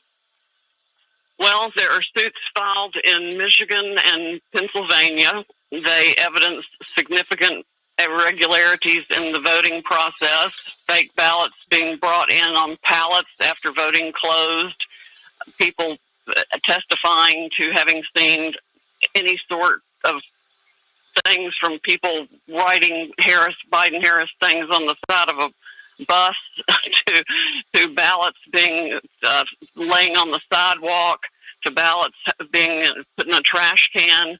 Always Trump ballots went in the trash can. It's just stunning, Maria. And then we have statistical evidence that we haven't even brought out yet. That's my next venture, is to explain the statistical anomalies that show it was physically impossible for the election to have come out the way it did. It's just mathematically impossible. Because we're all people who love science. The math is dispositive. So you want to tell me more about that right now, or are you waiting to discuss that? Well, it's a little bit complicated to explain, but we have evidence of the same number of ballots being injected, or the same number of votes being injected into the Milwaukee and into the Wisconsin system and into the Michigan system 3 different times. I think there were 2 specific injections of exactly the same numbers in Michigan, and then in Milwaukee it happened 3 times. So, are you going to have enough time, Sydney, to hear these? Are you going to have enough time to prosecute these cases and get heard during this limited period before year end? Well, needless to say, time is of the absolute essence, but we only have to prove these claims by a preponderance of the evidence. And frankly, given the fact that a ballot itself is evidence, the burden should be on the parties seeking to introduce the ballots in their favor to prove that the chain of custody was maintained.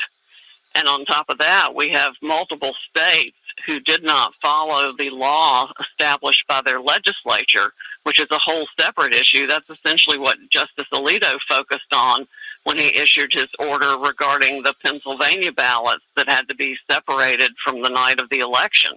And there's no way they're going to be able to be counted because they weren't even in compliance with the law of the legislature. So we have 4 states that have deviated significantly from what the legislature told them to do in handling the ballots. Those all have to be thrown out. It's not a matter of curing them. They can't be considered at all. Attorney General Bill Barr sent out a memo Monday night of authorizing Justice Department prosecutors to investigate specific allegations of voter fraud before election results are certified, that certification coming in December. Look, you've got experience as a federal prosecutor. Do you think that the DOJ is going to find instances of fraud? Will it be enough, in your view, to overturn what the media says is the result of this election? Well, if they don't, they're engaging in willful blindness because there is scads of evidence and testimony from any number of witnesses. I've lost count of how many they have. More pour in every day. I would encourage every American patriot who saw an irregularity such as a thumb drive being inserted into a voting machine during the tally and the tally suddenly changing to massive pallets of ballots coming in the back door in the middle of the night, not properly handled at all, and just cranked out. I think there are hundreds of ballots that are even filled out in the same ink that were obviously manufactured. I mean, there is a ton of evidence. The same ink. What? That hundreds of thousands of ballots are going to have to be disregarded, and they're all for Biden. Hundreds of thousands of ballots. All right, before you go, Sydney, I want to ask you about this software being used. Was it the Dominion software? Now, we talked on the show on Sunday, and we discussed the potential of Nancy Pelosi's family having an interest in that software company, Dominion. What can you tell us? We are still investigating all of that and connecting the dots. There is a substantial problem with the Dominion systems because Texas even refused 3 different times to adopt and use those systems because they have inherent defects. One of our theories is that those defects were built in for a reason. There is Chinese software and other components within those systems. And of course, China has the greatest interest in the world in disrupting this election. I think it's entirely possible that the NSA and the DIA, the Defense Intelligence Agency that General Flynn used to head, should be conducting their own investigation for national security reasons, because I think there's a high likelihood that it's China, for the benefit of Joe Biden, that did this election rigging. All right, we will leave it there, Sydney. I know you've got a lot to investigate, and we will talk with you throughout. Thank you so much, Sydney Powell, for joining me this morning. We will be. Yep. Thank you, Sydney Powell. Isn't she awesome? Yeah, they were all done with the same ink. And someone said, hey, Newsmax already took down that tweet. Like I said, I see everything. I'm on another time sometimes. And I say it, but people are like, what? And it's like, what did I say about the USB sticks? It's all going to come out. I mean, it's all coming out. And I wanted to tell you guys, okay, so we're coming to the end of the show, but I wanted to tell you I'm going to be on a show tomorrow. And I wanted to, do you remember when I showed the Roseanne Halloween special with Kristen? So I'm going to be on Kristen's show tomorrow. I think it's 9:30 in the morning. So I'll show you her YouTube. So I spoke to her yesterday and today. And so I'm going to be on our show tomorrow. I know what we're going to talk about. I know she probably has whatever point she wants to talk about, but I just go with the flow. So I'll be on her channel tomorrow at 9:30 a.m. Again, I'm not showing. I'm going to get used to this. I promise. I'm going to get used to this. I'm like showing and I'm like, so I'm going to be on her show. Kirsten, I'm going to be on there tomorrow and it's going to be super loads of fun. It's going to be, I don't know what we're going to talk about. I have no idea. I think she wants to talk about the election software hacks. And, that would be a good thing to talk about considering I use the software and I know the software, and Dominion is just one version, one company, which is linked to, you know what it's linked to? Subaru. I kid you not. Subaru research and development out in Sacramento. Sorry. And it's also linked to the Sacramento Veterans Association, also linked to some dude. I'll see. I want to write this article, but I really don't have time because we're working on so many things. I am working on an article. Guys, there was an infiltration. I'm going to give you this little tidbit. So the Trump campaign obviously has been attacked by the media many, many times. They try to show, that he's involved with dodgy things. And, they always try to find a way to target our president. So I have made it clear about a few people pointing to what their actual roles are. But it seems like people are just dumb. Some people are really, really that far gone. It's not dumb. It's just demoralized that they jump on it. So you remember with Bannon when he did the wall, right? And then they were like, oh, look, Trump was like promoting this and they did all this fraud, which is BS. I love Bannon. Bannon's awesome. I'm telling you. Bannon left the White House to take out other trash with him. I'm telling you that now. This guy's legit. He was in there and he left to sweep out more garbage. He had to sacrifice his spot to take out the garbage from the White House. Remember that. Now, there is another attempt to paint this as a conspiracy theory and circle fraud around the Trump administration. Now, that story is going to come out very, very soon. I actually filed an FBI complaint this morning, and I'm going to get that information out as fast as I can so there's mitigation and anticipation. Because, and it doesn't have to do with Bannon. It has to do with someone else. And I've said, these people penetrate and hop on and hijack the clout of others to put themselves in the center of the stuff. Guys, you're going to be like, oh, well, we knew about it. Yeah, my listeners knew about it, but the rest of them don't. And it's like these big media pundits, man, it's really bad. Like when you think that you're, it's kind of like Antifa, right? When you went to Antifa.com and then it would take you to Joe Biden.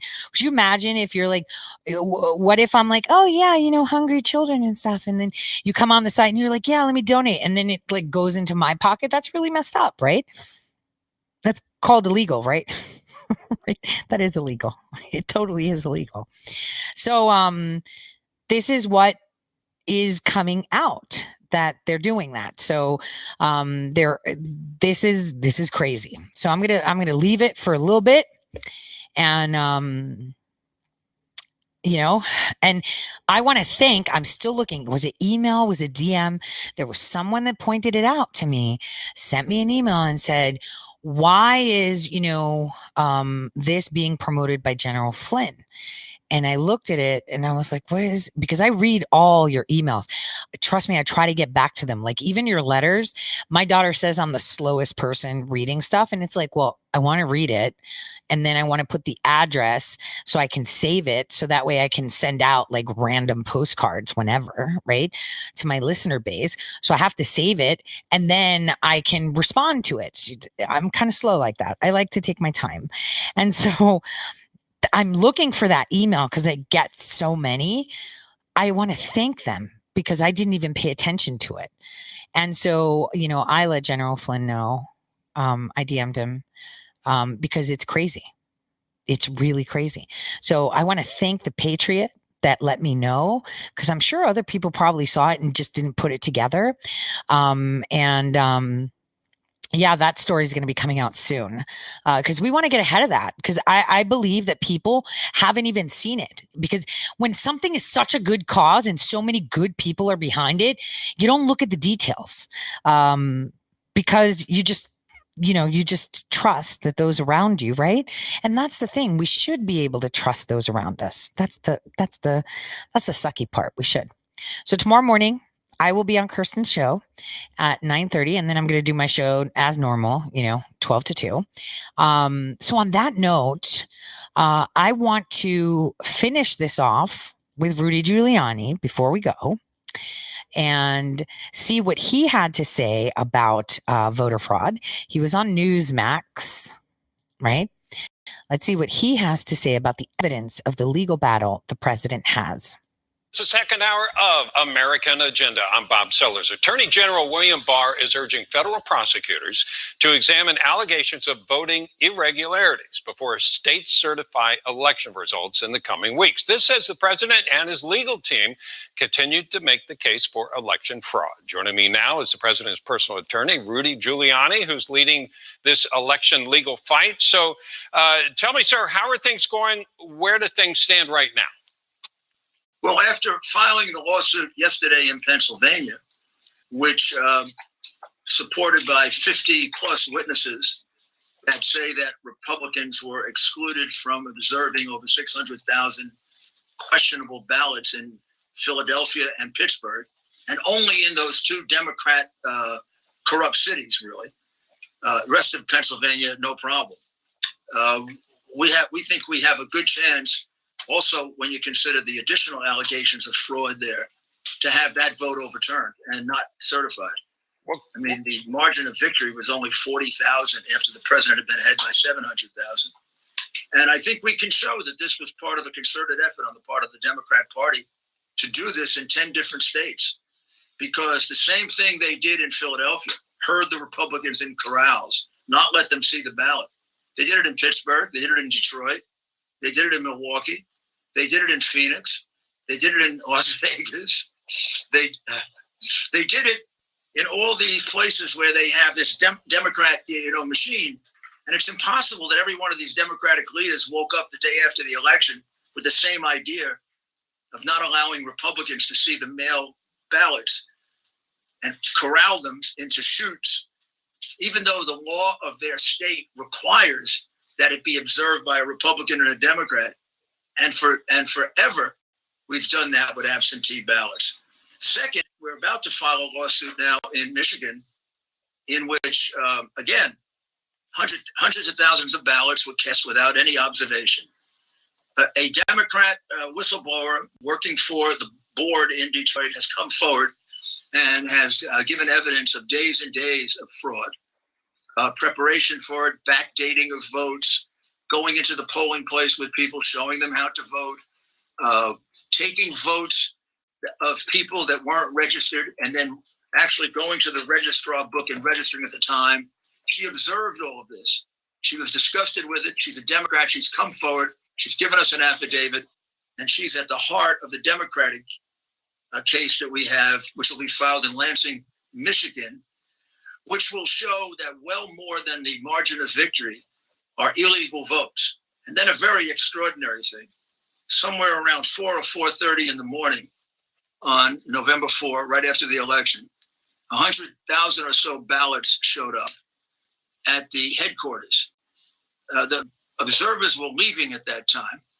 So the crooked Democrats in Detroit figured they could count the ballots when the observers weren't out.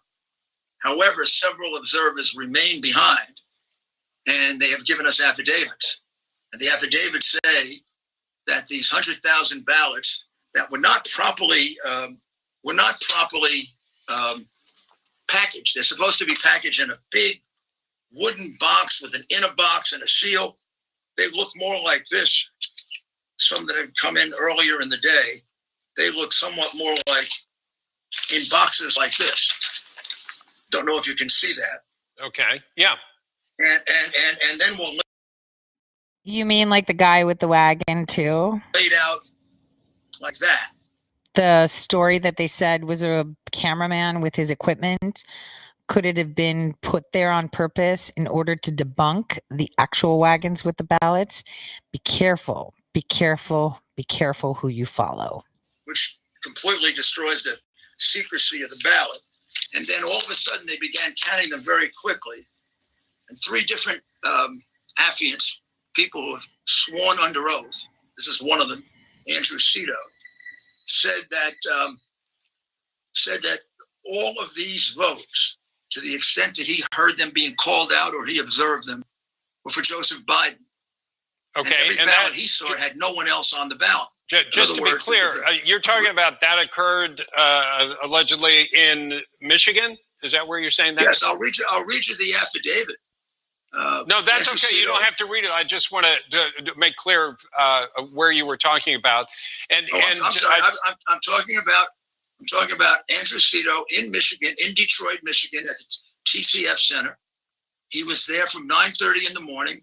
He remained behind when many other people left. At 4:30 in the morning, these shipment of absentee ballots came in. He was told that there were several vehicles outside with out-of-state license plates. They pulled up to the center at 4:30 and they unloaded many boxes of ballots. Okay. Tens of thousands of ballots were brought in and placed on 8 long tables. But Mr. Mayor, could I ask you a question about the process here? Could I ask you? So remember, Cassandra Fairbanks dropped the story about a guy that could have indeed been a camera guy, right? So everyone was like, oh my gosh, they're shipping them in with wagons. When it's a legit thing that they were shipping them in wagons. Do you see how this works? And then we had NPR saying, oh, Millie said that the election's being stolen when she didn't, right? She didn't. She was like, oh, look, what's that? Because we knew wagons were being used, but that was the only video. So no one was going to say, oh, look, he's stealing the election. It's just like wagons. Because even Millie said, well, we don't know what's in there. We can't play it. And I was like, yeah, just if you play it, just don't say, just be like, what's going on there? People take a look, and she did. That's what she said. And then all I said was like, oh, he's walking like a dildo waver. That was the conversation, because you have to be careful who you follow, because they always plant things to debunk things. So a couple days before, they get the affidavits and pictures from actual individuals that saw ballots come in on the wagon. You had a story that went in to be like, oh my gosh, this could be theft or whatever. When it was a camera guy, they do that on purpose to debunk actual stories. Now, a lot of you say, well, who do we follow? Trust your gut. I've said this. Don't even follow me. Trust your gut. Yeah, dude. The minute she went to Assange and she's code pink, totally knew it. And the fact that she's thumping Caitlin Bennett now that she was fired and she's, looking at getting, charged, it tells you everything you need to know, because the asset's down. So, we should call them out. Don't be scared. Don't be scared of calling people out when they're losers. Call them fake news. You're an asset, period. You're part of it. You're a sleeper. I told you, you have to pay attention to the little clues. I mean, that's how it works. And I know a lot of you are like, oh, Ann, well, don't forget, they've got assets there too. And those assets didn't just appear. They were recommended. So, let's listen to the rest of this. So you filed suit in Pennsylvania regarding the allegations of fraud that you have. Obviously, you say you're going to go to Lansing as far as this situation. I'm kind of curious, what's the timing here in which you expect to get some sort of answer? How it turns out, what kind of remedy are you looking for? Well, in the case of both Pennsylvania and Michigan, in fact, in every state, this election is guided by the laws of the state legislature. And then it's the state legislature that has to certify the result as honest and fair. We're in a position in both Pennsylvania and Michigan where they can't possibly do that. And now we will move on to Georgia, where the same thing happened, to Wisconsin, to Nevada, where the same thing happened, to Arizona. It's very, very curious that, on Tuesday night, the president was way ahead by 800,000 votes in Pennsylvania, 5% in Michigan, 8% in Wisconsin. And by the next morning, because of things like this, the votes being brought in the middle of the night, the whole thing had changed. Well, there are people it happened in all these places. It can't be a coincidence that they decided they would exclude Republican observers in every one of these places at exactly the same time. Okay. So in Pennsylvania, you have already filed suit regarding these allegations, correct? Do you know when you would get some sort of answer on that issue? Well, it's up to the court, and of course it has to be done on an expedited basis. We have to have an opportunity to call the witnesses. We have 50 of them, but their testimony is rather short, and it's all in affidavit form already. We have to make a record and then hopefully bring it to the Court of Appeals and the Supreme Court. At the same time, we'll be moving ahead in Lansing, Michigan. There's already been a private case filed in Michigan 2 days ago, similar to ours, but not as complete. And how many states total have you made or plan to make allegations similar to this? I would say anywhere from 8 to 10. Okay. All of them are states in which we have one common allegation and then different things. The common allegation is that when they started counting these new mail-in votes, they excluded Republicans from observing. They put Republicans mostly in corrals that were 20 and 30 feet away and wouldn't allow us to see most, if at all, any of the ballots. And what kind of remedy? What kind of things like we have these ballots that are brought in the middle of the night. We have backdated ballots.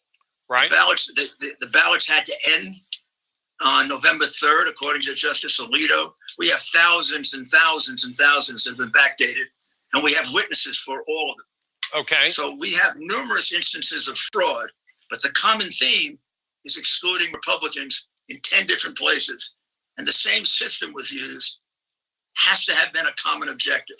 Now, if the states come back and say, yes, they were allowed to observe, or even though they were not permitted to observe as you would wish, what do you think the remedy should be? Throwing out every ballot, throwing out the ones involved with that? What would you expect a remedy to be? First of all, the states aren't going to come back and say they weren't counted the way we wish. They weren't counted based on the law of the state. Each one of these states.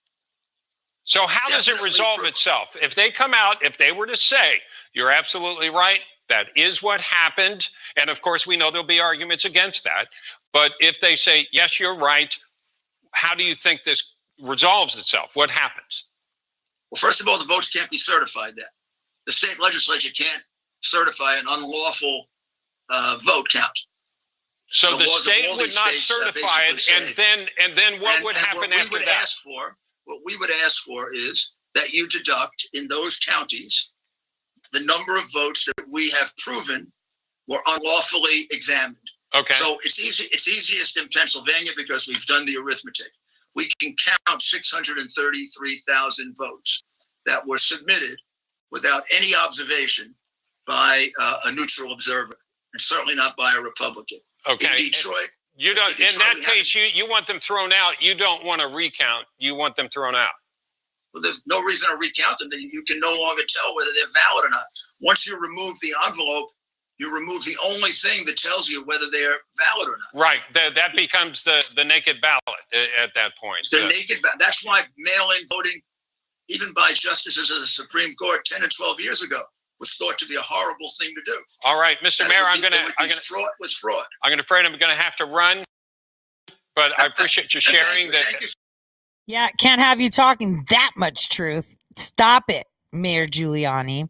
So, where are we at? Be careful who you follow. Trust your gut. Trust your gut. Someone asked I should do a show on Soros a while back, and I've been saying it a couple times. I've actually met Soros. There's not a lot of people that could say that. I have, and I helped him do a business deal. I saw him when I was young, and I helped facilitate it. So I know what's up.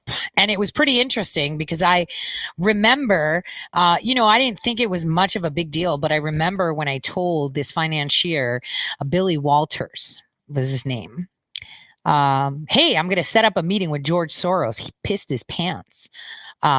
He was like, what? Yeah, I got him on and we're going to do this. And he was like, he knew what a big deal it was. For me, I was young. I knew who he was. I knew how he was working with the State Department, with the FBI. He was an asset for the CIA or work with them. I mean, he was one and the same. And he had a lot of contracts. And this is 2000, right? Fall of 2000. And so I remember this big head honcho that, Wharton School, big dude, firm Fifth Avenue was just like, he was like, what is this 20-something saying to me right now? I was barely 20, right? And I was just like, what's the big deal? Because for me at that time, I was really young and I was just doing my job. So no, I did not think he was hot. Please stop. But I just remember the response I got, hence why I remember the meeting so much, because I've met with a lot of big people. And obviously Soros is playing a very big part in everything around the world. I just remember it's kind of like, you could hear everything pucker when I told him that. And I was like, yeah, you can, do the deal and you get a cut and you guys work together and stuff. And, and he just looked at me like, and I was like, yeah, so it's tomorrow at 9:30. I'll see you then. And it was just like, what? And I remember the response, and this is all something people can look up and find. So on that note, I'm going to play a video while we listen to some other music, so that I don't get dinged, because they like to ding, So I'm just going to play a video and with no sound to end this show. And remember, we are indeed the storm. Remember that.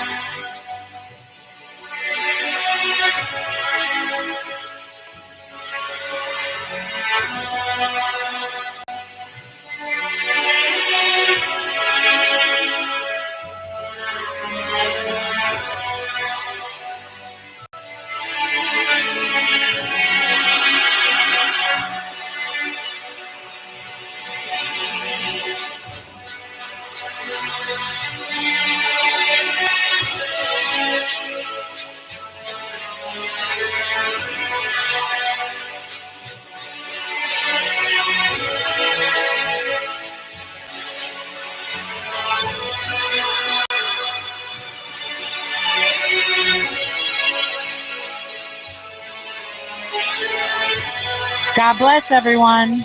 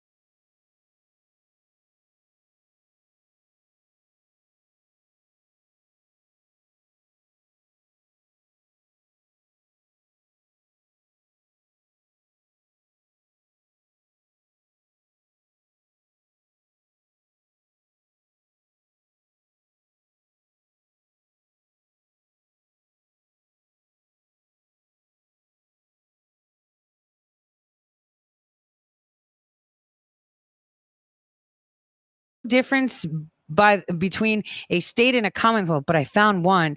Not sure this matters, but the secretary of the Keystone Commonwealth is appointed, while in states they're elected. Are there any other differences? Now, why don't you just search up? You know what? Maybe we could do it together. Let me search it up. Secretary of Keystone.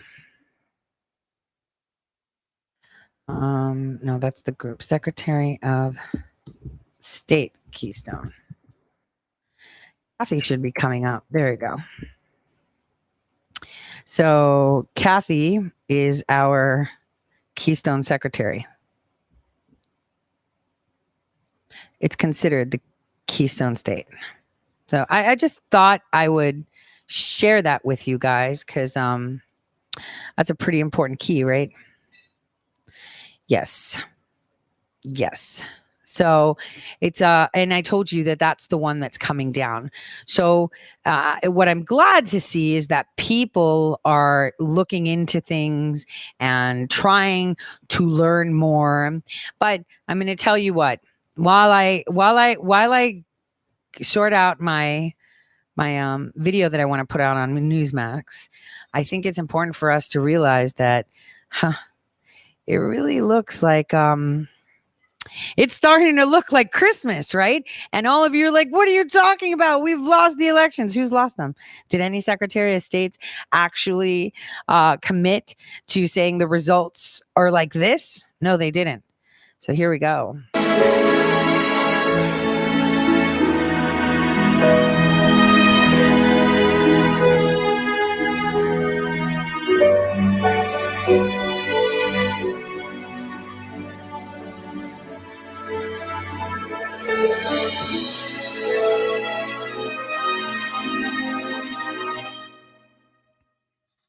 It's beginning to look a lot like Christmas. Everywhere you go, take a look at the 5 and 10. It's glistening once again with candy canes and silver lanes that glow. It's beginning to look a lot like Christmas. Toys in every store, but the prettiest sight to see is the holly that will be on your own front door.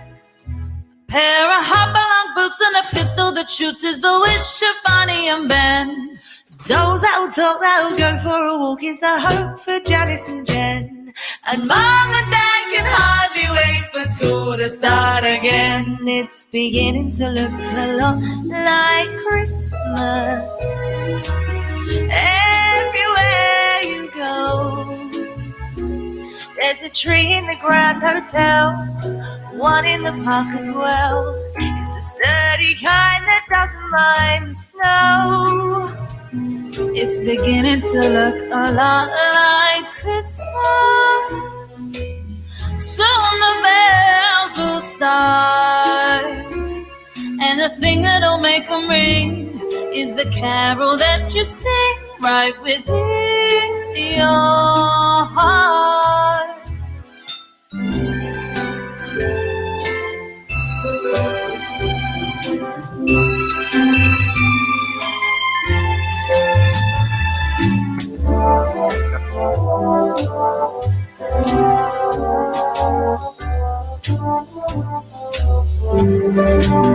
It's beginning to look a lot like Christmas. Toys in every store, but the prettiest sight to see is the holly that will be on your own front door. Sure, it's Christmas once more. I know you guys were all singing. All of you were singing, right? I know you were. I know you were, because it's going to be a freaking awesome Christmas.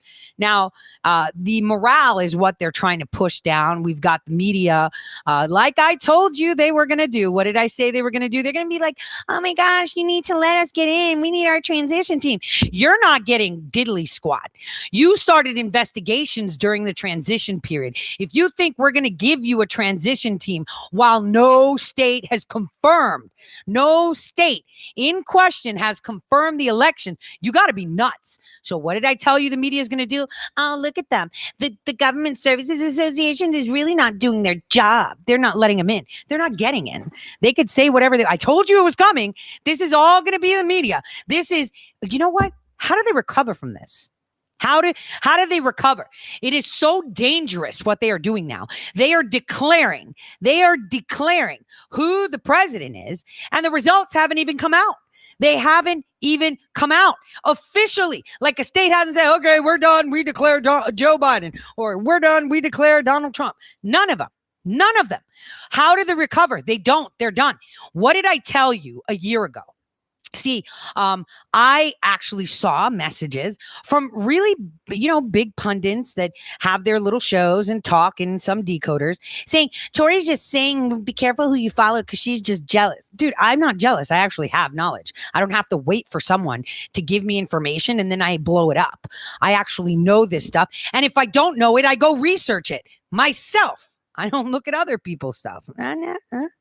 So, that when I told you, be careful who you follow, it's because exactly what Fox did. Did you see this? Fox dominates all conservative households right now. They were so genius. Did you see it? So genius. And I've been saying it from day one. Do not trust anyone that has advertisements. Even if they're like, oh, we have sponsors. Do not trust anyone that has any commercials, like Merrill Lynch or Pharma, that kind of stuff. Because like you saw, this is exactly what your big followings are doing too. Not only on social media, not only Fox. They drew you in. They said everything you wanted to hear. They said, come here. Look at me. I am pro-America. Look, I am pro this, or I decode really well. Look at me. Come to me. And you just follow and you're like, yeah. So now they're kind of quasi softly like pushing so Trump lost. I mean, this is really bad. I mean, the people spoke. That's what they're telling you. No, they didn't. I've been saying it here. Consistent. They've been cheating forever. They have been cheating forever. Not just on the battleground states. Every single one. Like I said, you want to get to the bottom of it? Take a look at Alaska. No. Let's just look at Georgia, Pennsylvania, Nevada, Arizona, North Carolina. No, look where they're telling you not to look. Think, Alaska, the minute polls open, they already know. It's like, boom. Now it's like you have 10 people living there. Come on, man. And if you want to audit, go grab the smallest states we got. Maybe go to Rhode Island. I don't know, Delaware, New Hampshire, Maine. Grab them. Audit them. Those Secretary of States already closed. They closed their polls. They said it was real. Now go in there and check. Because if you think that it's only, Dominion software, what about Hart Intercivic? Right? There's so many of them. And they're all linked to Sato. I call them Skittle. Colors of the rainbow, because they come in various shapes and forms. And now everyone's like, oh no, Saito had their service in Germany. It's like, so it's a Spanish company from Spain, meaning, right? From Spain. Me and Millie last year, we're talking about it on a broadcast on YouTube, telling you exactly how they stole. I described how the hammer works. I did the math. I put it out there. I told everyone, look, it's a foreign company paying these people to do it. It's a foreign company doing this. It's a foreign company doing that. Told you that the Congressional Knowledge Database is in Germany too, meaning all of Congress's information is in Germany. No one reported that. Oh, yeah, we're not going to look. It's freaking on government site. It's not credible. See, even your own people are working against you. The mainstream media and your big ass accounts are the problem. When they talk shit about someone who speaks the truth, you know they're a problem. That's how you know it. You identify it right there. Now, we already have all their communications. We already have all their emails. We already have all the interactions. So what is the NSA doing? I mean, it's sitting there. We see it. I mean, hello, let's declassify everything. How about that phone call with Kathy? Can we get that? We want to hear that phone call with Kathy. I want to hear it. I want to see it. I want to see while you were sleeping, we were already tracking down ballots that seem to be going missing. We didn't. Well, let me tell you about these mail-in ballots on October 14th that hardly anybody reported, where he was federally mail carriers with an S, federally charged after allegedly dumping bags of undelivered mail in trash. Where? In Pennsylvania. What? No, Tori, that's not true. Yeah. Well, tell me what this sounds like. I mean, it kind of sounds like it's true. Oh, and for those of you that are watching, well, kind of looks like it's true too. So have a look. And tell me what you think. Local mail carriers are facing federal charges accused of failing to deliver mail and instead tossing it in the trash. Prosecutors say they found at least one mail-in ballot application among the discarded items and dozens of political mailings. Good evening. I'm Ken Rice. One of the mail carriers was caught on camera tossing mail in the trash. The other's charged with putting mail out with the trash for his neighborhood's weekly pickup. Andy Sheehan's been following the story all week and has this update tonight. The U.S. Attorney's Office says incriminating evidence, both this video surveillance and mountains of garbage bags left on the curb, pointed to two postal carriers suspected of trashing the mail. Now both men face federal charges of destruction or delay of the mail by a postal employee, a felony which could land each in prison for 5 years. I don't know what's going on over there, but whatever it is, if that's what happened, that's a shame. We first told you how special agents from the Postal Service Office of Inspector General descended on this house in Baldwin. It's owned by 48-year-old mail carrier Sean Troche, where they found 9 garbage bags filled with undelivered mail. According to the criminal complaint, quote, although Troche initially reported that only one of the single bags contained the mail, he ultimately acknowledged that all of the trash bags did and told investigators to take them. Troche told investigators that the mail had been intended for delivery on his route and acknowledged it was wrong to throw mail in the trash. Started finding mail in the recycle bin, and then the last couple drops we found in the trash can.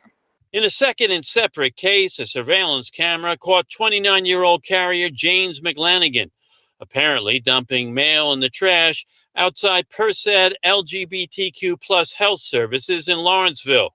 Perced operations coordinator Tony Kuhar recovered all of that mail, and now the feds say all of this mail and the mail recovered in Baldwin has now been delivered. Stop. So where did they find the application? So one of them had an application for mail-in ballot. Pay attention. One of them, it was outside of the LGBTQ, blah, blah, blah. You see the guy saying, yeah, we caught them on camera. That's because the feds caught them waiting for them and saw them going to get it. And they were like, oh, yeah, we didn't know. We were going to report it. I'm telling you, this is it. This is how they were doing it. They were trashing ballots, and they were also giving ballot applications to be copied. They were just putting them in the trash instead, but they got caught. But again, I told you that we were mitigating. I didn't want to bring it up. Look at the date, October 13th. So we've been on top of this for forever. If you think we're going to let them get away with this, if you think that they haven't been caught, you obviously don't know who our president is. They want to finish the route, it seems, because it was all addresses was within a few blocks of here. Although there was only one ballot application found in the trash, U.S. Attorney Scott Brady says during this election, trust in the Postal Service is more important than ever, and that employees who violate that trust can expect, quote, quick, effective action against them. Reporting at the Northside Sorting Facility, Andy Sheehan, KDKA News. Tonight, 2 local. So the concern, everyone's like, oh, yep, we caught them. We see them. Well, let me tell you something. It doesn't matter. What you have to think is what they were dropping off. So one guy was throwing mounds of trash of actual ballots, and the other people were actually sending off applications, and they were just putting them in the trash for them to find. They're smart. They know how to work it. They know how to get around the system. But see, you have to understand how important President Trump's team is. I mean, there's really no such agency, but you have to know just how important his team is. It's from all ends. I mean, if they've penetrated every single portion of your life, you better bet your bottom dollar that we've covered every single portion of theirs too. So I wanted to talk about some things. I got an email and I wanted to answer it. Really nice email, actually. So the first question I got from a listener, and I thought that I would answer over the air because it's important, is why do you pronounce epitome like EpiPen, not epitome? So epitome means on top. Epi, on top of the tome, and it's like I pronounce many things purposely. It is the notion. There's power behind the words, and it is important that we reinforce the power of the words because they're like spells. It's spell casting. Your voice and your frequency comes out. So when you say epitome, it's more not as powerful as epitome, right? And that is the correct way of stating it too, epitome, epitome. So another question was, why didn't the media crucify Trump when he mispronounced Yosemite? He didn't recognize the word on the prompter. Is that it? He mispronounced the word during the big national parks presser.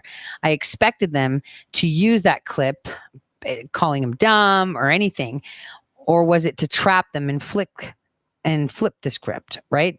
And he did. Again, power of the words, and they didn't want people repeating those words.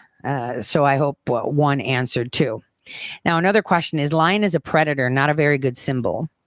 The lion is epitome of heraldry and used by royals, aristocrats, elite all over the world. The symbol of death cult. Lion is king of the jungle. No kings in a constitutional republic. A donkey is a jackass, but not a predator. An elephant, likewise. Eagle, better, but still predator. Eagle with a halo, why not an angel? Better positive symbol, no? Light, truth, human form. Pegasus, Greek. Phoenix, Vatican. Eagle, postal. Very good, So why is it? He says the lion symbol never had red eyes in the symbol logo, but the one you use has a red chin, which means blood. And that is it. See, a lion protects its pride. Lions are quite docile as animals, male lions, I wanted to say, because it is, I'm not sharing, I'm reading an email, so I don't want to share the person's writing or anything. But lions are predators, but we are too. I mean, we hunt for our food. But a lion protects its pride. A male lion, leads the pack. A male lion will protect its territory. Yet it's one of the most docile. It's the females that are the vicious ones. The female lions, the ones without the mane, are the one that come in. Now, lions are, I would like to say, a more duplicit representation of how humans respond. If we talk symbolism, right? Because the symbol that I have, and let me put it up on the screen for those of you that are watching, has the lion with red on the chin and eyes that are red, as opposed to the blue down there in the mane full of red, which shows that he eats its predators or it eats its enemies and it's angry. And that is what identifies Americans today. It identifies us today, where we want to, protect our pride, protect our territory from vicious people, hence the red on the bottom. So this is why it's there. Upon completion, I guess the lion would then no longer have the red chin. It's just like flags. And that was in a very interesting email, because a lot of people don't pay attention to their state flags. Your state flags tell you a story.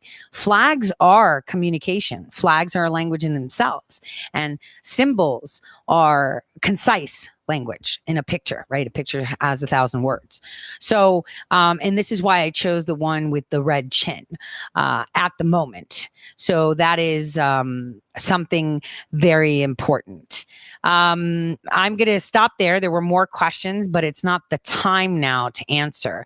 But I thought I would bring it up because I think, for a while we've been talking about how there's going to be a new party. I actually did a whole show a couple weeks ago, or maybe a month ago. I really don't remember. Time is really flying. Geez, guys, it's the 9th of November. In 10, 15 days, we're going to have Thanksgiving. Hello. Time is flying, but I did tell you how we're going to have a new party. And I was really, really excited to see Jack Flynn actually tweet it out and say, hey, what should we call it? We should have a new party. And I was like, yep, hey, we talked about it. I just wanted to show you. How it is. And I a lot of people are like Patriot Party or Freedom Party. And it's like,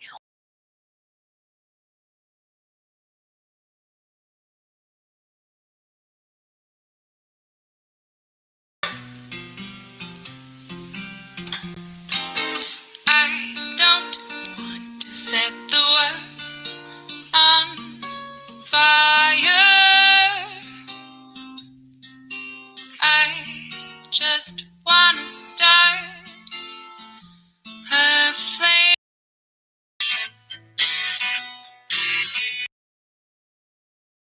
software, Dominion software. It's like, stop. Dominion software is just a version of the original software, because Heart Inner Civic software is also a problem. And there's so many more. That Dominion software that everybody keeps referencing is identical to the one that Heart Inner Civic actually had deployed in Kentucky, which begs the argument that once we're done with this audit, we're not just going to recount the states that are in question. We're going to audit the crap out of the nation, because we've got midterms coming. We've got to clean this up. We got to change the way elections are held. We need to make sure that there are no crypto doors. Everybody keeps talking about, oh, yeah, and they just went in there and manually changed the numbers. No, that's not how it works. I've used the software. Ask me. I've actually explained it a million times, demonstrated the math a year ago. So one thing that we should all get behind is that once these audits begin, what we have to do is advocate that there's a recall on the governor of Kentucky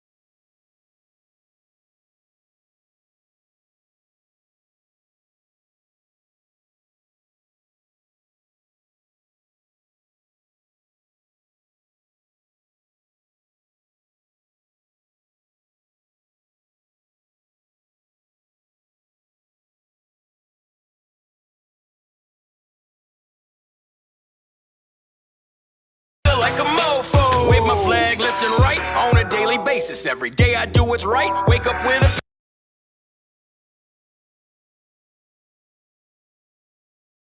pound of bacon. Do you really want this fight?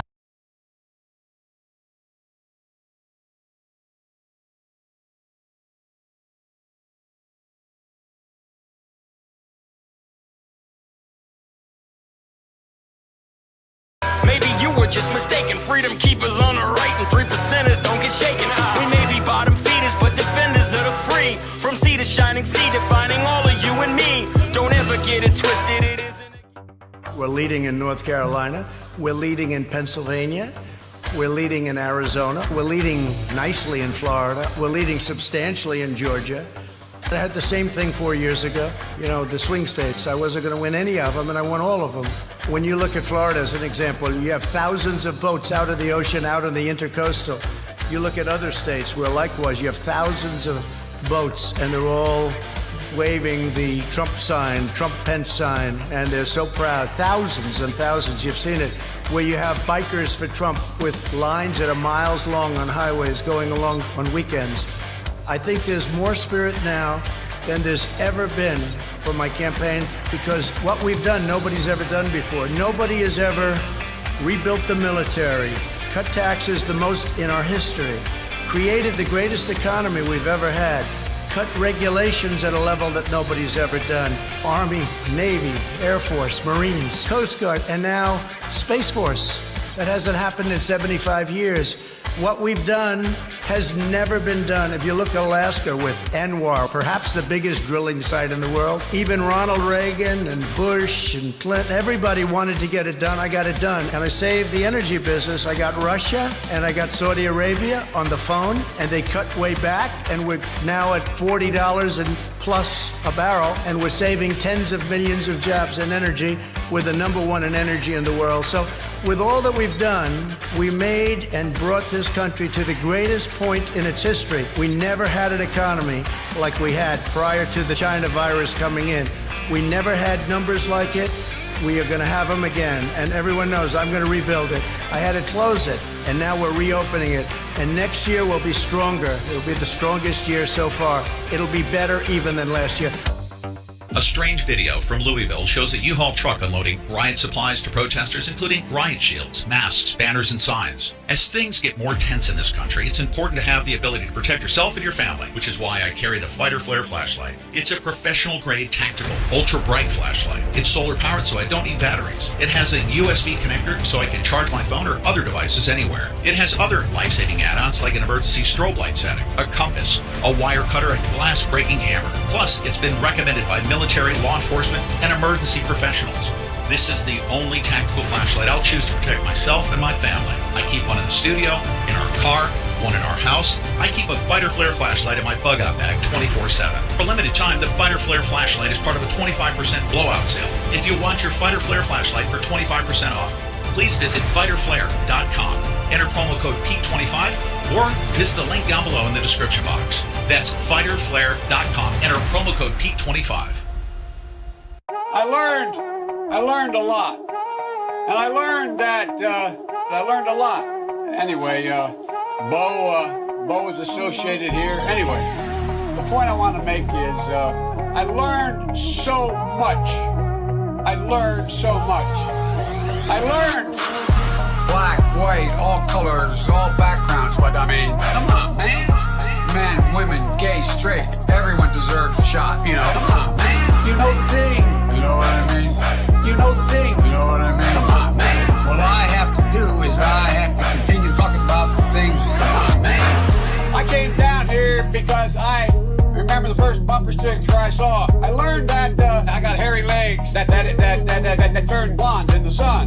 And the kids used to come up and reach in the pool and rub my leg down so it was straight and then watch the hair come back up again. Then I learned about kids jumping on my lap. I love kids jumping on my lap. Oh, I'm in trouble. What are we nuts? Dead.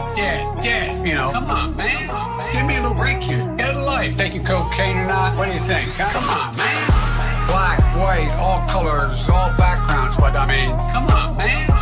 Men, women, gay, straight, everyone deserves a shot, you know. Come on, man. You know the thing. You know what I mean? You know the thing. You know what I mean? Come on, man.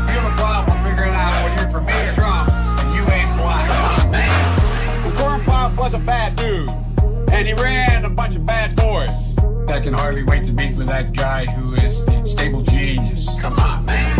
I am very willing to let the public judge my physical and mental my physical as well as my mental fitness. Come on, man. Poor kids are just as bright and just as talented as white kids, wealthy kids. Come on, man. I mean, come on. Take a look at the record. I know a lot of weed smokers. Come on, man. Black, white, all colors, all backgrounds, but I mean, come on, man. Men, women, gay, straight, everyone deserves a shot, you know. Come on, man. You know the thing. You know what I mean?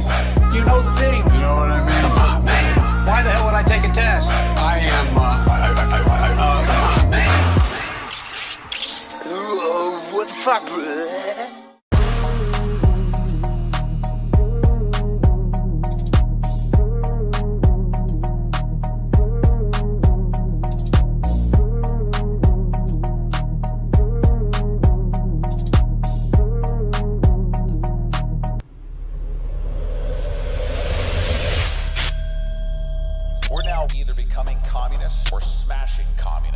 This is not a drill. Right now, what we're seeing behind the scenes is flat out election meddling. Google now blacklisting non-mainstream news sites. They've removed a large number of news sites from search pages on Tuesday morning. Breitbart, Daily Caller, National Pulse. Your newsfeed is fake.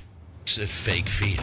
You will be disconnected from us. We're getting 20, 30,000 clicks. They're going to shut us down. They send their trolls in. They can't have you listening to Tucker Carlson. Here's what you need to recognize. It's not Tucker getting deleted. It's not Gavin McInnes. It's not Alex Jones. It's not Laura Loomer. It's not those people that are getting deleted.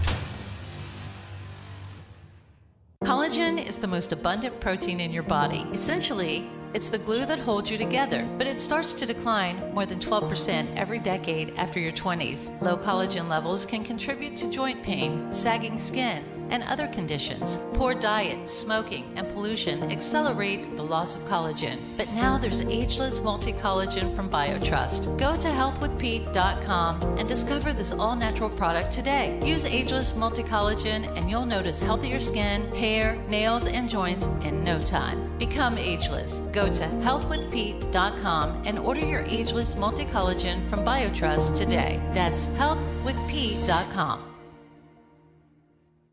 Pete and I recently started taking Ageless Multi-Collagen, and in less than a month, I've seen a huge difference in the health of my skin and my hair when I look in the mirror. Get Ageless Multi-Collagen for 51% off plus free shipping by going to healthwithpete.com or by clicking the link in the video description box below. What's going on? God-fearing, gun-toting patriots. I love the Second Amendment. God gave it to me. Not one politician, not one government legislation can take it from me. MAGA gang, tag, gang, MAGA gang, tag, gang, MAGA gang, tag, gang, MAGA gang, tag, gang. Hey, yo,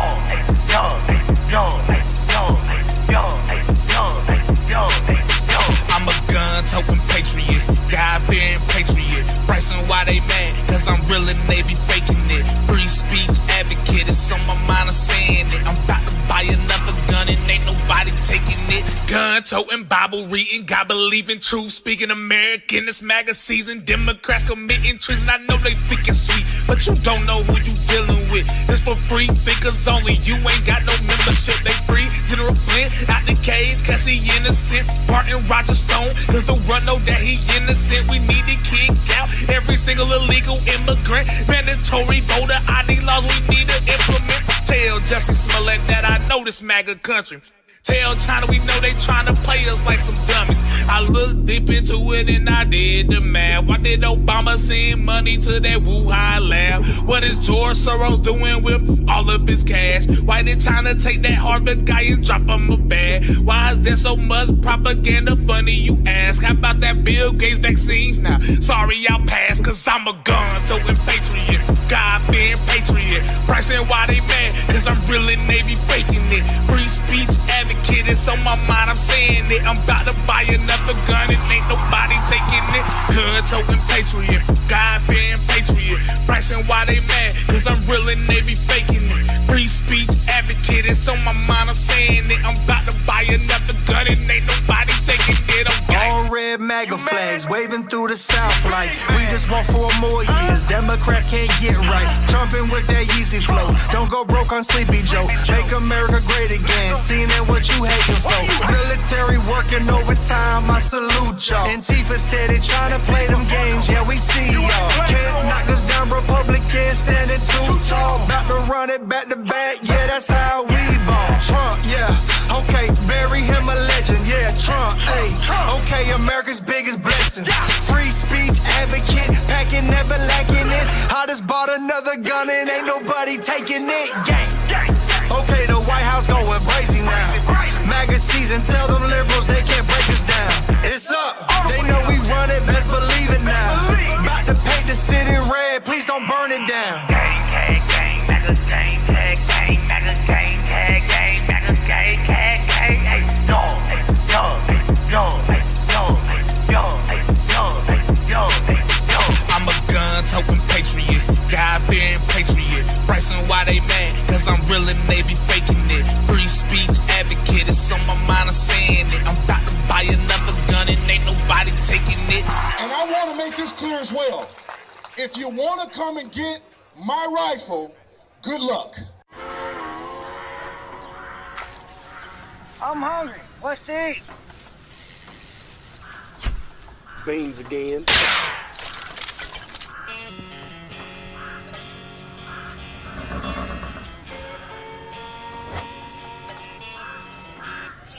Did somebody say hungry?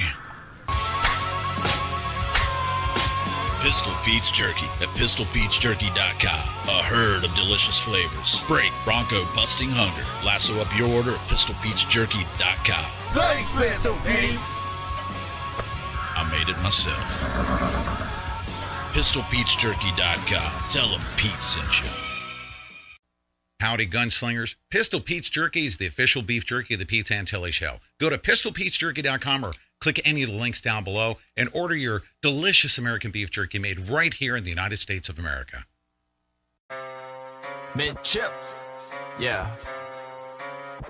Roger Stone did nothing wrong. They wanna get me like I'm Roger Stone. They wanna get me like I'm Roger Stone. They wanna frame me like I'm Roger Stone. Yeah, they want me gone. They wanna frame me like I'm Roger Stone. Swag. Coming from my head, bro. You know they want me dead, bro. So they had to call the feds, bro. Was it something that I said, bro? Nixon on my back, yeah, you know I'm jacked. Pockets full of cash, roller can shove some up his ass. Yeah. Girl, I got that swag, 25K on my wrist. Yeah, I'm rich. Just left the courthouse with your chick. Dropping panties, popping zanies, Twitter banned me, bunch of pansies. And now Robert Mueller wants to frickin' jail me. Some of the bills to ever do it, lefties make me sick. Smoking Cubans, with my homie Trakosovic. We got that drip, owning lives and counting stacks. And if you see my judge, tell her to kiss my ass, motherfucker. They wanna get me like I'm Roger Stone. They wanna get me like I'm Roger Stone. They wanna frame me like I'm Roger Stone. They wanna frame me like I'm Roger Stone. They coming from my head, bro. You know they want me dead, bro. So they had to call the feds, bro. Was it something that I said, bro? The judge is a hag, so she had me gagged. Yeah, I'm Roger Stone, making the libs mad. Journal losers trying to chase me for the clout. On the front page with my pants down. Russian hackers, yeah, I'm laughing, what is happening? There's nothing happening, girl, are you insane? Pull up to the court with my whole gang. Walk up to the stand and I'm like, hey, princess, I didn't do nothing, okay? Then I told her she can kiss my white naked ass, motherfucker. They wanna get me like I'm Roger Stone. They wanna get me like I'm Roger Stone. They wanna frame me like I'm Roger Stone. They wanna frame me like I'm Roger Stone.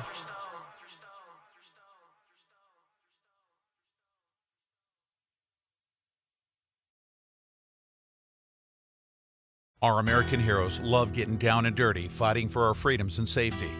My fellow Americans, the Hero Soap Company is a veteran-owned business with quality soaps and scrubs made in America for the benefit of our American heroes. Each bar of handmade soap is blended with a mix of essential oils, real goat's milk, saponified oils of safflower, palm and coconut, and all natural colorants. Place your order today by visiting myherosoap.com for a 20% discount. And for every purchase, a portion of sales is donated to charities focused on helping veterans and first responders. Visit myherosoap.com and subscribe for 20% off with promo code KEEP. Every soap purchased is matched 1-to-1 and sent overseas to our troops. Go to myherosoap.com and order your soaps, scrubs, and even cool Patriot gear. Support our troops. Support our first responders. Support our heroes and let freedom clean by visiting myherosoap.com. This was not an election. This was a revolution. This was a revolution. We have an army of digital soldiers.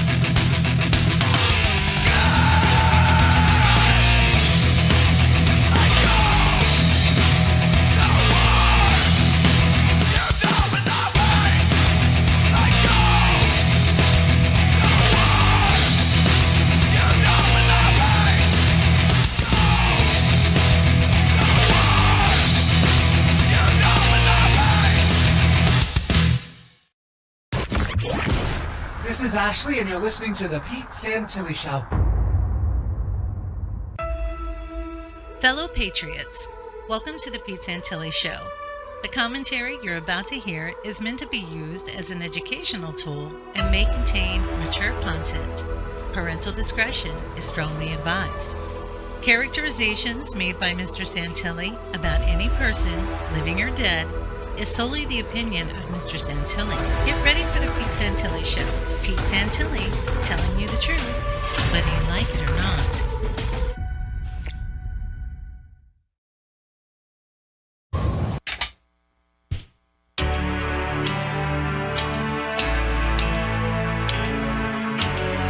Are you guys ready? Huh? I got good news for you. Got some great news. We have some important news. Let's kick this sucker off. Let's go. Go, go.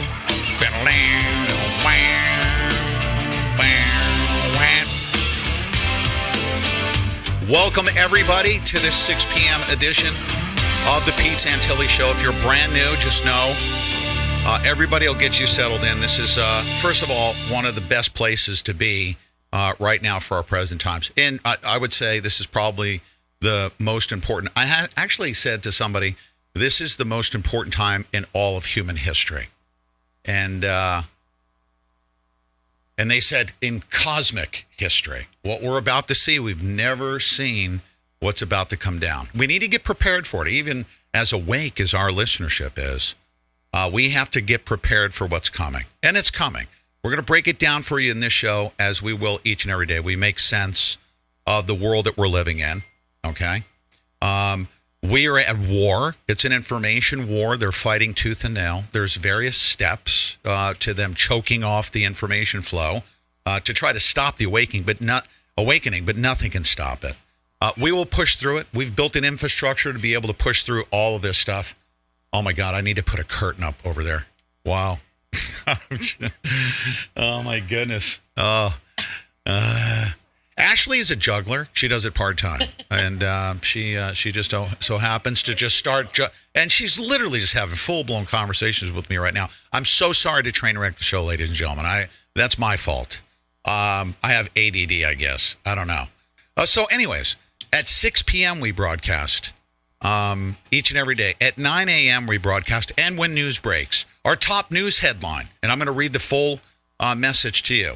The top attorney on President Trump's, he's the top attorney in the country. He's on President Trump's team. His name is Linwood. He was the attorney for the Covington boys. This guy is a check casher, okay? He's a check casher. He gets stuff done. One of the top attorneys. Last night he got home late, 2:30 in the morning. He sent a Twitter message out to the world to provide some comfort, and it's pretty definitive, okay? So I just want you to know, I've got my finger on the pulse of what's happening here. With all the work that I do in researching and analyzing, and then I come here and I bring it to you, there can be no doubt, zero doubt now, especially with Linwood putting his name to this thing, that Joe Biden, along with many others, will be an inmate, okay? Now, I'm going to read you the full tweet. And then we're going to have critical election fraud updates for you that's being censored by a multi-billion-dollar corporation that has everything at stake. They need to have all of their politicians firmly in place through voter and election fraud. You know, these multi-billion-dollar corporations got to get the right people in there in order to get, you know, they seek favor through these people. When you bring down the election system throughout the entire world, like President Trump is about to do, of course they're going to censor. They're going to throw Neil Cavuto, not so fast, Mr. Not so fast, Neil Cavuto.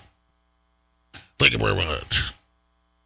Neil Cavuto, okay, from Fox News.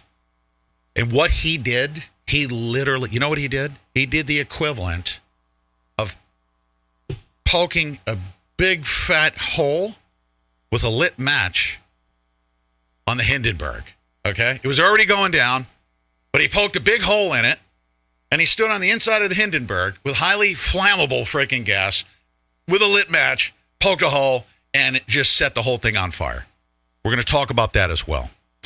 Deb Jordan, I said stretch your hellos, and then I stretched my monologue. Do me a favor. It always works, Mr. Santilli. Go ahead. Well, I'm all set. You don't need to stretch your hellos. Okay. Because I'm going to be okay. But tell everyone both text alerts, okay? And the secondary option to get to our what? Our Telegram chat right now. Yes. Right? Yeah. So you go to PeteSantilli.mobi. That's PeteSantilli.mobi, M-O-B-I. That's how it's spelled. And you go there, and that's our links page. You bookmark it, so you have it, and you'll know exactly where we are all the time. On there, you'll be able to get to our text, get on our text alert system, our email system. You'll be able to know exactly where we are. You'll get on our Telegram through that links page. So do it now. It's so vitally important. If you don't do it, and especially if you're on YouTube tonight, and we love our YouTube family, but guess what? They're going to take us down. They always do. We've had it done so many times. We know exactly what's going to happen. So go to PeteSantilli.mobi, get familiar with all of the sites that we're streaming on, and join us on other platforms. Get used to, especially DLive. And speaking of DLive, hello to my DLive family. Look at you. Route 66 is in the house. Tribe, JQ, Gilly Suit, Can Do Man, and Funky Monkey. Look at you guys. You guys are amazing. Our listenership on DLive has grown like, It's like tripled in the last 2 weeks. And we certainly do appreciate you guys. We love our DLive family. It's a great platform. Get over there, get used to it, right?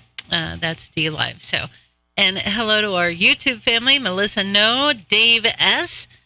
He says, do you really think any of the Democrats will actually get in trouble for this fraud? Well, we don't actually know it, but we can certainly push it along and insist on it and raise our voices. That's what being an American is all about. So, we have to hold their feet to the fire. It is us putting stress on them. We have to do that. Even on the Trump administration, we keep pushing them and letting our voices be heard, right? And we don't stop. Because if we stop, they will definitely stop. Because they don't like this stuff in Washington, D.C. They don't like to do this kind of thing. But I think Trump has a team in place that's not afraid. So there you go. Saint 45 and who? Meg Gull, how you doing? Mike Wookie, hey Mike, it's been a while since I've said your name. There's Lindsay Danae Grathwall, rallies in all 50 states Saturday at noon. Yes, and if you're close enough to get to one, please do. And if you are able to have your phone with you, Pete's going to have a way for you guys to connect with us. We're going to be covering that from here for those of us who can't make it out that day. And if you guys are willing to do that and you're going to be at any of these rallies, please let us know and get in touch with Pete. And you can go to petesantilli.mobi and you'll find his email there. Go ahead and click that and send him an email and let him know you're going to be at a rally on Saturday. And thank you, Lindsay, for letting everybody know. Papa Bear, Paul Wilson, David Hernandez, and Cindy Hatch. Yep. Colleen Cole, Linda P. You guys are amazing. Thank you to our mods on all of our channels.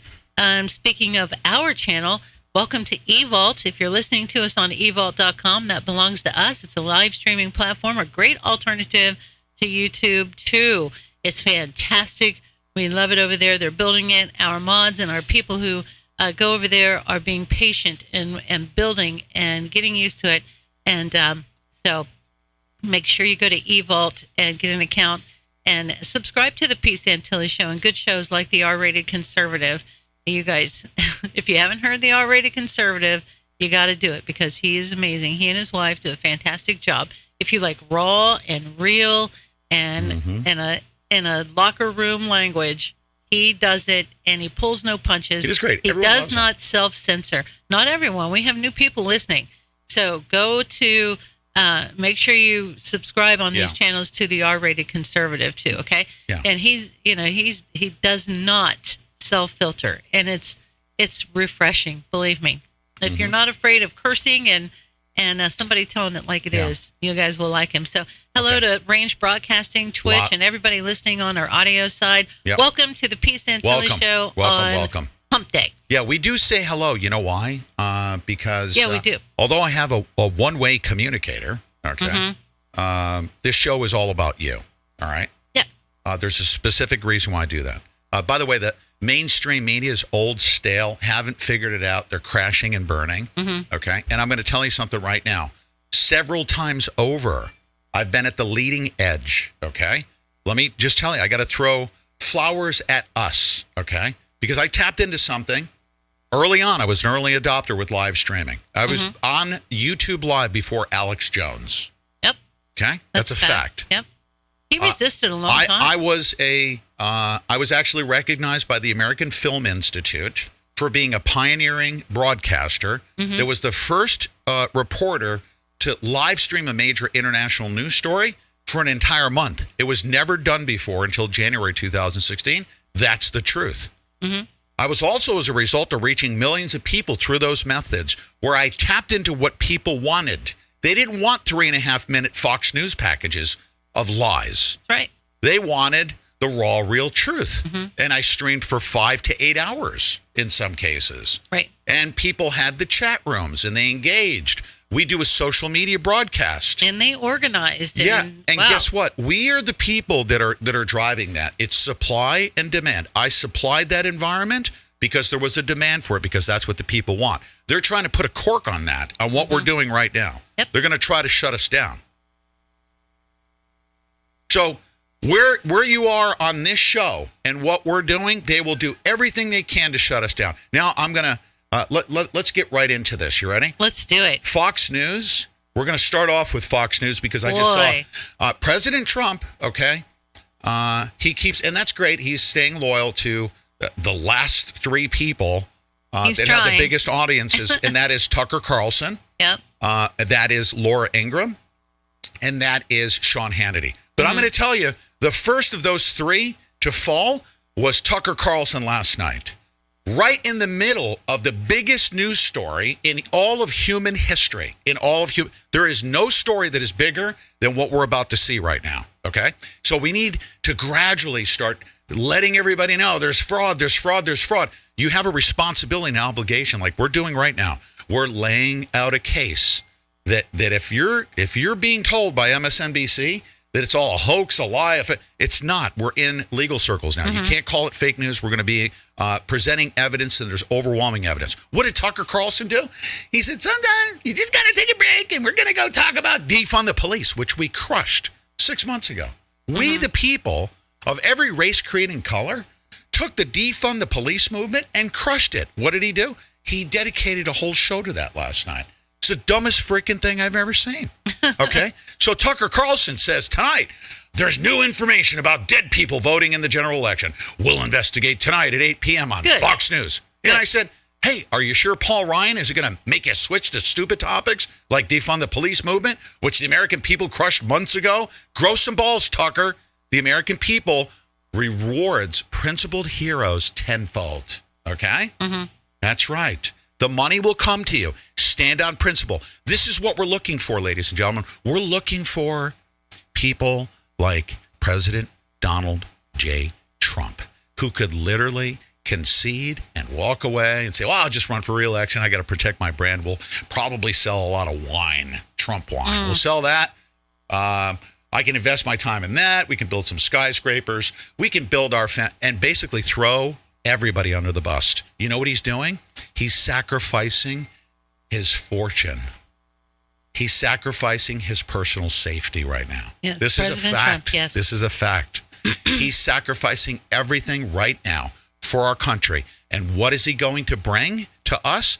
He's going to bring the freedom and the sovereignty and the integrity back to the United States of America and thereby the entire world. President Trump will become the world's greatest president, the United States' greatest president in our entire history. I can guarantee a few things. I will guarantee you that. Guaranteed. Okay? Right. And I'm going to present a case. I just sent that message on our behalf. Good. Now, let's go to... Well, I want to say this about Tucker. It's not that we don't like Tucker Carlson. No, I love Tucker. We said last night I love that Tucker. He stood by this president. He stood by him. And Tucker's he put got a out lot of pressure. There were so many nights that we watched him and we were like, oh my gosh, this is the end. Fox is going to get rid of him. We'll be surprised if he comes back tomorrow. It was that hard hitting, but in this few days, I mean, he's got a lot of pressure on him He's got a lot of pressure on him, and he caved a little bit last night. I mean, when he decided, he actually said, here's what he said. He said, there's a time when you have to leave and get away from the headlines. Yeah, and then there's a time that you don't. And Okay. he did it. He actually did a really good report, a show on defund the police, talking where it comes from, and tied it in a little bit. But I was really disappointed with everything that's going on. Tucker Carlson is the voice on Fox News that everyone has gone to, and the ratings show it. You guys, Pete's going to show you the ratings for Tucker, and it's not good. Yeah. Because he needs to pull himself out of that. I don't think he's beyond redemption. I really don't. No, he's not. We're looking for principled people that are not going to say, well, because President Trump could easily say, well, I'm a wealthy man. I got to preserve my family and, our wealth and all that stuff. Well, guess what? His family will be rewarded. Let's go by Job, right? Well, the dude makes $30 million. How was Job rewarded? Talk about that. Yeah. Job was rewarded, wasn't he? Well, Tucker makes $30 million a year, at least, or maybe even more. I don't know how much he makes on his books, if he even, you know what I'm saying, on his speaking and all that stuff. The guy is a gazillionaire. So listen, I don't think it's just even all about, if it's all about the money for him, that's bad. But, how rich can you be? You know what I'm saying? I mean, Yeah. how much money can you have? He needs to show up to work right? and do what Tucker does. He's and been he's at this always a been long delivering. time. As a matter of fact, his listenership, his viewership grew because he's Tucker. He needs to stay Tucker. Okay. He can take everybody with him. Yeah. He could literally be principled and make 3 times as much elsewhere. Yeah, he could. He could So- do that. Yeah, so we're going to keep an eye on Tucker. We were disappointed, and I think a lot of people were. We talked to a lot of people during the day, and a lot of people were like, yeah, what the hell was that? You know, because it was just strange.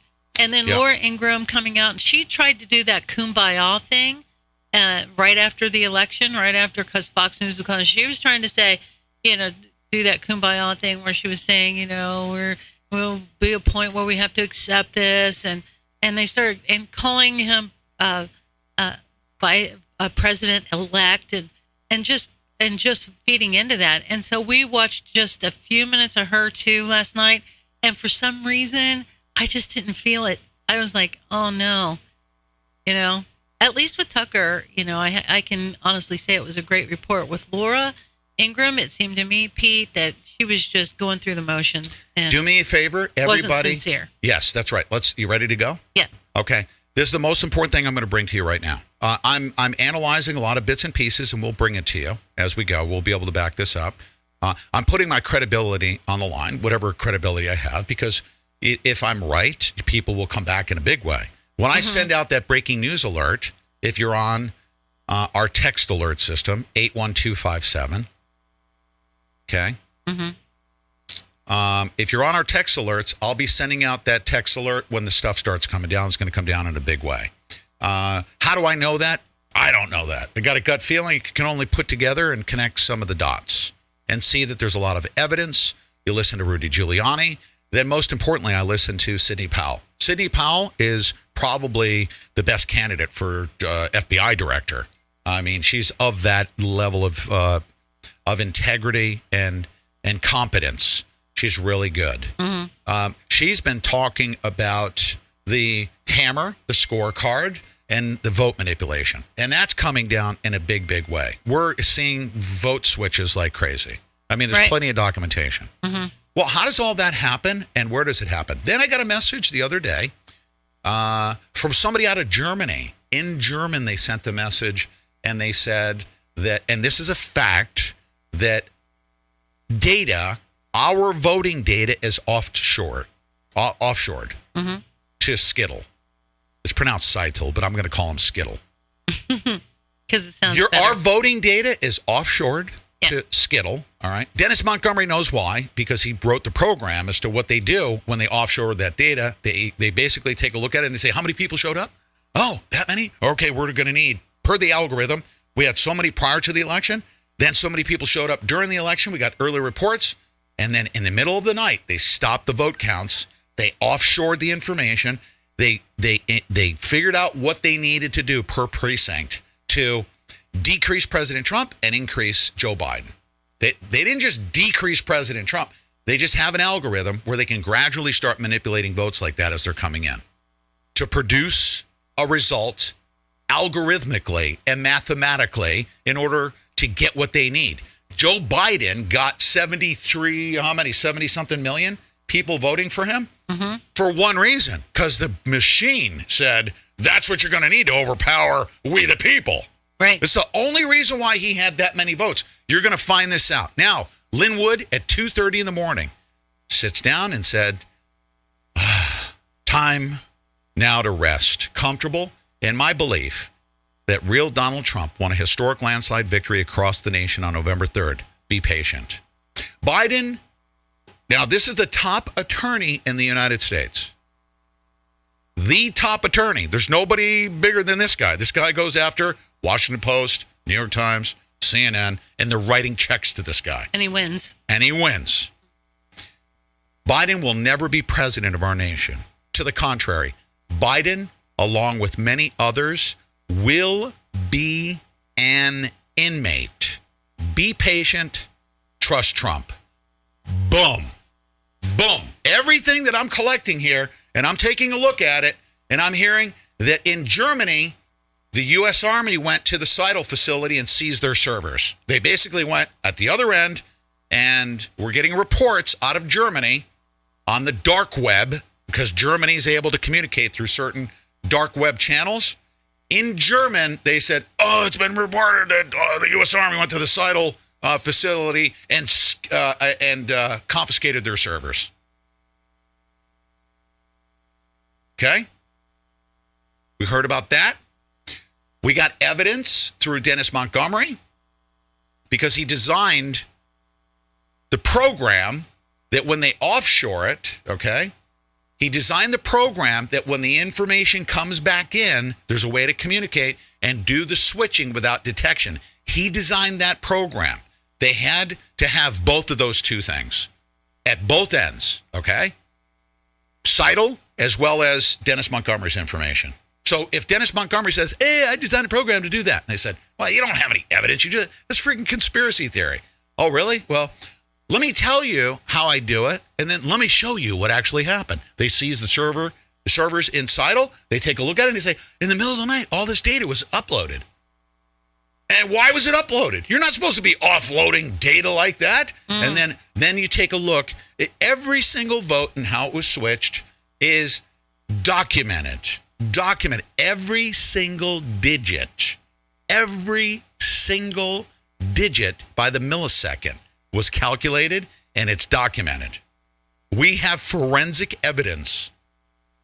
This is above and beyond. Now, they can do audits, right? The way you work your way up to that in legal circles is you can't just say, "I got a conspiracy theory. We need discovery of everything." That's called a fishing expedition. You can't do that. You have to have probable cause in order to be like the police. If they say, "Well, I suspect Pete Santilli's doing bad stuff. We need a search warrant." The judge is going to be like, "Well, what do you mean? What's he doing?" "Well, we just got a feeling." You do? No, the Fourth Amendment requires you need to ask for very specific information. Same thing applies in this realm. Same thing. The police just can't come into your house on a fishing expedition. They have to have a warrant that's written in the Constitution. What are you looking for? I'm looking specifically for a big Tupperware dish filled with cocaine because our undercover narcotics guy sold it to him. And this guy's distributing this stuff. So in the warrant, they say, okay, you can go in there and you can specifically look for the cocaine, okay? You can't go in on a fishing expedition. You're protected by the Constitution. Same rules apply. You can't go into the election board and say, "We think you're doing bad things." Like, be specific. So you have the poll watchers, right? And you got the poll workers, and then there's some anomalies there, all right? And then you document those. There's a process here. And you have a witness that says, "I observed that these people are doing shady stuff with absentee ballots," right? Let's audit those. And then you audit those. And then you start taking a look at the watermarks. Are they legitimate ballots? Are they marked properly? Are you following the procedures? And there's literally a domino effect. There's a cascading domino effect that will take place. The first domino to fall, because they've already been through, it's called pre-canvassing, okay? Pre-canvassing is essentially the equivalent of, let's take a look at all of the ballots to see which way they're going to fall for, for Biden. Let's take a look at those. You do your pre-canvassing, then you do your audits, right?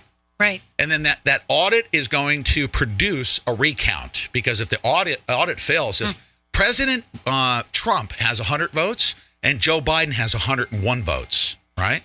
Mm-hmm. And you said he acquired that 101, fraudulently, because there were 50 ballots that were bogus, right? Okay, well then let's take the 201 ballots and let's go through them. Oh, okay. All 100 of Joe Biden's ballots were fake. They were on fake ballots. They weren't even. They had the same signature on, and you start auditing them, right? And then you take a look at how those numbers were reported, okay?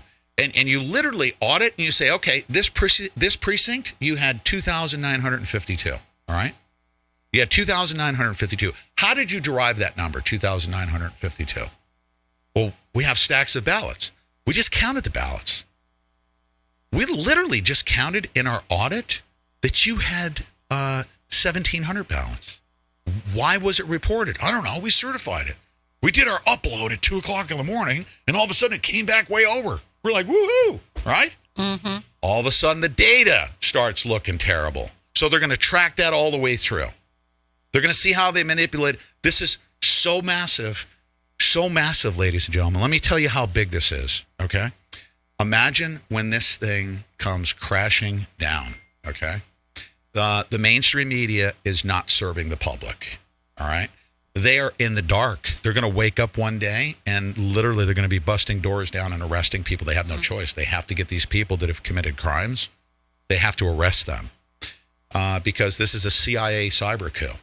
The mainstream media is going to have to do something. What are they going to do? They're going to attack. This is what I'm hearing.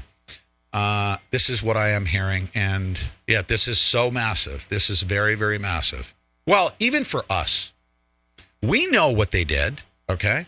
The day that comes when we realize how massive it was, just think, folks, every single politician that's been put in office, that's on the freaking payroll of the deep state, the global elite, all that stuff, and they're doing insider trading and all that. Yep. We're literally a victim of all that. Your vote doesn't count right now. It doesn't matter. The whole electoral process is screwed. The problem that we have right now is there's justification for lying because they're saying that they want to protect the confidence that people have in our electoral system. So they lie, which the media is part of the electoral system. The media is. They're reporting results, and they should be holding people to account if there's anomalies, but they refuse to do that. So they're just flat out lying. They're lying by omission. They're lying by suppression of information. They're done, folks. Now I'm also hearing that the next phase, this is what's going to happen. All right? All right. I don't mean to scare you. Now, I got it from a Google software engineer. What's his name? You know his name? I'm not going to say his name remains nameless because his name is Zach Voorhees. Okay? He has insider contacts. Once this thing busts open, if you are on Google, or you're on Twitter, or you're on Facebook, okay, or you're on YouTube, they're going to kill those. They're going to shut them down. They're not going to be working. You're not going to be able to speak. They have a kill switch to shut that portion of the internet down. And literally billions of people are going to be cut off. If you're hearing my voice right now, you must, number one, get on our text alert system. And number two, you need to set up profiles on alternate platforms. Okay? Why? Because this is what's going to happen. The military can't, if they shut everything down, the military, even if the military went in, if they just unplugged all their servers, to get them back up, it's going to be, it's going to be a nightmare to do that. But the military is going to protect other parts of our infrastructure. This is a major national security event, okay? Silicon Valley is working for China. This is cyber warfare we're talking about here, okay? And I'm not saying this to scare you. I'm saying this to inform you. We must prepare, build contingency plans, get on alternate platforms. There's plenty of them, and they're all listed over there at PeteSantilli.mobi to find our show. Let's go to this first break, and we'll be back to continue the show right after this. I'm hungry. What's to eat? Beans. I'm hungry. What's to eat? Beans again.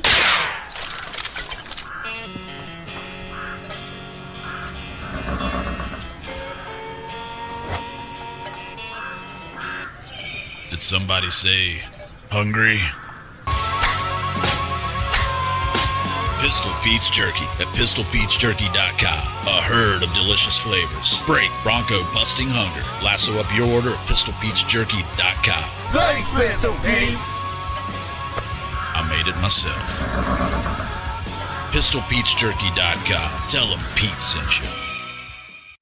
Howdy, gunslingers. Pistol Pete's Jerky is the official beef jerky of the Pete Santilli Show. Go to PistolPetesJerky.com or Click any of the links down below and order your delicious American beef jerky made right here in the United States of America. A strange video from Louisville shows a U-Haul truck unloading riot supplies to protesters, including riot shields, masks, banners, and signs. As things get more tense in this country, it's important to have the ability to protect yourself and your family, which is why I carry the Fighter Flare flashlight. It's a professional-grade, tactical, ultra-bright flashlight. It's solar-powered, so I don't need batteries. It has a USB connector, so I can charge my phone or other devices anywhere. It has other life-saving add-ons, like an emergency strobe light setting, a compass, a wire cutter, and glass-breaking hammer. Plus, it's been recommended by military, law enforcement, and emergency professionals.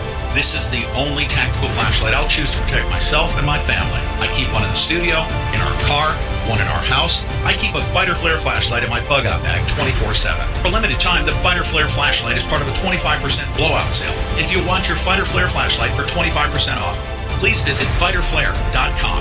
Enter promo code Pete25 or visit the link down below in the description box. That's fighterflare.com. Enter promo code Pete25.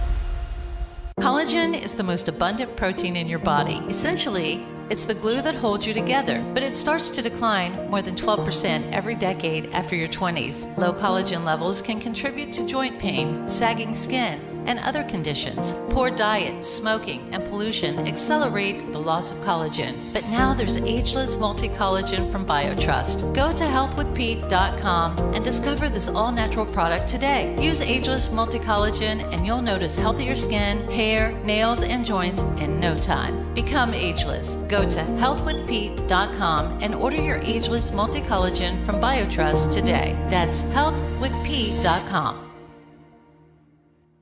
Pete and I recently started taking Ageless Multi-Collagen, and in less than a month, I've seen a huge difference in the health of my skin and my hair when I look in the mirror. Get Ageless Multi-Collagen for 51% off plus free shipping by going to healthwithpete.com or by clicking the link in the video description box below. Our American heroes love getting down and dirty, fighting for our freedoms and safety. My fellow Americans, the Hero Soap Company is a veteran-owned business with quality soaps and scrubs made in America for the benefit of our American heroes.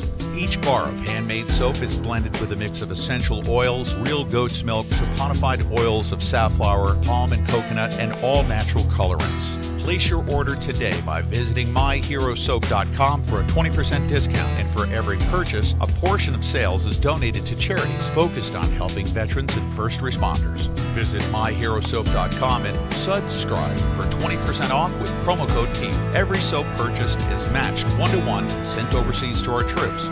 Go to myherosoap.com and order your soaps, scrubs, and even cool Patriot gear. Support our troops. Support our first responders. Support our heroes and let freedom clean by visiting myherosoap.com.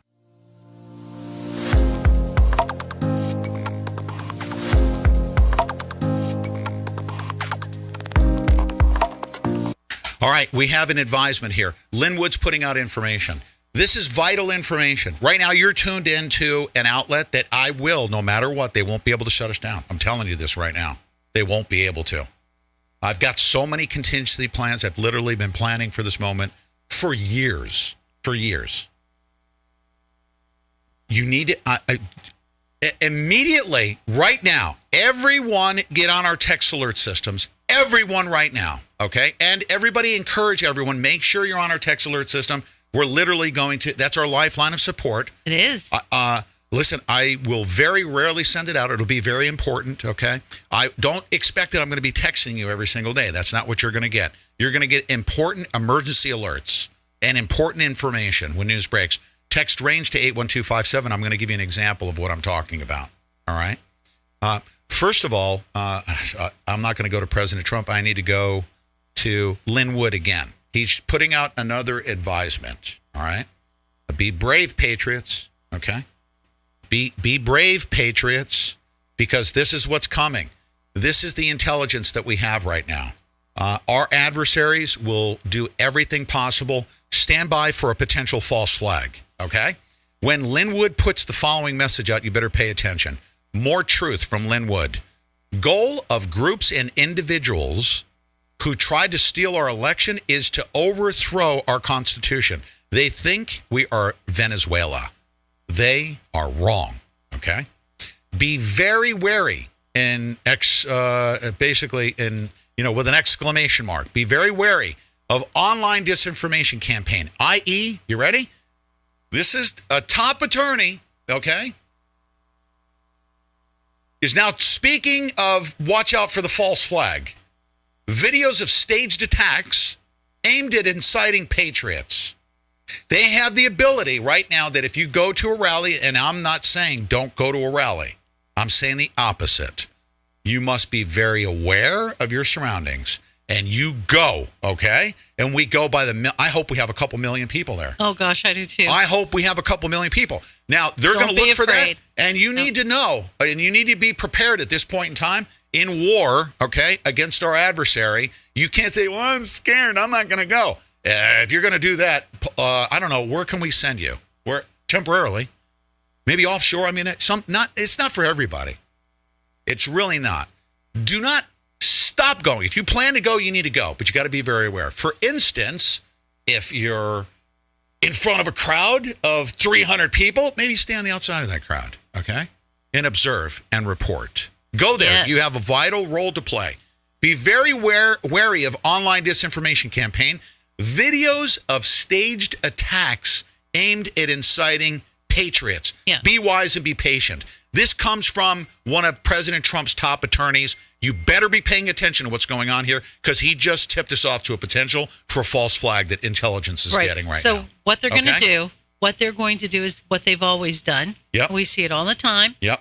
When you have a big rally, they will send in people who are, let's say, maybe not Antifa, but dressed like Antifa. Just saying, right? And they will go into this crowd of people, and they will spot somebody who they think, or a group of people who they think are vulnerable to it, and they will start taunting them. And their cameras will be rolling. They'll start taunting. They'll start throwing things, maybe even pushing them around to get a reaction so they can film the reaction and the person defending themselves so that they can say that it was violent and they want to get the crowd reacting in a violent way. So that's the thing that he's warning everyone about right here. These will be false, and if there is a ruckus, right? If there is violence, it will be intentionally set off. That's what he's saying. Yes, intentionally. Mm-hmm. Get ready for it. They have intelligence that this is coming. They're going to do this. They're going to kill Americans because they want to get it on camera and they want to incite other patriots to come out into the clearing. Why? Because Marxism needs violence because the Marxists want to be able to solve the violence. They're going to create the violence and then go to the podium. And you're going to get Joe Biden, where he goes, the office of the president-elect. Mm-hmm. He wants to go to the podium and says, my fellow Americans, President Trump is a racist and he caused that explosion. No, Joe Biden is CIA and he actually has his black operatives with Hillary Clinton to kill Americans so that they can use it for political purposes so they can maintain power, okay? Be very wise, be very patient. Do not get lured out into the clearing. They need you out there. They need the blood and gore. They need all of that. They're getting ready to go. And then what do? They use IAI technology, influence, right? Mm-hmm. Operations online. They're going to use a video of Floyd being, killed on the pavement and then send that out, make it go viral and get people in the streets within several hours. They're going to take a real scenario, grab the video, and then boom, and incite everybody to go out into the streets. They create these movements. They manufacture each and every one of them. These people think that we're stupid, and we're not. We are, and by the way, you might be listening right now. I told someone today, it's very, very true. Just remember this, okay? The most amount of stress that I have each and every day is I recognize this. There are people that come to our show, and they will. They're going to come in droves, and in the millions. We're going to hit millions. It's going to happen. I've watched this happen before, where it gets ramped up, and then boom, we got 6 million people on our freaking streams. It's going to happen. My biggest stress is that somebody brand new to these topics comes in, and you're going to go through phases. The first time you hear, oh my goodness, what's happening in my country? You're very, very mournful of what's happening in your country. You feel depression. You feel all that. You got to get through that phase. The biggest stress that I have, we have 100 different stages that everybody's in, is I have to be able to cater to all the phases I've already been through. I've been through all 100 of those. You have, Deb, right? Oh, yes. Yeah. Ashley, you've been through. Ashley was involved with the founding of the Tea Party. Literally drinking beers with people like Alex Jones and people in pubs, Luke right? Rudowski. Talking about Luke Rudowski forming the Tea Party. She watched the Tea Party back in the early start, 2000s, be formed, get hijacked, all the way through to what's his name? Eric, whatever his name was. Eric Odom, Jeremy. Who hijacked it. What's his name? Yeah. Oliver. Yeah. And Jeremy Oliver. That's right. That cabal. So just picture this. It's very stressful. Let's relieve some of the stress. Let's take care of the people. Just as long as you understand, if you take a look at the various phases, if you take a look at the circle of mourning, everyone is always in one certain phase. Everybody is. When someone dies, you go through emotional stages of mourning. Everybody goes through it. I've already been through those. Mm-hmm. I was literally depressed. I remember I couldn't even, almost not even function. I'm watching Fox News, eat macaroni with my family, arguing about CNN versus Fox News. And then, after 9/11, after a few years, I found out that there was a cover-up and it was an inside job. And I started listening to Alex Jones and I came to the realization on my own that something very, very bad happened and people died. And I'm like, it took me probably 6 months to get out of that funk that I was in. You got to come out of that quickly. And that's what this show is all about. We get together to help offer support to get people through those stages they must get through. You got to get through it. Do not be depressed. Do not sit there and say, oh my goodness, what are we going to do? Don't feel overwhelmed. You have to get through those phases so that we can productively save each other. Okay? Mm-hmm. We're going to save our country. We are. There is a coup d'etat that is being called for right now. And the media is helping people like, and I'm gonna segue by going to John Brennan. If you tune into this morning show, I played it. I'm going to play it tonight because it goes right along with this right here. Okay, come on, give me a break. You ready? We got the good ship Hindenburg. Okay, Fox News ratings have, and this is you, folks, right? Fox News people left Fox News. Fox News Channel crashed in their ratings on Saturday, coming in a distant third place. All right. Let me tell you what that's the equivalent of. Let's say you invented Fig Newtons. Okay. Is that a Keebler product? No. What is it? I think they're in Nabisco. Huh? Yeah. What are the Keebler? Name a Keebler product. Keebler would be, I don't know. Townhouse crackers. Townhouse crackers. No, that's not. And Keebler you got either. a business, and you developed a great brand, and you got the Keebler elves. You got that brand, and it's recognizable. I mean, your kids walk down. Have you ever walked down the aisle and had your kids just grab stuff off the shelf? And I want the Keebler, blah, blah, blah, right? They're just right. Throwing crap in the freaking cart, right? Yeah. And you literally got it going on. And the sales are just pumping, all right? And then one day you wake up and Paul Ryan says, all right, everybody, we're going to put cyanide in all the freaking cookies. We're going to tell everybody that the Keebler elves are all a bunch of pedophiles, all right? You take that brand and you got billions of dollars in product sales worldwide, and you get somebody like Paul Ryan that goes in there, and the brand and the trust and the instant recognition and throwing that in, you go from billions of dollars in sales to, oh my goodness, we got debt. We've gone negative here. What is that? That's a major crisis. You're literally having to lay off. This is what's happened to Fox News right here. They literally had a trust with their customers. They betrayed that trust. They put cyanide in the cookies, okay? And we found out that the Keebler elves are all a bunch of pedophiles, all right? So what happened? Now they're in crisis right now. They're coming in a distant third place. When have you ever heard that Fox News came in third place to CNN and MSNBC? Yeah, ever? In the beginning, yes. Now, no. I mean, in the past decade, no. Mm-mm. They've always outdone Fox. I mean, always outdone CNN, MSNBC. They've always outdone them.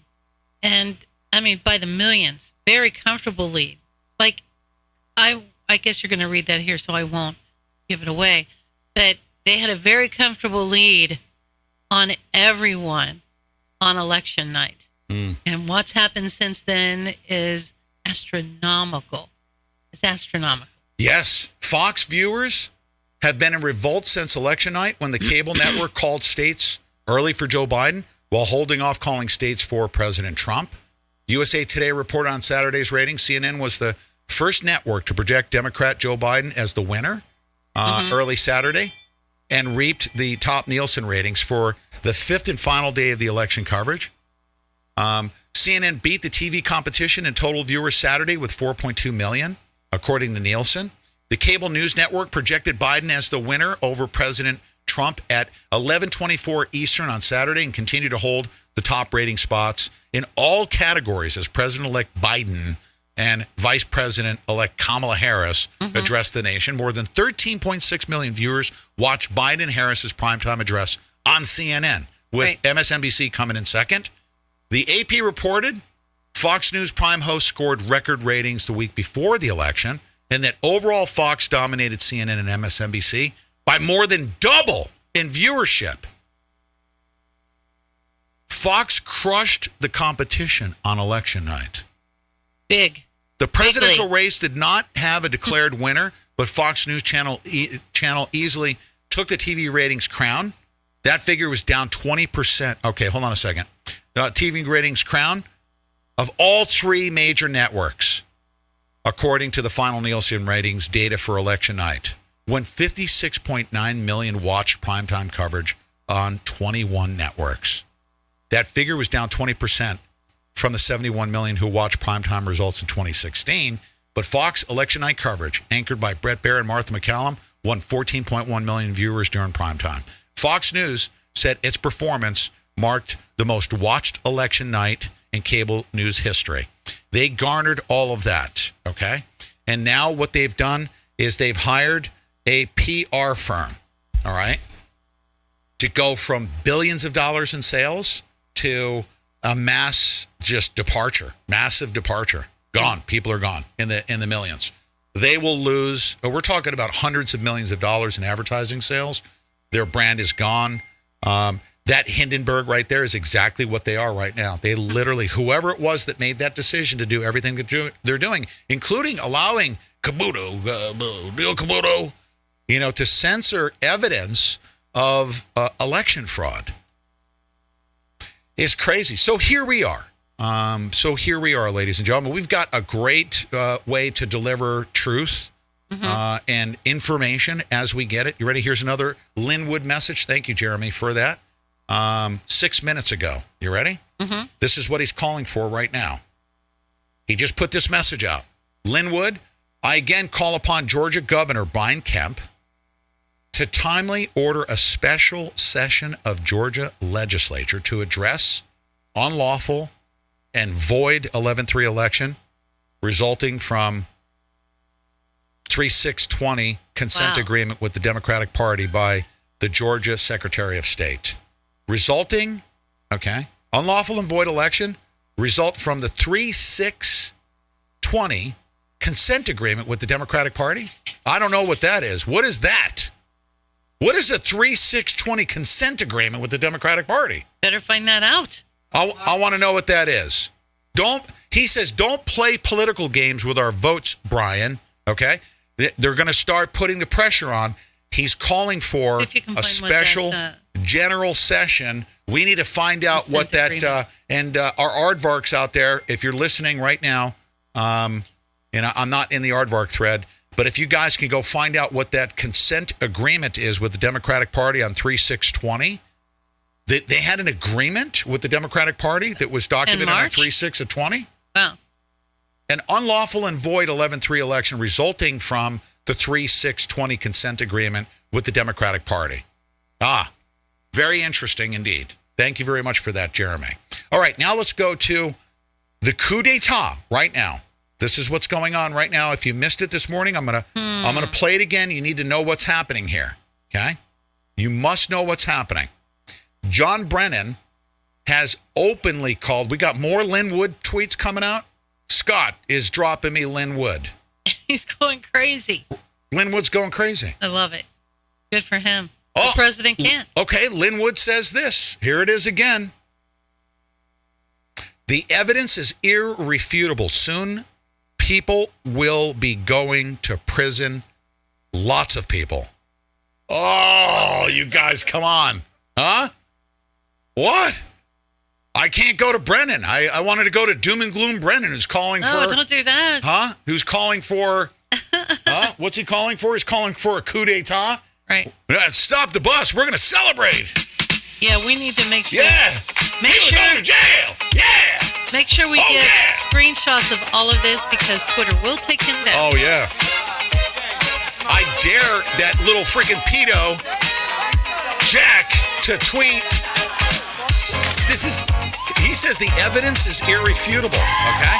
I dare Jack to go in there and say, we had sources to dispute that. I dare him to do that. He was going to sue their you-know-what's off, okay? Yeah. He'll sue him, wouldn't he? Huh? Go ahead. Go ahead, Jack. Put your thing there. He says the evidence is irrefutable. If Jack puts his little disclaimer on there, guess what Lynn Wood is going to do? Lynn Wood is now trolling Silicon Valley, okay? And he's going to sue them for like $800 trillion. That's why they haven't taken him down yet, I bet. Oh, yeah. Because they're like, shit. Hold on a second. Hey. Yeah. What do we do? Yeah, some little... Well, here, you want me to tell you what it's... Jack's off making the good you want me to tell you what pasta and nobody can reach him. You guys don't make fun of me because I do gay guys like pretty good. But it has nothing to do with my... I'm not gay. I'm not even close, right? But I can do gay guys. Your gay disclaimer guy on Veterans Day. Huh?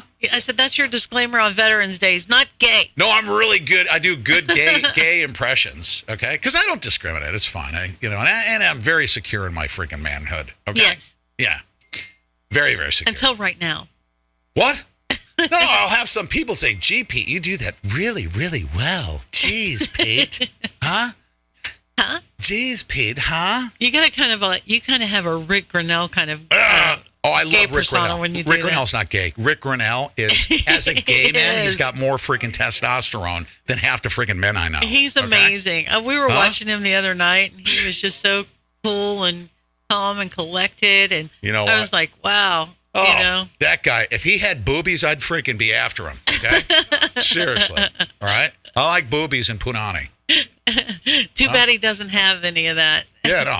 I freaking like that guy. Okay? No, I mean, what a great role model for the gay community, though, to have somebody that strong. And Rick Grinnell, seriously. I mean, all he'd have to do is just, like, put a set of boobies on. All right, man. I freaking love you.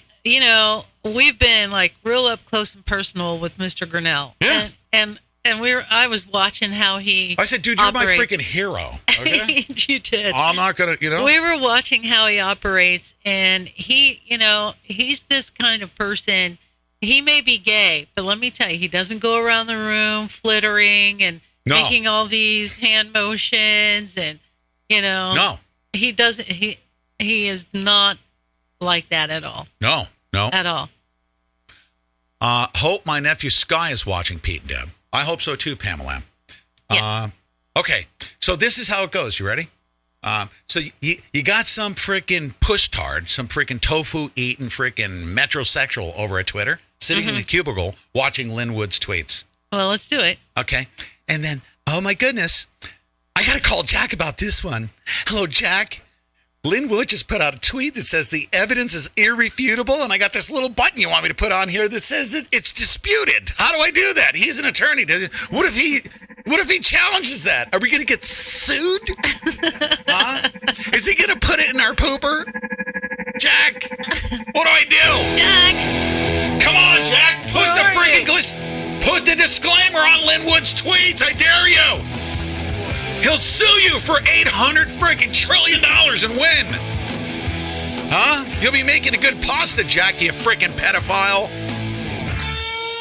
And by the way, ladies and gentlemen, there's nothing they can do to take us down. I prepared for this moment so I can tell the truth.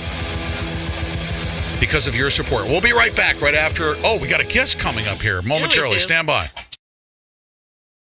A strange video from Louisville shows a U-Haul truck unloading riot supplies to protesters, including riot shields, masks, banners, and signs. As things get more tense in this country, it's important to have the ability to protect yourself and your family, which is why I carry the Fighter Flare flashlight. It's a professional-grade, tactical, ultra-bright flashlight. It's solar-powered, so I don't need batteries. It has a USB connector, so I can charge my phone or other devices anywhere. It has other life-saving add-ons, like an emergency strobe light setting, a compass, a wire cutter, and glass-breaking hammer. Plus, it's been recommended by military, law enforcement, and emergency professionals. This is the only tactical flashlight I'll choose to protect myself and my family. I keep one in the studio, in our car, one in our house. I keep a Fighter Flare flashlight in my bug-out bag 24/7. For a limited time, the Fighter Flare flashlight is part of a 25% blowout sale. If you want your Fighter Flare flashlight for 25% off, please visit fighterflare.com. Enter promo code P25 or visit the link down below in the description box. That's fighterflare.com. Enter promo code P25. Collagen is the most abundant protein in your body. Essentially, it's the glue that holds you together, but it starts to decline more than 12% every decade after your 20s. Low collagen levels can contribute to joint pain, sagging skin, and other conditions. Poor diet, smoking, and pollution accelerate the loss of collagen. But now there's Ageless Multi-Collagen from BioTrust. Go to healthwithpete.com and discover this all-natural product today. Use Ageless Multi-Collagen and you'll notice healthier skin, hair, nails, and joints in no time. Become ageless. Go to healthwithpete.com and order your Ageless Multi-Collagen from BioTrust today. That's healthwithpete.com. Pete and I recently started taking Ageless Multi-Collagen, and in less than a month, I've seen a huge difference in the health of my skin and my hair when I look in the mirror. Get Ageless Multi-Collagen for 51% off plus free shipping by going to healthwithpete.com or by clicking the link in the video description box below. Was your local vape shop shut down? Are you tired of vaping websites that promote rock-bottom prices but can't deliver the goods? Then visit ShopSunnies.com today. ShopSunnies.com has everything you need to hit the sweet spot every time. With fast and reliable delivery, ShopSunnies.com will have your all-day vape in your hands in no time. At ShopSunnies.com, they deal in only top-quality products like Alt Zero, Juice Head, and more. No cheap Chinese stuff here. Rated one of the top websites in 2020. ShopSunnies.com has a hassle-free return policy and is one of the only vaping websites that stands by their products 100%. Sign up for their newsletter and receive 10% off your first purchase. Your next vapegasm is only a click away at ShopSunnies.com. That's ShopSunnies.com. Our American heroes love getting down and dirty, fighting for our freedoms and safety. My fellow Americans, the Hero Soap Company is a veteran-owned business with quality soaps and scrubs made in America for the benefit of our American heroes. Each bar of handmade soap is blended with a mix of essential oils, real goat's milk, saponified oils of safflower, palm and coconut, and all natural colorants. Place your order today by visiting myherosoap.com for a 20% discount. And for every purchase, a portion of sales is donated to charities focused on helping veterans and first responders. Visit myherosoap.com and subscribe for 20% off with promo code P. Every soap purchased is matched 1-to-1 and sent overseas to our troops. Go to myherosoap.com and order your soaps, scrubs, and even cool Patriot gear. Support our troops. Support our first responders. Support our heroes and let freedom clean by visiting myherosoap.com.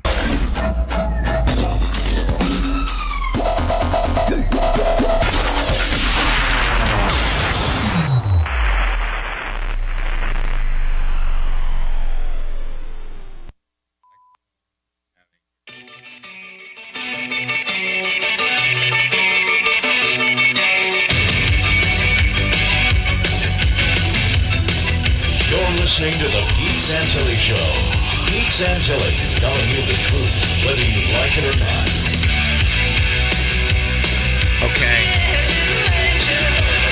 I was so happy to hear that Alex Newman was going to be coming on right now. If you're a regular listener of the Pete Santilli Show, we have him come on once a month. Now we've gotten to the point to where the world changes like every 3 days. So maybe we need to bring him on a little bit more frequently. But Alex Newman is an international correspondent. I could go through his bona fides, his CV. I mean, he is one of the most reputable investigative journalist, as a correspondent for The New American and many other publications. And I'm going to actually, in the essence of time here, we have a lot to talk about. And I know that there's a lot of anxiety. First, what we're going to do, I want to set the stage here. And Alex and I always have great conversations. Let's talk about the magnitude of what we're about to, to see unravel here. And it will be unraveled, first and foremost. And then secondly, on the other side of this thing, there's a lot of hope. I mean, we now have a president who hopefully has built an infrastructure to be able to right what has been done wrong. If President Trump had won on election night, we would never know about what we're about to find out. So I want to make sure that we end on a very, very positive note. But Alex, welcome back, sir. It's great to be with you. Thank you so much for having me, Pete. Don't you agree? If he won, we would never be able to expose the truth about what they did. And I think you're seeing it very clearly, aren't you? You're right.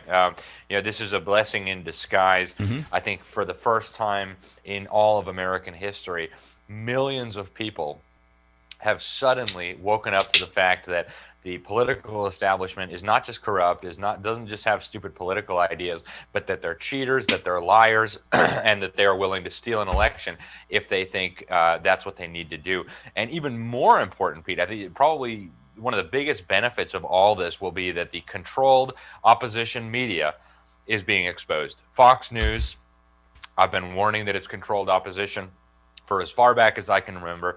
Some of the leaders are members of the Council on Foreign Relations. News Corporation used to be a corporate member of the Council on Foreign Relations. It seems they only recently dropped out because people were drawing attention to it.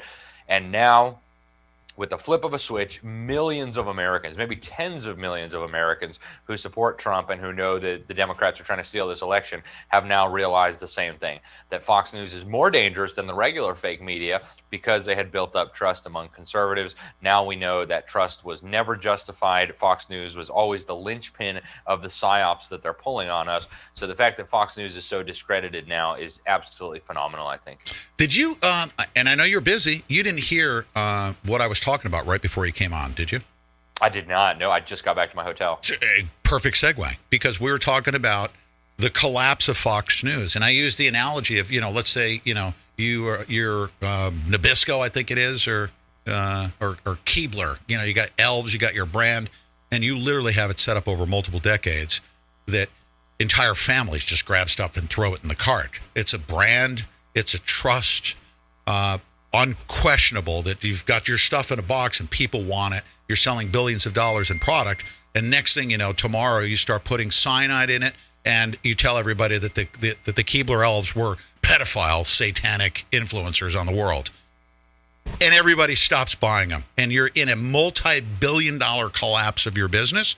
They're now, right now, is this not true? Fox News is in full-blown collapse right now. Millions of people have left. They hired a PR firm, a crisis management firm. I don't know if you know this. And that's what we were talking about before you came on. It's been told by some journalists out there. They hired a crisis management firm and a PR firm to turn the ship around because of the massive exodus. Well, what does that mean? That means that we, the people, are wide awake. We're wide awake. We are not tolerant of that stuff. Within a matter of hours, there was a mass gravitation away from that, wasn't there?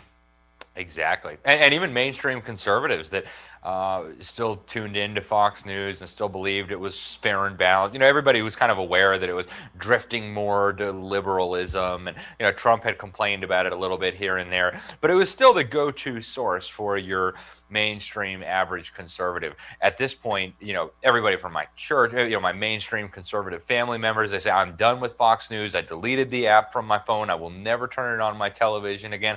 Some of them are going to Newsmax. Some of them are going to One America News. Some of them are just not watching television anymore, which is probably the best thing a person could do. But this is an incredibly exciting time. It's an exciting time, yeah.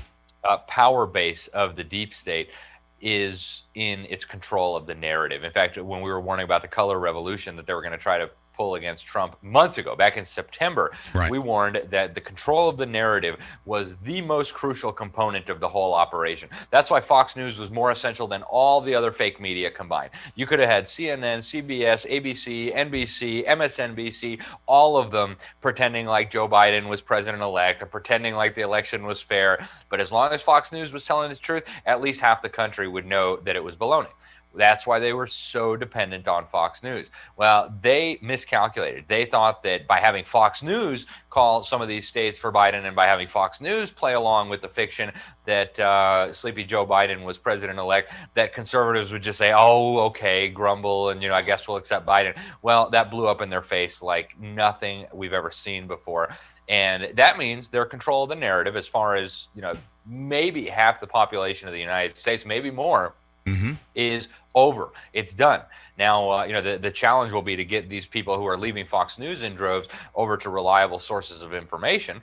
And you can bet that the establishment has, propped up their fake alternative media outlets, but they've lost control of the narrative now. And all the censoring on Twitter and Facebook in the world is not going to reverse the damage that they've done to their propaganda machine. There's nothing they can do to reverse. Even if Fox News were to come out now and say, "Oh my goodness, we're sorry. President Biden, Trump is still president. Biden was trying to steal the election," people aren't going to believe them anymore. It's done. It's over. So praise God for that. It's over. Praise God for that. It's an exciting time.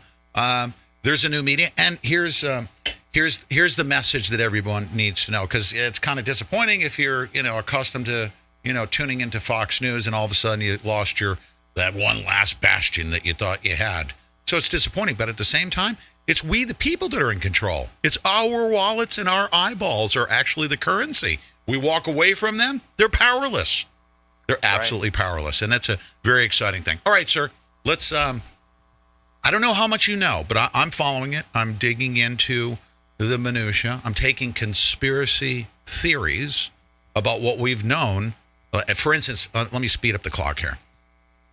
I went to, when I wanted to find out about the voting machines, I went to the political opposition. I went to David Pakman's show when he was trying to expose how the voting machines were rigged by George Bush and Mitt Romney and all the money. Because where do you go? They spent millions of dollars in oppositional research.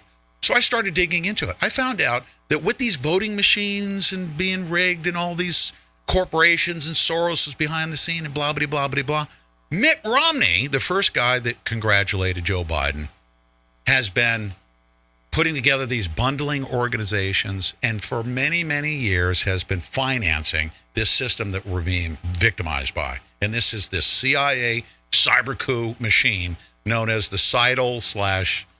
Smartmatic. You know about Smartmatic? Oh, absolutely. I knew you would. Venezuela.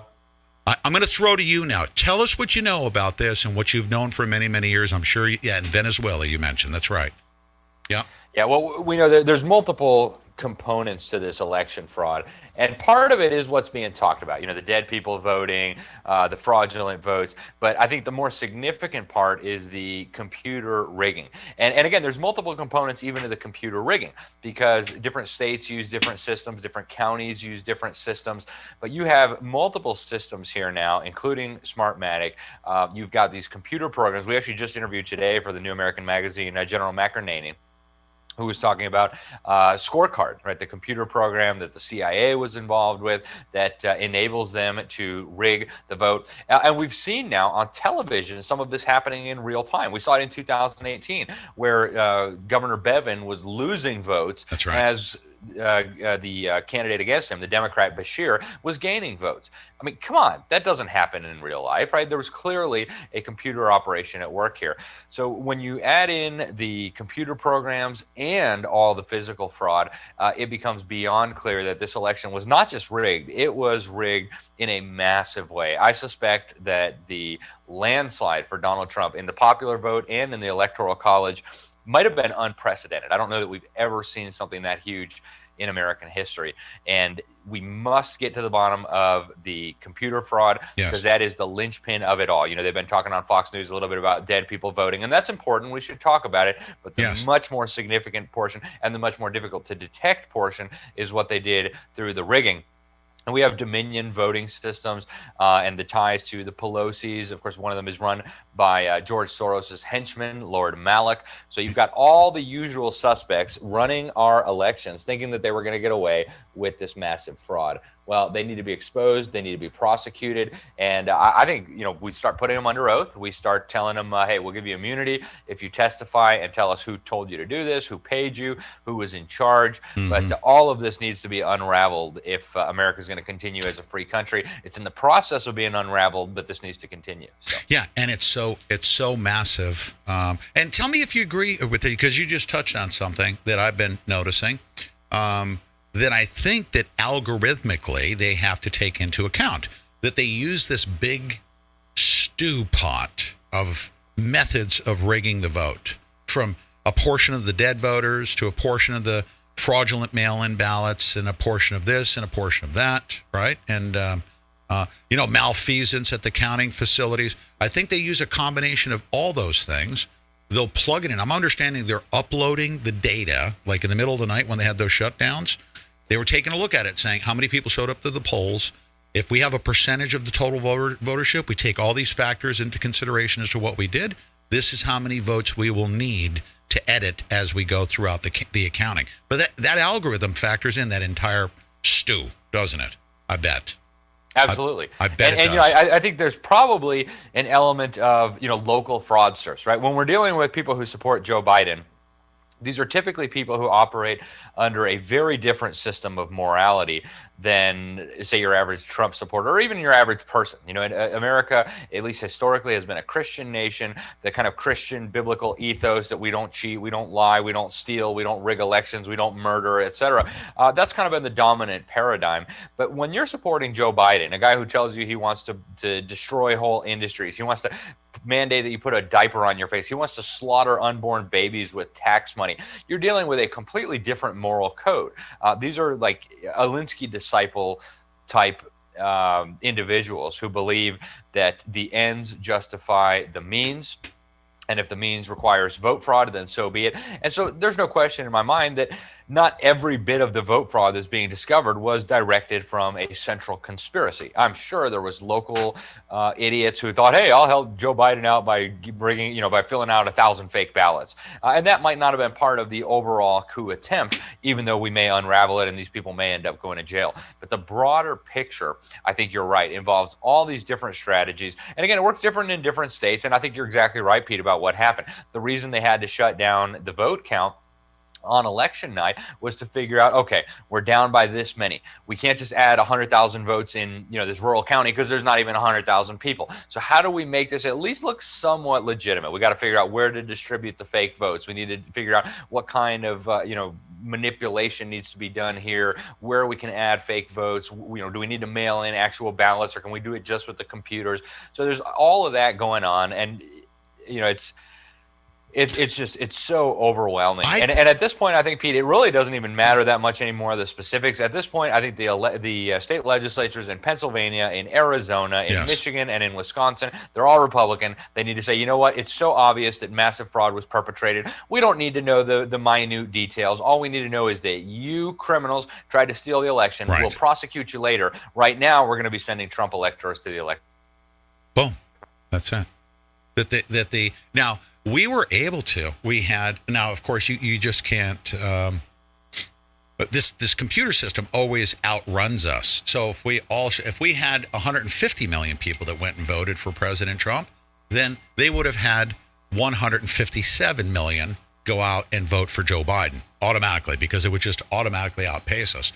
But what's beautiful about that is we have how many jurisdictions right now where it is mathematically impossible to have that high of a turnout at 88% in certain jurisdictions, or have 102%, turnout, right?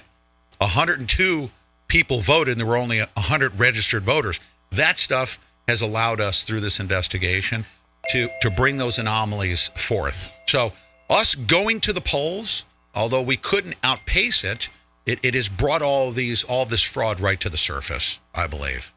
That's right. Yes. And it was obvious that this was coming. I mean, the reason the fake media was promoting these ridiculous fake polls, oh, Biden's ahead by 15 points. I mean, anybody with two brain cells to rub together and two eyes to see would have looked at that and said, this is ridiculous. It's not actually even possible. A Biden rally is getting, maybe 12 people, and you got to figure probably 10 of them are staffers and security. And meanwhile, there's 2,000 Trump supporters outside waving Trump flags, screaming about how sleepy Joe Biden is never going to be president. Anybody with even an iota of common sense knew that there was no chance Biden could have won this legitimately. Absolutely none. And so all you had to do was put together the two components. There's no support for Joe Biden. There's massive support for Trump. And on the other hand, the fake media is telling us that Biden is ahead in the polls and all the rest of it. It was so obvious that they were going to do this. I could have told you the outcome before it even happened. In fact, I did. I went on countless radio shows. I did articles. We exposed all of this before it happened. Now we're watching it play out.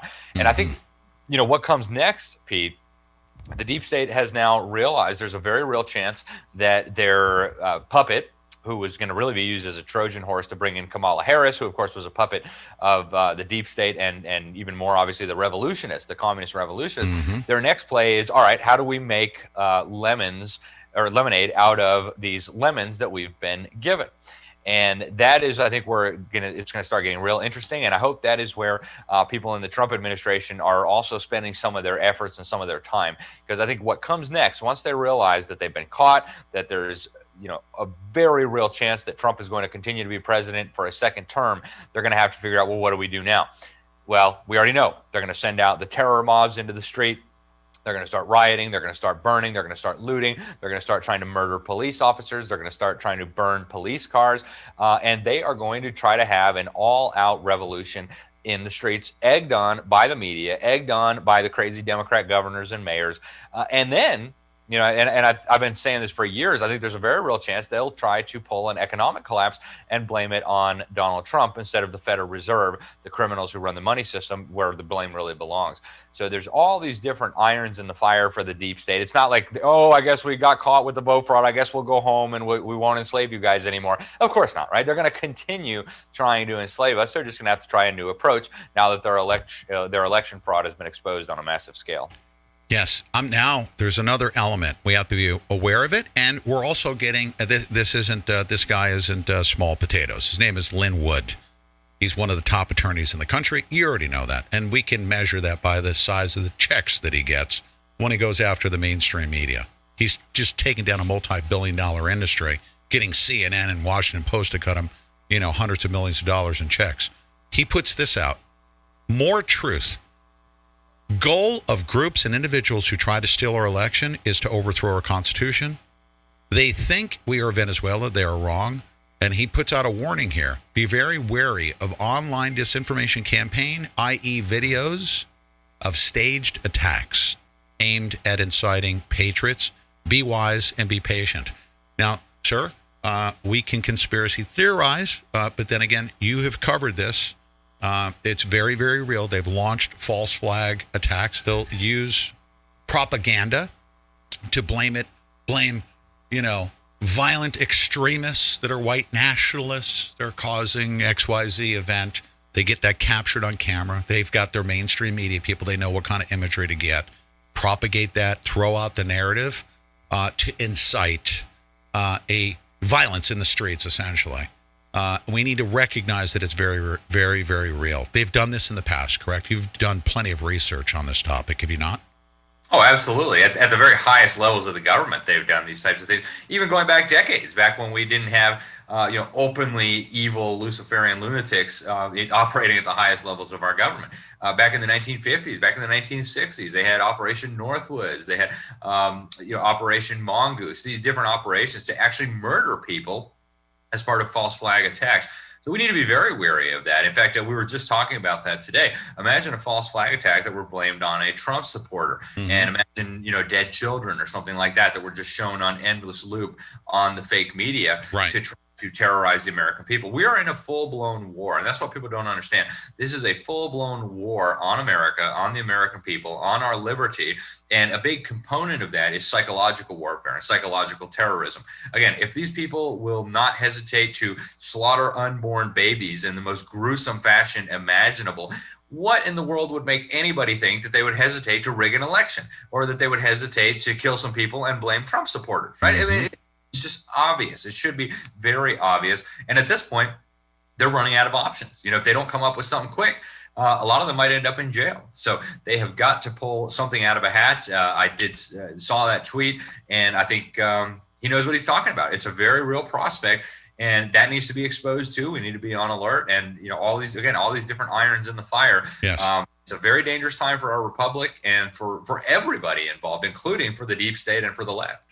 Now, I'm being told that our YouTube channel. Hold on one second, okay? Somebody's telling me, and I've heard this from multiple people. You know, censorship is huge, and I normally wouldn't interrupt an interview like this. Can somebody verify that we're still streaming out on YouTube? Because at any given moment, I was having trouble. You were having trouble? Because I'm looking at it at my end that we're okay. And that's another thing that we need to talk about. Is they're going to do the equivalent of a kill switch? And I've actually watched them because I was involved way back when.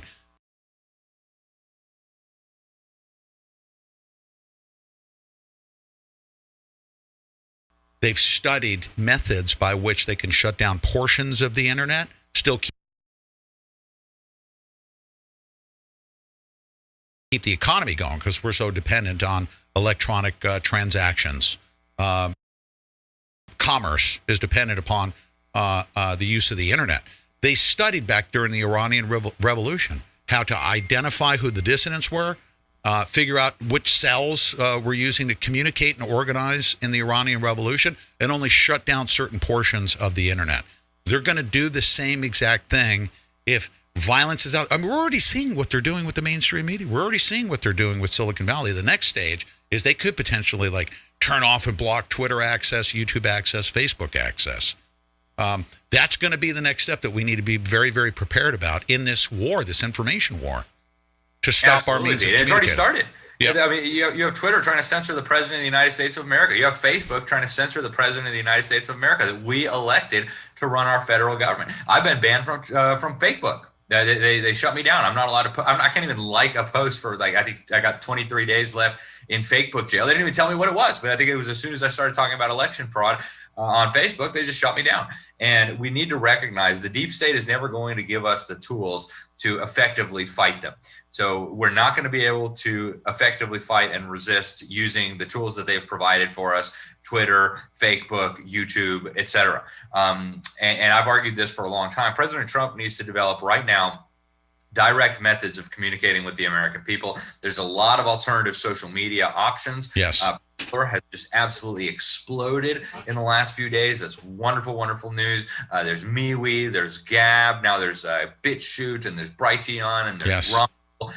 All these different platforms I think are going to become increasingly important as the deep state tries to shut down the other alternatives. But there's also, there needs to be a realization that we have to be able to use old school methods as well. That's one of the reasons why the New American has not joined so many other publications and saying we're just going digital. We're going to stop printing our print publication. We will not do that. Why? Because we don't want to have to depend on the architecture of the internet, much of which is now under the control and jurisdiction of the United Nations. We don't want to have to depend on the tyrants in Silicon Valley, the totalitarians who run Twitter and Facebook and Google and YouTube to be able to get information out. Yes. We've been getting information out for many decades, bypassing the fake media to keep American people free. We will continue to do that, even if they try to shut down online communication. And they may well do that. I mean, I guess I shouldn't say they may well. They've already started doing that. It's gotten more and more intense as the weeks and months have gone on. And I think you're exactly right, Pete. I think there's a real problem. We were, again, just talking about this today. We were strategizing. We said, what if tomorrow every one of the primary social media outlets became inaccessible to patriots, to Trump supporters, to Christians, to people who love America? It's something that everybody ought to be considering. It's something that we all should have started considering months or even years ago. And one of the best ways to defeat it is to make sure you have local networks for communication, that you have local networks of activists, that you have access to print publications that can help you get the information out, that people have websites that they can go to rather than having to rely on Google or Facebook or YouTube or Twitter to get information. Make sure you know places where you can go to get reliable information. NewAmerican.com is one. My personal website, libertysentinel.org, is one. The Epoch Times, which I write for, is a very good publication with reliable information. There's a lot of options out there, but people need to know where to find them in case things go dark. So. Yeah, and I don't know if you know about the significance, and I found this out through Chris Kitsy, who's done a lot of work, and he understands the Falun Gong, the Chinese dissidents, essentially they're patriots from China, essentially founded the Epoch Times. They're like constitutionalists, free speech people. That's what the Epoch Times is. Are you aware that the leader of the Falun Gong movement has recently put out a message, and are you aware of that? No, I didn't see that. This is a significant thing. I was told this today by Chris Kitsy, who understands how significant it is, because his role is to speak to the practitioners, and he doesn't speak generally to the general public about stuff that they're just not going to understand about what the Falun Gong are all about. But he just recently put out a message, and it was a significant event. Because he said, essentially the forces of evil are at work. In so many words, what he said, it was a very impactful message. But he's never sent out a public message like that because he only communicates with the Falun Gong. The Falun Gong and those Chinese, they know exactly what we're going through right now because they've been through this incrementally over the past several decades. Isn't that true? That's exactly right. And they've been demonized. They've been surveilled. They've been put into re-education camps, concentration camps. They have endured some extreme tyranny. Many of their friends and compatriots, they've literally had their organs harvested by communist Chinese butchers, masquerading as doctors. It's serious. I've been covering this sort of stuff for a decade now, at least. And, it's very real. And I think when people try to understand what do they mean by New World Order, by the liberal world order, by the global governance that they're pushing, if you really want to understand what it's going to look like, communist China is probably the closest thing to a model that they're pursuing for the global system that they're trying to build. It is totalitarian, but they try to not use the overt terror unless it's absolutely necessary. They prefer things like the social credit score, where the slaves will keep themselves in line without actually having to, take the fist out of the velvet glove and start smashing people. So, yeah, and I mentioned that because we'll end on this note. And I take it you're traveling, and I really appreciate you taking the time out, Alex. I really do. This is an important time. Thank you, Pete. Yes, I am. I'm traveling at the moment. God willing, I'll be home back in Florida next week. So. By the way, just to let you know, our viewership on the Range Broadcasting, as you can imagine, during times like this, as they always have over the years, major news stories, our viewership just explodes. So there's a lot of people, but we're going to call upon you when events warrant. If you've got time on your schedule, we'll put together segments. We'll definitely bring you on. The Chinese are behind this. We don't have enough time to go into the various layers, but this is also a battle that's going on. It's this big stew that's happening. We are at war with China right now. Don't you agree? Absolutely. They said it. It's a people's war. Yes. So they've authorized everything short of actual shooting, actual invasion. And that may come next. If they can stir up enough turmoil, weaken the United States to the point where they think they can get away with an invasion. They don't care about losing 3 million men. What, they got another 5 million men waiting in the wings. Yeah. So, it's a very dangerous time. They're involved with Black Lives Matter. They're involved in propaganda. They're involved in psychological politics, right? Involved in biowarfare. The communist Chinese, it's a tool. The communist Chinese regime is a tool of the deep state. It has been since the deep state helped Chairman Mao enslave that great nation. Yes, and of course, thankfully, they weren't able to pull this off before they got all of our guns, because just as Lynn Wood said, we are not Venezuela, right? We are not Venezuela. And by the way, the Second Amendment that I referred to is that, it has prevented other countries from invading us and tyrants from taking us over. So it's ultimately brought us peace. That's right. Yes. And we're in a powerful position here. As a very strong, determined, freedom-seeking, God-loving group of patriots, We're going to get through this thing. Alex Newman, thenewamerican.com. Any other places where you want people to go to find you other than Facebook? Yeah, my personal website is libertysentinel.org, and now I'm on Parler and in other places. You can look up Liberty Sentinel and also thenewamerican.com. Are you on Parler like crazy right now? I am, yep. Okay. It's Alex Newman, and then Liberty Sentinel has an account as well. Liberty Sentinel as well. Okay, we'll be following your stuff. Thank you, Alex, hey, God bless America, sir. Yep. Thank you, sir. God bless you, and God bless America. Yes, thank you. Bye-bye. Was your local vape shop shut down? Are you tired of vaping websites that promote rock-bottom prices but can't deliver the goods? Then visit ShopSunnies.com today. ShopSunnies.com has everything you need to hit the sweet spot every time. With fast and reliable delivery, ShopSunnies.com will have your all-day vape in your hands in no time. At ShopSunnies.com, they deal in only top-quality products like Alt Zero, Juice Head, and more. No cheap Chinese stuff here. Rated one of the top websites in 2020. ShopSunnies.com has a hassle-free return policy and is one of the only vaping websites that stands by their products 100%. Sign up for their newsletter and receive 10% off your first purchase. Your next vapegasm is only a click away at ShopSunnies.com. That's ShopSunnies.com. A strange video from Louisville shows a U-Haul truck unloading riot supplies to protesters, including riot shields, masks, banners, and signs. As things get more tense in this country, it's important to have the ability to protect yourself and your family, which is why I carry the Fighter Flare flashlight. It's a professional-grade, tactical, ultra-bright flashlight. It's solar-powered, so I don't need batteries. It has a USB connector, so I can charge my phone or other devices anywhere. It has other life-saving add-ons, like an emergency strobe light setting, a compass, a wire cutter, and glass-breaking hammer. Plus, it's been recommended by military, law enforcement, and emergency professionals. This is the only tactical flashlight I'll choose to protect myself and my family. I keep one in the studio, in our car, one in our house. I keep a Fighter Flare flashlight in my bug-out bag 24/7. For a limited time, the Fighter Flare flashlight is part of a 25% blowout sale. If you want your Fighter Flare flashlight for 25% off, please visit fighterflare.com. Enter promo code Pete25 or visit the link down below in the description box. That's fighterflare.com. Enter promo code Pete25. Our American heroes love getting down and dirty, fighting for our freedoms and safety. My fellow Americans, the Hero Soap Company is a veteran-owned business with quality soaps and scrubs made in America for the benefit of our American heroes. Each bar of handmade soap is blended with a mix of essential oils, real goat's milk, saponified oils of safflower, palm and coconut, and all natural colorants. Place your order today by visiting myherosoap.com for a 20% discount. And for every purchase, a portion of sales is donated to charities focused on helping veterans and first responders. Visit myherosoap.com and subscribe for 20% off with promo code Pete. Every soap purchased is matched 1-to-1 and sent overseas to our troops. Go to myherosoap.com and order your soaps, scrubs, and even cool Patriot gear. Support our troops.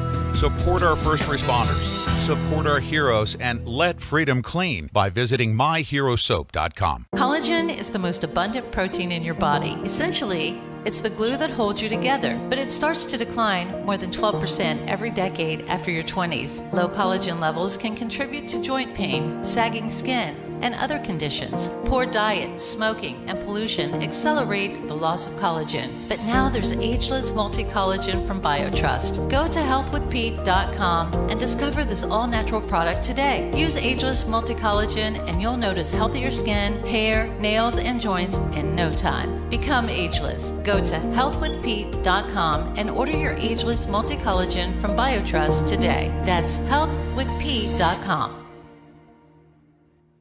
Pete and I recently started taking Ageless Multi-Collagen, and in less than a month, I've seen a huge difference in the health of my skin and my hair when I look in the mirror. Get Ageless Multi-Collagen for 51% off plus free shipping by going to healthwithpete.com or by clicking the link in the video description box below.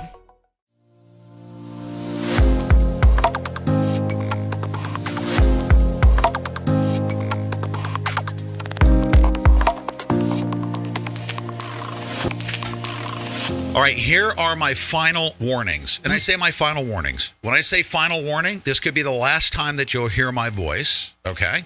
And then you just need to respond accordingly when this happens. Now, I've already watched them. I've got a lot of experience with this. Trust me on this one. The Iranian Revolution, okay? They literally, they didn't know how to shut down the internet, okay, without shutting down the whole internet. And by doing that, what that does is that cuts off business, commerce, banks, all that stuff. It's very dangerous to do that for the people that rely upon you going to get gas. They need you buying gas, filling up your gas tank, and they're making money. You keep those electronic lines of communication open for commerce. You keep the banks going. They can still continue to buy bullets to come and shoot you, okay? They have to keep those lines open. Do you understand that? They need to sell you gas. They need to be able to have you getting groceries. They have to do that because they need to buy as many bullets as they can so they can come and kill you. And then what they do is they'll study you and they'll say, oh, look at these deplorables over here. We're going to disconnect them. It'll get to the point now where they can't control us, like right now. Right now, we're all scattered like a bunch of cats, and they're trying to figure it out. We've got multiple YouTube channels. We got multiple Twitter accounts. We're spread out, and this is what they're going to do, and this is your final warning right now. Final warning. Get onto our text alert system because this is what's going to happen, okay? I'm going to tell you. And I opened up the show today when I said that Zach Voorhees is getting notification. This is what they'll do. They will shut down YouTube, Twitter, and Facebook. Boom. Now what? Where do you go? I can't find Pete on Twitter. Oh, my goodness, I'm disconnected here. They're going to go to that level, okay? They're going to shut that down, and people are going to be, and they're in control, okay? All they had to do is just shut down YouTube, Twitter, and Facebook, right? And then a bunch of people are still out there on those other platforms, and they've got the internet going. They didn't shut down the entire internet. They just shut down your communications tools, and then your cable box is working fine, and CNN is speaking to you, and they're going to script the narrative, but they'll still be able to make money. This is what I need you to do. I need you to get on our text alert system right now. Text range to 81257. This is what I'll be able to do. Let's say, for instance, they shut off DLive, eVault, YouTube, right? Twitch, Twitter. They shut everything off. Guess what I'll do? I have contingency plans, folks. I have the ability to send out a message. The text alert system is secure. It's the same one that President Trump uses, okay? I got this from Brad Parscale, all right? I've spoken to the people at the company. They're not going to turn us off, all right? And they have means if they get attacked, they can actually, they can withstand that. I'll send out a message, and I'll send you a telephone number, and I'll be able to do an audio broadcast as to what's going on, okay? So I could literally, if we had all of our video channels shut down, I could, actually on eVault, I could probably still broadcast on eVault. But the bottom line is I will always be able to communicate with you. There's only going to be one way that will happen, and that is you need to be on our text alert system. And do so right now as if your life depends on it, okay? This is your final warning. And when new people come in, you tell them to get on the text alert system. Because if they turn off the whole freaking internet, again, I'm going to overemphasize this point, I can still broadcast, okay? Mm-hmm. I can still broadcast. Even if they came here and cut our cable, okay, our fiber cable, I can still broadcast. I have an emergency backup to a backup to a backup. It may take me, I may not be there right at 9 a.m., okay? But I'll be able to transmit so that you guys know what's going on. So the equivalent of shortwave radio, okay? The modern day equivalent of that. I've got those means to do that. And you guys are signing up for it. It's about time you guys figure out that we're at freaking war right now and you're about to be cut off. All right. Now, Deb? Yes? If there's problems, everyone just go with the flow. We're at war. If YouTube goes down, everybody go over to DLive. Maybe it's down for some people, and it will. They're going to do this. They're going to do this incremental thing to you. It'll only happen in certain areas. Mr. Senator. Mr. Senator. Tori's now on DLive. That's right. Yes. Absolutely drop Tori's information. I don't normally allow that. This is an important time. We can't be cut away from people like Tori. Okay. Mm-hmm. Uh-oh. Glitchy bad, all wheels, all videos. That's funny. You're giving me that. I'm not even going to mention that. Okay. I've got a couple of. Thank you, Jeremy. Check YouTube. It is not working right, and that comes from one of my favorite trolls. I know who that is, by the way. But he would know if there's problems with the internet. Yeah, they're saying this is a global thing. That of course somebody has the down detector or whatever that is showing globally. I was I was down for your whole Alex Newman segment. I shut everything down. I cleaned. I cleaned up my computers. I did all that stuff. And I have an update. It still would not work. I have an update. It finally came up by itself. I have an update. You ready? Yeah. Breaking 911 reports YouTube suffering massive outages, causes unknown. This is what they're getting ready to do. They're going to cut us off, and then they're going to kill us. Okay? I'm going to tell you that right now. They're going to cut us off, and then they're going to kill us. They're going to whack YouTube. Okay? They'll whack YouTube, Twitter, and then Facebook all together. Oh, my goodness. You know, and then they're going to say, oh, the leftist President Trump shut down. Listen, we have cyber warfare going on. Let me tell you how big the cyber warfare is and how well positioned we are. President Trump took cybersecurity to space with Space Force. Okay? He controls all the satellites and everything. They can have fun with your little fiber cables. President Trump will be able to have the military go in, hook into their systems, right? Bypass YouTube, Twitter, and take back control. The military can do that within a matter of days. Okay? We have an infrastructure in place. President Trump's in charge. God wins. So everybody stand steadfastly together, folks. That's exactly right. Everybody stand together. We're going to be fine through this. All right? And expect the unexpected. Absolutely expect the unexpected, like this. Now, I'm going to give a warning right now. And I'm also going to tell the censorers over at the Silicon Valley platforms, this is a newsworthy item, all right? Everybody right now needs to know that if you don't like violent stuff or bloody stuff, this is a newsworthy item.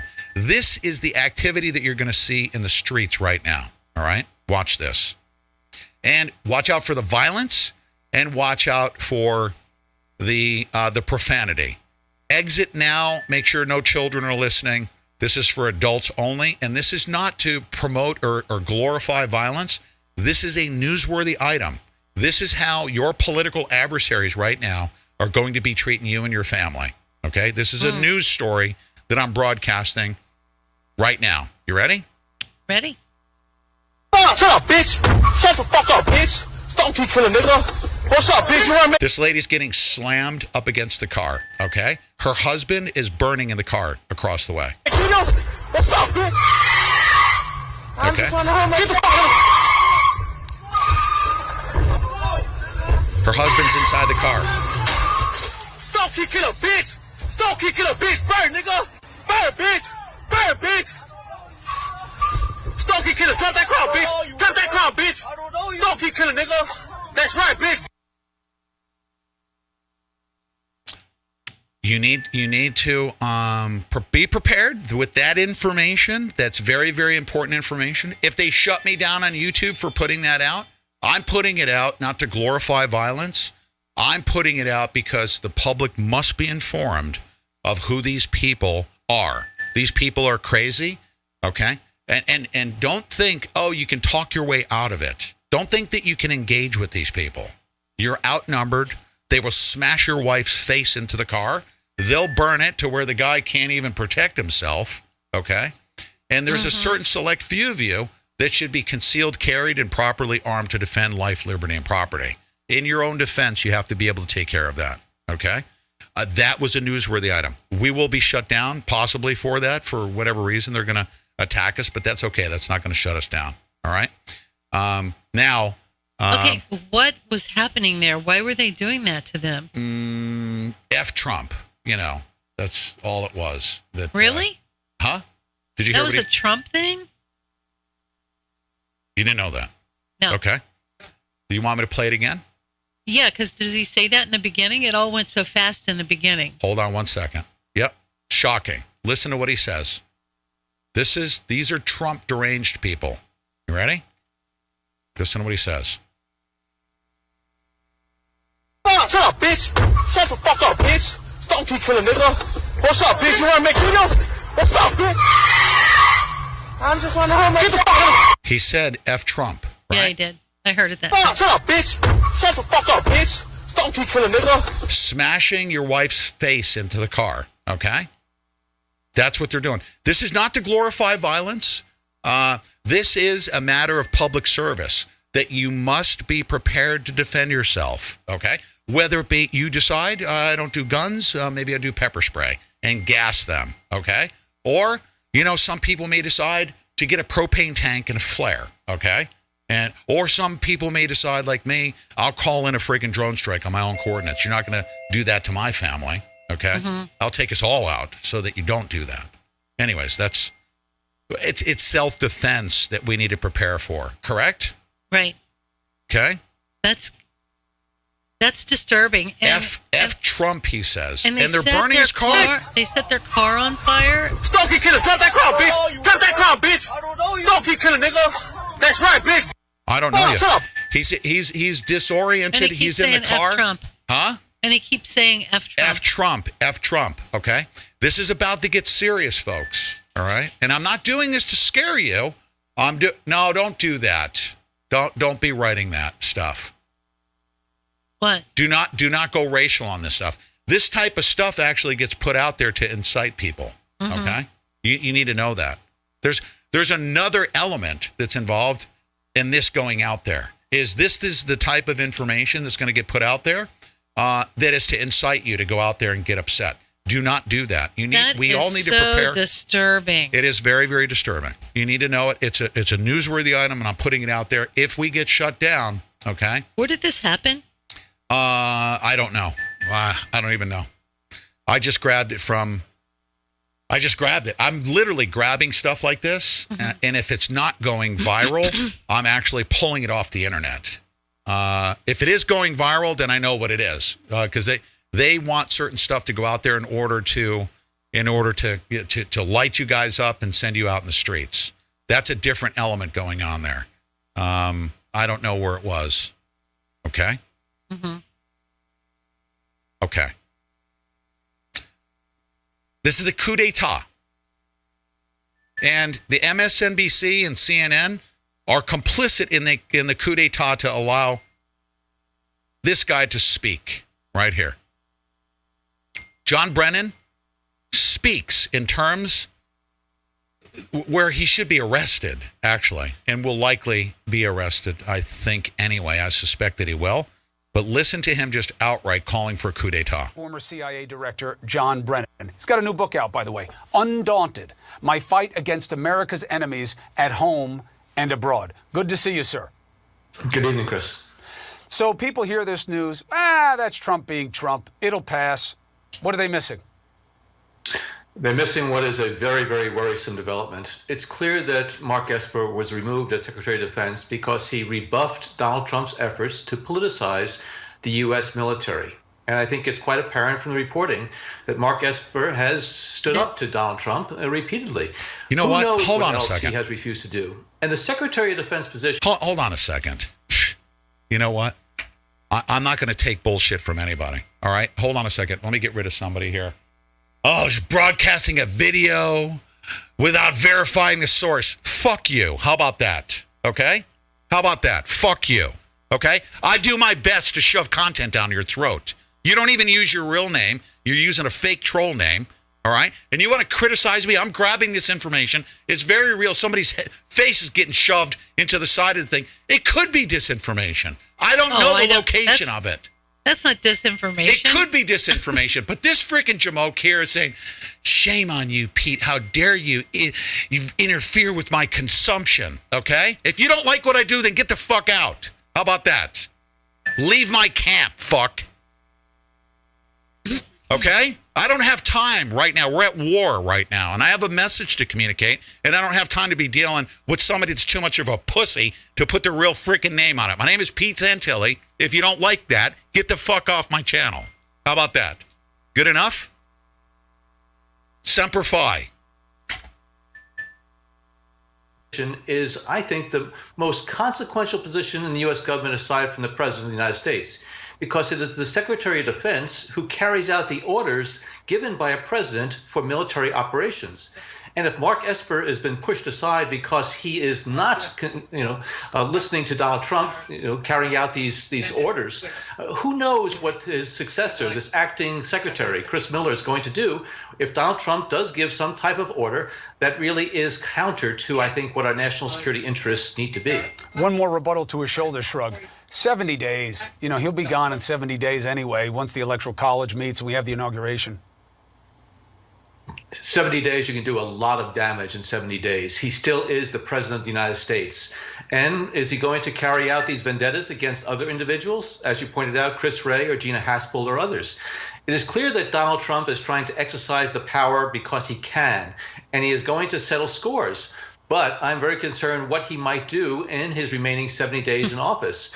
Is he going to take some type of military action? Is he going to release some type of information that could, in fact, threaten our national security interests? So I think people need to be looking very carefully at what he's doing. And unfortunately, Republicans in Congress continue to give Donald Trump a pass. All right, so this is the key question. What can be done? Short of him messing with the Electoral College and trying to have Republican or friendlies pick their own electors and, go grand scale with faithless electors, what can be done to stop anything he wants to do in the next 70 days?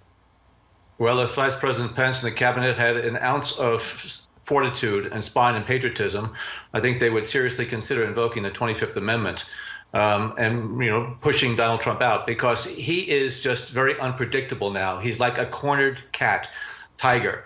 Yeah, by the way, that right there is called a coup d'etat. He needs to be arrested for that. Okay. And by the way, I don't get triggered. Okay. Let me emphasize this point. I mean, you can trigger me with stupidity. Absolutely. And I will basically, if you're stuck on stupid, I'm going to snap you out of it like you're a freaking broken record.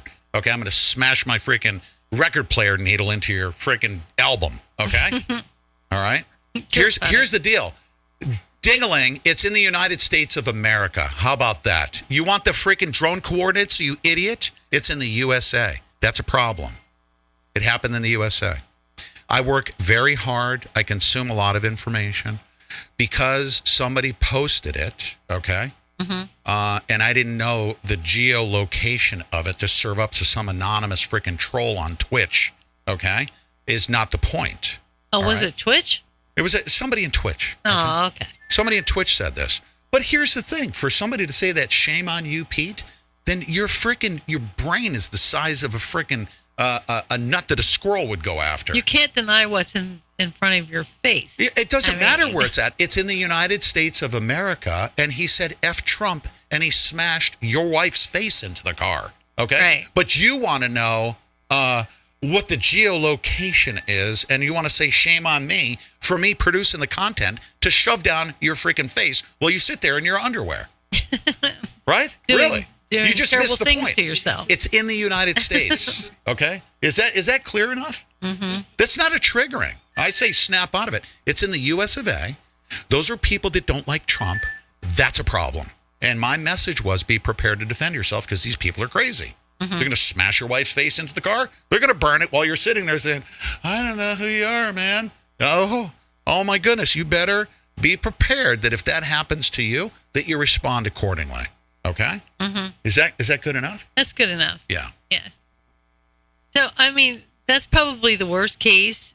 One of the worst cases. That's one of the worst cases. Terrible tragedy. Trump derangement syndrome. Yes. I've seen in a while. You're going to see that coming. Okay?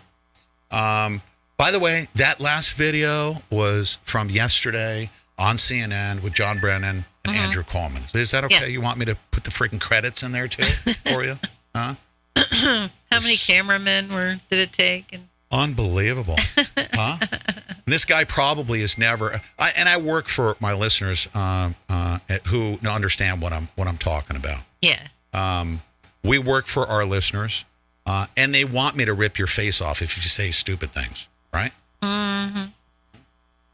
Yeah, we've in the last few days, since the beginning of the week, we got quite a few people who are not, who joined our channel. They're not, and that's fine. Oh no, it's great, but I mean, they've never dealt with somebody like you. Let's say. Huh? They've never dealt with somebody like you. That's fine. I'm not because he's not afraid of you doxing him because he's been doxed to hell and back. And dox me. Yeah, sure. I mean, he's like, all right. Who All gives right. a All right. whatever. Now let's go to the voting machines. Couple things here. First thing we're going to cover. There's a 2 hour and 2 minute video that Project Veritas put out, and the U.S. Postal Service worker. His name is Richard Hopkins. He was actually interrogated by federal agents. It just so happens, just keep this in mind because we've done some research, that Russell Strasser actually has dug up that he's a freaking anti-Trumper. He's a leftist, Biden supporter. All right? Right. When we come back in the next hour, we're going to let you, I'm going to actually comb through. We're just going to have to pop through it and not play the full 2 hours because we don't have 2 hours to go. But you're going to hear, first of all, he had it recorded, which is great. You're going to hear the techniques that are used, and you're going to learn a lesson. Anytime federal agents walk up to you, you exercise your Fifth Amendment right so as not to incriminate yourself or to allow them to use mind control like these people did, because they employed very sophisticated technology. Fortunately, he was a Marine, and he was able to get it all recorded. But these guys are so slick and so nice, and they will do everything possible. Because you know what happened shortly after this thing? The entire mainstream media said he retracted his statement based on this interview. We'll be back right after we get over the top of the hour here. Don't go away. We're going to hit it hard in the third hour. Collagen is the most abundant protein in your body. Essentially, it's the glue that holds you together, but it starts to decline more than 12% every decade after your 20s. Low collagen levels can contribute to joint pain, sagging skin, and other conditions. Poor diet, smoking, and pollution accelerate the loss of collagen. But now there's Ageless Multi-Collagen from BioTrust. Go to healthwithpete.com and discover this all-natural product today. Use Ageless Multi-Collagen and you'll notice healthier skin, hair, nails, and joints in no time. Become ageless. Go to healthwithpete.com and order your Ageless Multi-Collagen from BioTrust today. That's healthwithpete.com. Pete and I recently started taking Ageless Multi-Collagen, and in less than a month, I've seen a huge difference in the health of my skin and my hair when I look in the mirror. Get Ageless Multi-Collagen for 51% off plus free shipping by going to healthwithpete.com or by clicking the link in the video description box below. Was your local vape shop shut down? Are you tired of vaping websites that promote rock-bottom prices but can't deliver the goods? Then visit ShopSunnies.com today. ShopSunnies.com has everything you need to hit the sweet spot every time. With fast and reliable delivery, ShopSunnies.com will have your all-day vape in your hands in no time. At ShopSunnies.com, they deal in only top-quality products like Alt Zero, Juicehead, and more. No cheap Chinese stuff here. Rated one of the top websites in 2020. ShopSunnies.com has a hassle-free return policy and is one of the only vaping websites that stands by their products 100%. Sign up for their newsletter and receive 10% off your first purchase. Your next vapegasm is only a click away at ShopSunnies.com. That's ShopSunnies.com. A strange video from Louisville shows a U-Haul truck unloading riot supplies to protesters, including riot shields, masks, banners, and signs. As things get more tense in this country, it's important to have the ability to protect yourself and your family, which is why I carry the Fighter Flare flashlight. It's a professional-grade, tactical, ultra-bright flashlight. It's solar-powered, so I don't need batteries. It has a USB connector, so I can charge my phone or other devices anywhere. It has other life-saving add-ons, like an emergency strobe light setting, a compass, a wire cutter, and glass-breaking hammer. Plus, it's been recommended by military, law enforcement, and emergency professionals. This is the only tactical flashlight I'll choose to protect myself and my family. I keep one in the studio, in our car, one in our house. I keep a Fighter Flare flashlight in my bug-out bag 24/7. For a limited time, the Fighter Flare flashlight is part of a 25% blowout sale. If you want your Fighter Flare flashlight for 25% off, please visit fighterflare.com. Enter promo code P25 or visit the link down below in the description box. That's fighterflare.com. Enter promo code P25. I'm hungry. What's to eat? Beans again.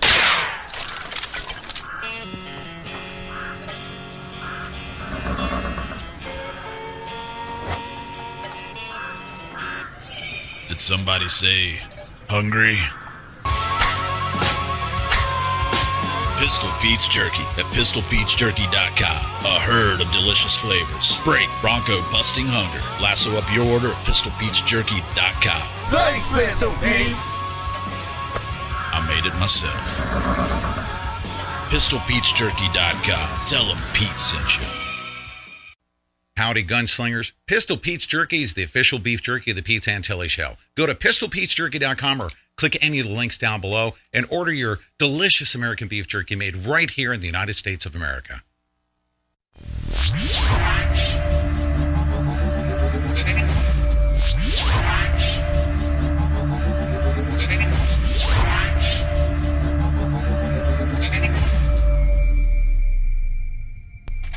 Think he's playing? You better listen what he's saying. That's right. Don't make me go pop the trunk. On you. He got an old Mossberg and a mossy dope duffel bag laying in the back. Don't make me go pop the trunk. On you. Think he's playing? That's right. You better listen what he's saying, punk. Forever. Don't make me go pop I the trunk. gotta tell you, forever, when I hear this song, I will be reminded of driving through the streets of Las Vegas, driving with this song just as loud could be. Yeah, with my attorney. With your attorney Yeah. in the front seat, just He's the cranking baddest it. attorney ever, huh? He's never. Colton Boyles. Yeah, He Colton Boyles. introduced us to this song, and He's a musician, so he loves a broad range of music. he does the broad range. Yeah. Broad range of music. Great. So welcome back, everybody. All right, so we got a lot of breaking news. We literally, the world changes there, during my rants, right? Mm. During my rants. Yep.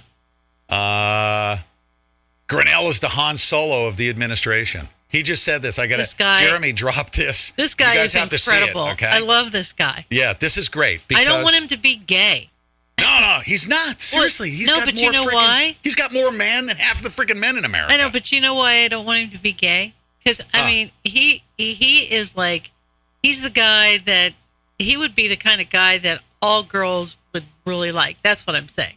I mean, I don't mind that he's gay. Yeah, no, this guy is truly an It's American like, patriot. wow. He's truly an American patriot and hero. A lot of women are disappointed. Here's the deal. That's what I'm saying. So Jackie Spear, she's a fighter for women. She's a blue check marker over at Twitter. Mm-hmm. And she's an LGBTQ rights person, proud mom of 2 kids. Representative of California's 14, biotech and social media hub. Okay, so she's a Silicon Valleyite, right? Mm-hmm. And Jackie Spear puts out a message. She says, warning to all Trump administration staff, destroying documents is a felony. Anyone engaging in those acts will be prosecuted by a new DOJ, right? Mm-hmm. He says, good Lord, we declassified and released documents. Pretending we're trying to hide information from the American people is baseless. What a stupid statement to make. You're deleting documents, No, we publish documents and declassify them. We put them out there. We print them. Here's breaking news. Scotty just brought this to me. Remember this guy right here? His name is Richard Barris. He's the top pollster, okay? Mm-hmm. That was uncovering all of the deleting. Top U.S. pollster and statistician Richard Barris, People's Pundit, has now been suspended from Twitter for reporting on disputed election. Political wrongthink, of course, is not allowed.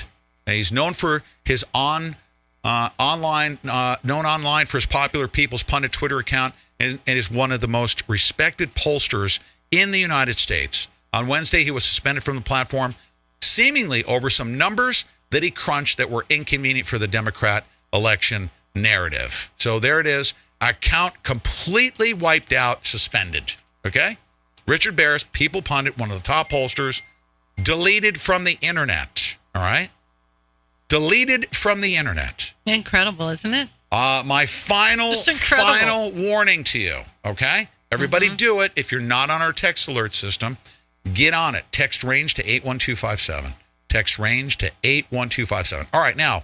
We can't, everybody's telling us to go to Rumble. Listen, we can't stream on Rumble. We have Rumble. If you go to our Rumble, you can actually go to the Pete Santilli Show. But we can't stream on Rumble. No, we can't live stream on Rumble. But we have our shows uploaded to Rumble. Yeah. We do. So, yes, everyone keeps saying that. You guys are working for free for Rumble, or are they paying you to come over here and say... I know, Rumble, you can't live stream on Rumble yet. It's a great platform. Yeah, it's a great platform, though. Yeah. We upload to Brighteon. We upload to Rumble. We upload many different places. Let's put it that way. Okay? Okay, now let's go to this 1 hour, okay? It was literally a 1 hour, 2 hour interrogation Hang on a second. of the whistleblower. Yes, go ahead. One more thing. Okay. For those of you who've just got on our channel and are able to, we just came back up here in Ohio about 15 minutes ago. I was able to get the stream back up on my computer. Okay, so everybody is buffering. This is a global thing. We're getting reports that it's not your computer. We have everybody over at DLive right now. Right. We lost 400 or 500 people on YouTube. And we've got over 1,000 on DLive right now. Yes. So listen, so here's what's happening. YouTube is experiencing it. It's not your somebody put it on in the thread a minute ago. It's not your cable. It's not your router. It is YouTube. It is a problem with YouTube. And we don't know what that is, but it's global. And so some people can see us and hear us. So we're going to stay on YouTube. Yeah. And some people cannot. So that's just it. So if you're having trouble, yes, please go to DLive. Go to DLive. Yeah. If you want to know where we're at on various platforms, you can find us. Just chase us by going to PeteSantilli.mobi. PeteSantilli.mobi. Right. But most importantly, here's the deal. Something major happens, we can have all of our video channels and all of our platforms shut down. I can send you a telephone number where you can literally just dial in and you can hear my voice on our audio streams. Yes. Okay? Right now, you can literally just dial in. Larry from Port Angeles, Washington, sitting on our call-in line. And so is Jeremy, right? No, Jeremy listens, I think, on his smartphone on our audio line. We've got people on our audio lines. They run continuously. All right. And you can literally be Larry in Port Angeles, Washington, still with a flip phone. I think he doesn't want to get a smartphone. He's paranoid like that. Right. And he listens to our show by dialing in on a telephone number. All right. So I'll still be able to communicate with you. All right.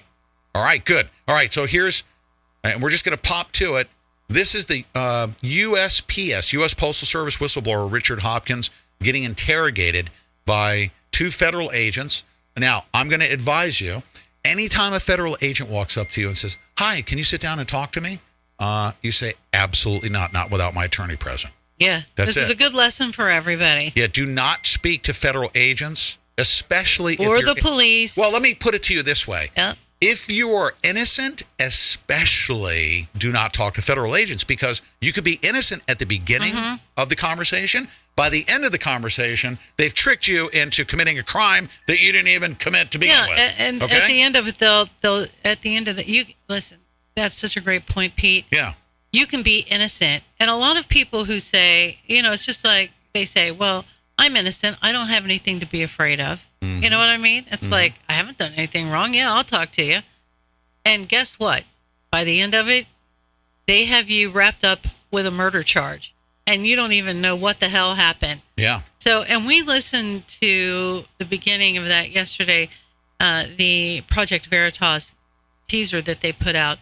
And, I mean, the way that agent was talking to this guy, it was freaking the craziest thing I've ever heard. Keep this in mind. Be very, very polite. He didn't have an attorney with him. Say, "Sir," with all due respect. And they know that, actually. Just know this, all right? These guys are so sleazy. They're going to walk up to you because, first of all, I was indicted and I never spoke to not one person. Okay. They never sat down and talked to me. If you committed a crime and they know it, indict me. You got a warrant, come freaking get me. But if they're going to sit down with you to ask you questions, that means they don't have anything. And what they're skilled at doing is tricking you into saying something that's incriminating. Right. Whereas they didn't have anything at the beginning of the interview. Next thing you know, you said certain things that gave them probable cause to indict you. Right. Make sure you have an attorney present. Okay. Do not do this at home.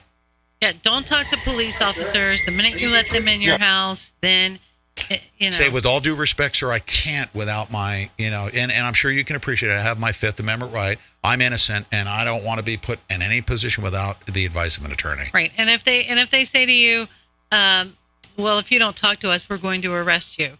Don't be afraid. Look at them and say, if you're going to arrest me, yes, you're going to arrest me whether I talk to you or not. The most ignorant and the most ignorant thing that you can say is, well, I didn't do anything wrong, so I'm going to go ahead and cooperate with law enforcement. Stupid, because that's not their job, is to trick you into saying stupid things. It is. They don't respect you as much as you respect them.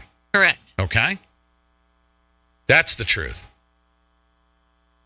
Hi, Richard. My name is Russ Strasser. You want to come in for a second? I don't want people to be looking and whatnot. Hi. It's been pretty rough. I bet it's been incredibly rough.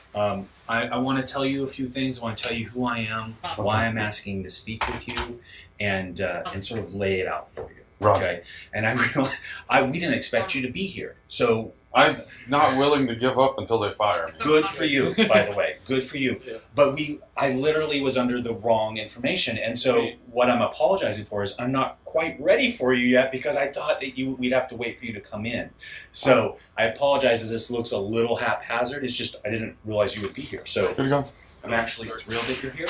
I'm going to say the first thing with respect to you with this whole COVID thing, if you'd rather me have a mask. I don't care. I don't either. And so, okay. Right. But I want you to know that you can drive that bus. If you say, Russ, put a mask on, I have one that I can put on. Okay. I mean, if you don't mind, I'd rather not wear these damn things. I'm okay with that too. When we leave here, I've got my finger on just so they don't get mad at me. They don't get mad at me. Exactly.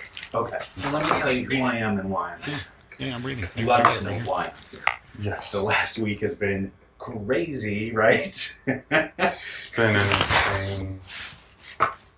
Yeah. The only reason I came out forward, I'm an introverted person. Okay, I have to say this. Okay, this guy is creepy. I know a lot of people. I know a lot of people in law enforcement. I've had friends that that have gone into law enforcement. But my brother told me about the very, very high level training that he got from federal authorities, from the feds, on negotiating with suspects. And my brother used to work for loss prevention at corporate headquarters in Walmart in Bentonville, Arkansas. So he was dealing with, like, for instance, investigating tractor trailer hijackings. There's organized crime that would literally track down big screen TV shipments on Walmart, to distribution facilities. And he was tracking organized crime stuff. So he was taught how to negotiate with people and make friends with them. He's like really skilled, really, really slick. You get them relaxed because most people are really, really tense when they're dealing with law enforcement. You don't walk up to somebody and say, you better tell me or we're going to arrest you. No, you don't do that. You speak just like these guys do. You get their guard down and you manipulate them. You use your manipulative and persuasion powers to get what you need. You know what the objective is. And that is to even get somebody to marginally say something so that you can get a prosecution. Okay? Mm-hmm. Even if it's marginal, you're going to get somebody to say something stupid that you know is connected to it. Mm-hmm. And that's what he's doing here. Person don't like to be noticed. I'm there with you. I understand. But as soon as I started realizing they knew it was me. I'm there with you.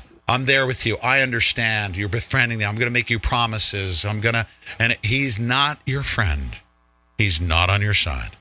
They came with an allegation, a PDI from like months ago, like June, August, and they were like, yeah, we need to get that statement. I was like, dude, I gave you that statement.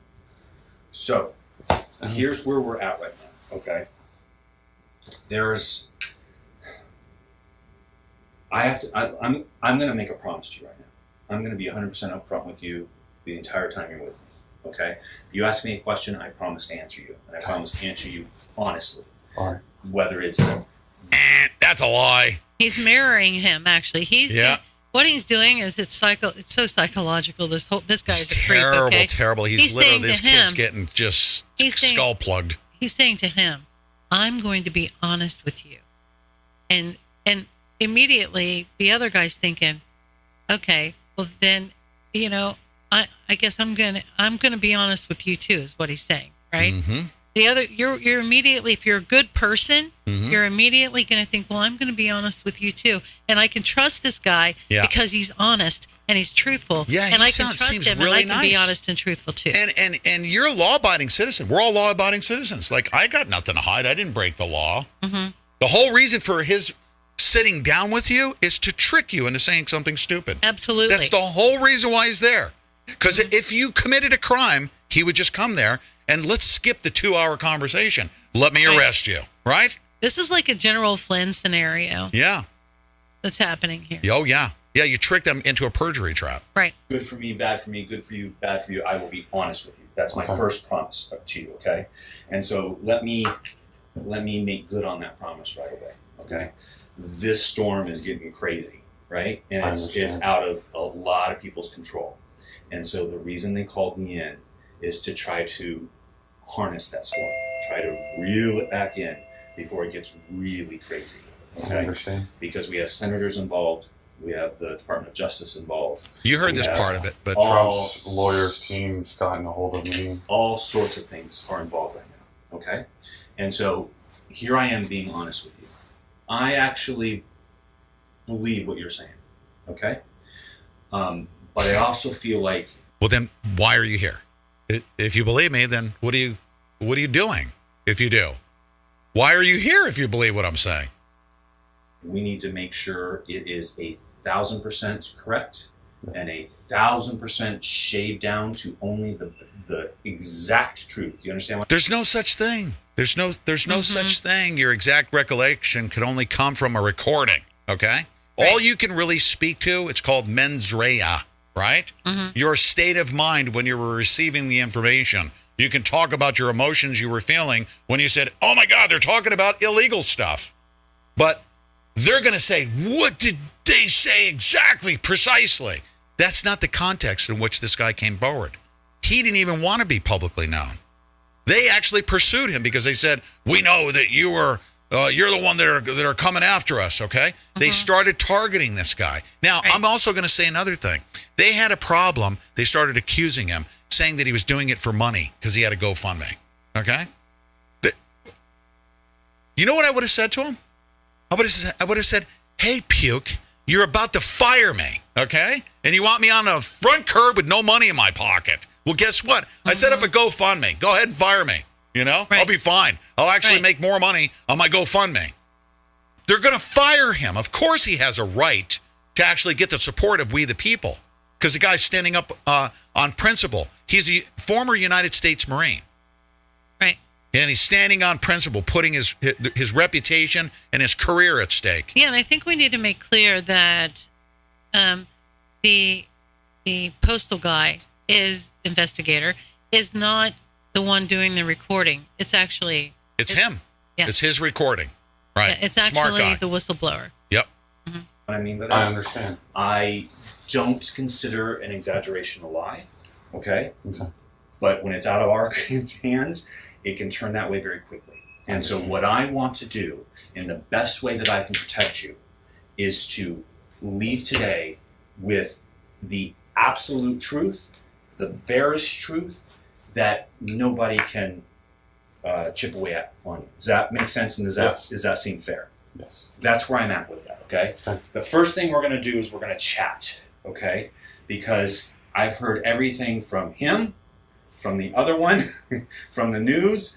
I've heard things from everybody. I haven't heard anything from you, okay? You and I are going to sit down and we're going to chat. You have full authority to tell me anything you want to tell me, from get lost to whatever else. I'm literally going to be here in your corner, okay? But we have to start from the same page, if I can say it that way, okay? One option I have for you that is going to just be put aside for now, but one option I have so that we have more in your corner is a polygraph, okay? I'm putting that aside right now. I want you to understand that. If you and I decide to go down that road, I will at length talk about it with you. I've been polygraphed before. That's okay. That's good. Okay. I am a polygraph examiner. And I am prepared. It was when I went to apply for the police department. If you're just wondering, when I was in Texas. That's all right. It wasn't because I was in trouble. No. Listen, the way I am a polygraph examiner, and the way I view the polygraph is it's more used to get people out of trouble than into trouble. Yeah. You understand what I mean by that? And so my question when you said that wasn't, what did you do? My question was, did it help you? And you just said, we'll talk about it if we have to. We don't have to bring up past unless you want to, okay? And it was just the part of the interview thing that joined the police department. Okay. So this, I'm gonna do a couple things with you right now. Okay? I'm gonna bring you into this next room with me. It's a mess right now because I haven't done setting up. But if you will give me the respect to allow me to set up in front of you instead of just sending you off to get you again, then I will give you the respect to give you as much time as you need to discuss whatever you want to, and we'll get, like I said, my goal today is to get the absolute narrowest truth that nobody can chip away at. Okay. Because you more than I know how this is just going and going and going, right? Yeah. Okay. Let's go back to this room. All right, so he gets him settled. Now I'm going to pop 2. What's wrong, Deb? Is everything right? Huh? I don't have the phone lines open. Anyways, talk into the microphone so I can hear you. He found out who owns Skydel? Yes. He did? Mm-hmm. Yes, I've been researching that, and we've been talking about that. Okay. Yes. That was at 6:30. At 6:30? Yeah, I just picked up my phone. He was in the call queue? That's what he said. I'm so sorry about that. Yeah. Okay, I have not opened up the phone lines if you're listening, Colton. I am the weird person. Look at this. And probably added the rest. I understand that. No, I understand how hearsay and listening. You have to know it seems so basic, Alex, but you have to know how important it is. That's why. And that's why I was really mad when I heard that people were giving Rob death threats, because that's fucked. Yeah. And you sent it to them. They've got a guy here. They have a guy here. Yes. You assumed what the logical meaning of that would be, right? Putting 2 and 2 together. Yes. Right. That's why I'm using the word logical, right? Yeah. You assumed what the logical meaning of that would be, and you were concerned. Yes. You were concerned enough to immediately speak with... Why is he... Okay, by the way, he's literally putting words in this guy's head. He is. Okay? Instead of saying, tell me what your thoughts are, and just disclose everything you know. I'm investigating this, and I'm going to look into it. No, he said, you were thinking this, right? Yeah. You were thinking this, right? I could have told you. You were feeling this, right? I knew exactly how this interview was going to go the minute I heard it start. This is terrible. This is what they do. Terrible, He's terrible, like, yeah, terrible. of course I assumed it because I know it. And, assumed is a very, it's... Let me skip through to the end here, okay? Because they literally just push this guy, manipulate him, use psychological manipulation to get what they wanted out of him. Instead of asking him questions and having him answer them, they're literally just psychologically prepping him. They're very, very skilled. Saying that, but they didn't want us putting it in the raw, and that just didn't make sense to me at all. So, let me read this again, and you tell me... You help me with wording on this, okay? Okay. Importantly, and this is why I really want to address this because they're already saying importantly. Whenever a lawyer says importantly, you know that we're getting into it. Yeah. All right. Importantly, Weisenbach and his assistant had ordered my coworkers and I to continue picking up ballots after November 3, despite the requirement that ballots be mailed by then. Weisenbach directed that ballots be picked up through Friday, November 6, 2020. Moreover, Weisenbach directed that all ballots picked up through November 6, 2020 were to be given to him, presumably so that they could be backdated by him and or Locke. So the first thing on this, when I read this as if I were a layperson, I would be reading it saying, well, the mail carriers are not supposed to pick up ballots on their routes after Election Day. No. And so that's what I'm reading here.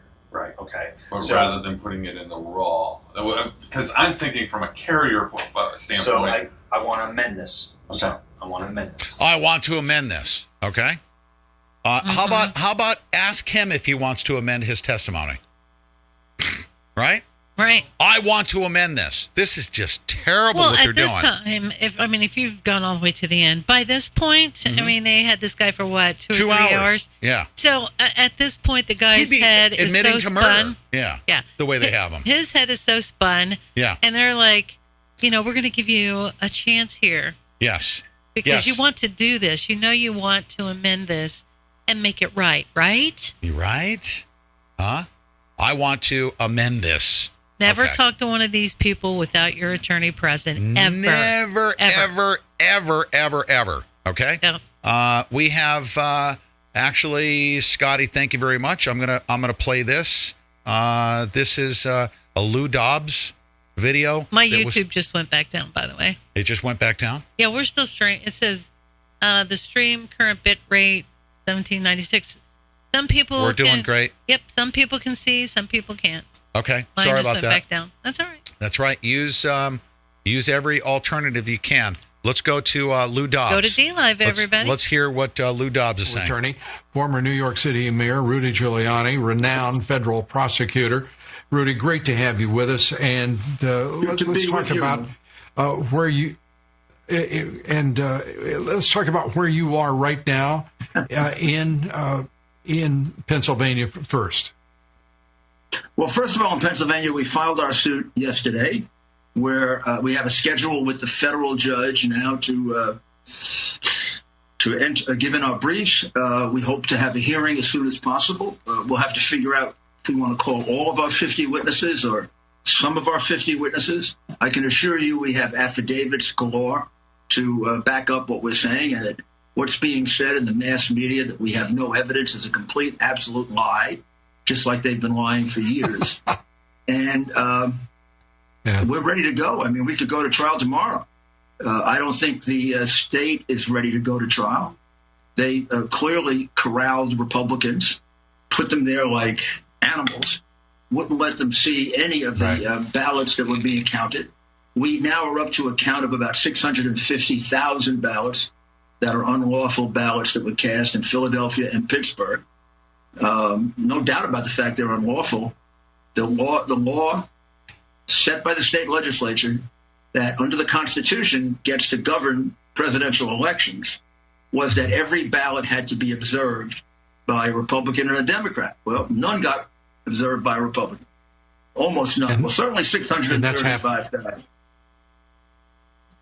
So we are going and that's happening in a number of these states. That is keeping Republicans away from the counting process, which is their right to be in that and responsibility. I have a whole group more lawsuits to bring like that. We brought another one late last night. I guess maybe it didn't get as much attention. In some ways, it's bigger than Pennsylvania. It's the one in Michigan. The one in Michigan, the same thing, about 320,000. However, the one in Michigan has some very, very interesting witnesses. One witness is an employee of the city, a Democrat, who became so incensed and upset with what she called massive cheating that she decided she would give an affidavit. They started training her in September. She said they started training her to cheat. They taught her how to eliminate signatures that didn't look good, how to file ballots even if they didn't have signatures, how to find places to get people who aren't registered by going to the registration book, finding a person who hadn't registered in a long time, or putting in a new name. During the pre-election period, when people came in for mail vote for early voting, a lot of them were taken over to the machine or to place they're going to vote by Democratic workers who taught them and showed them how to vote for Biden. She did it herself at the request of her superior. And then she said the situation when they were counting the mail ballots was an atrocity, that Republicans were shut out. The ballots were counted. The ballots were counted without even looking at whether the envelopes were certified or not. That there were many ballots that looked exactly the same way: Biden, Biden, Biden, Biden, Biden, Biden, Biden, Biden. And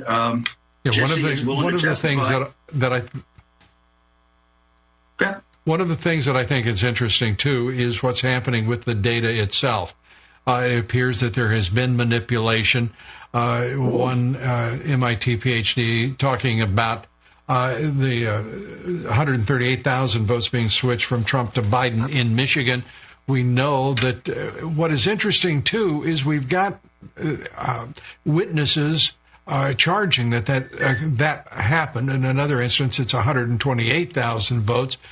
But we're not hearing any follow-up and how rigorously that's being pursued, because it should be, it seems to me, Mr. Prosecutor, a role for the FBI. The Attorney General has said go after substantial fraud. This is substantial fraud charges. I'm sorry, Lou, the what? The FBI. The FBI that's been non-existent for 2.5 years, when it has overwhelming evidence of the crimes committed by the Biden crime family, and have ignored it. You think I'm going to rely on the FBI to save the country? So here's the reality. Rudy, you don't sound like that. Rudy, you don't sound like you're following Joe Biden's counsel and suggesting we heal here. That seemed very skeptical of healing.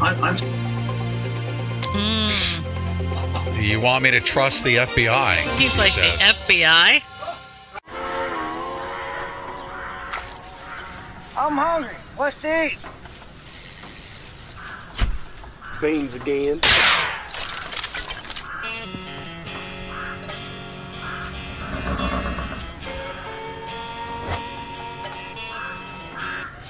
Did somebody say hungry?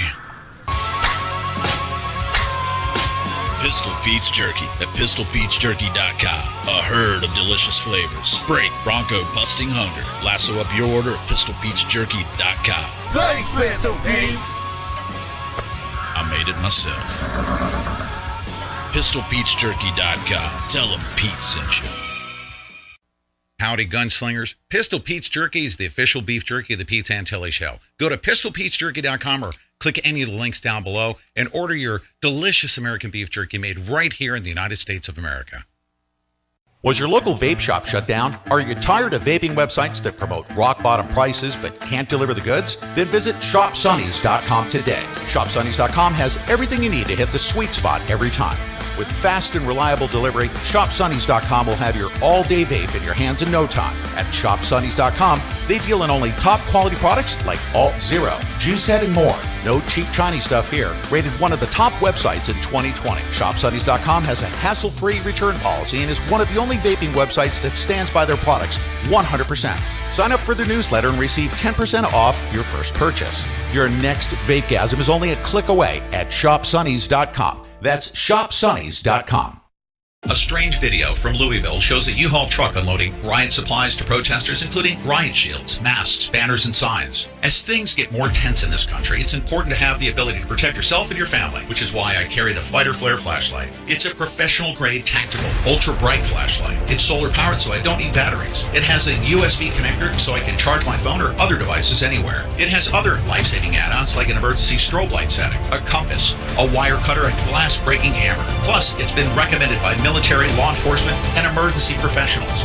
This is the only tactical flashlight I'll choose to protect myself and my family. I keep one in the studio, in our car, one in our house. I keep a Fighter Flare flashlight in my bug-out bag 24/7. For a limited time, the Fighter Flare flashlight is part of a 25% blowout sale. If you want your Fighter Flare flashlight for 25% off, please visit fighterflare.com. Enter promo code PETE25 or visit the link down below in the description box. That's fighterflare.com. Enter promo code PETE25. Collagen is the most abundant protein in your body. Essentially, it's the glue that holds you together, but it starts to decline more than 12% every decade after your 20s. Low collagen levels can contribute to joint pain, sagging skin, and other conditions. Poor diet, smoking, and pollution accelerate the loss of collagen. But now there's Ageless Multi-Collagen from BioTrust. Go to healthwithpete.com and discover this all-natural product today. Use Ageless Multi-Collagen and you'll notice healthier skin, hair, nails, and joints in no time. Become ageless. Go to healthwithpete.com and order your Ageless Multi-Collagen from BioTrust today. That's healthwithpete.com.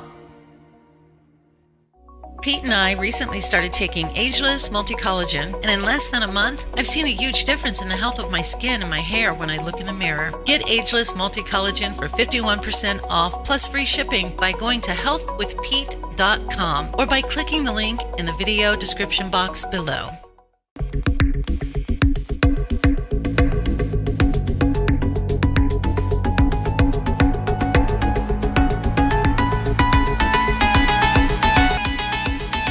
Okay, I need to do some stuff here for our group. We actually set up a research team. It's called our Telegram Aardvark group. Okay, the Aardvarks. Yes. Right. Aardvarks. We got our long snoots. Right. We go find the hole, stick our snoot down the hole, and we go find ants. And I got some work that I need to do. In about 10 minutes, we're going to cut over to RRC Podcast. He's going to kick off here in about 10 minutes. As soon as I finish up, I'm going to hand off to him. So, continuous content. Check out RRC Podcast. Mm-hmm. Maybe he won't drop a couple F-bombs in the... Oh, no, he does, right out of the gates. He is, and he needs to be himself. He's going to be himself. I'm not going to tell him what to do. Yep. So stay, if you can, to tune into him. You're going to like him. Him and his lovely bride, Shannon the Cannon. Okay? Mm-hmm. Mrs. RRC, yes. Will be taking over here momentarily. All right. We just got some bombshell news from Lynn Wood, the attorney, who mentioned something about a consent decree. And we were like, what the heck is a consent decree? Mm-hmm. This is bombshell. This is bombshell information. Essentially, this is what the Republicans and the Democrats did.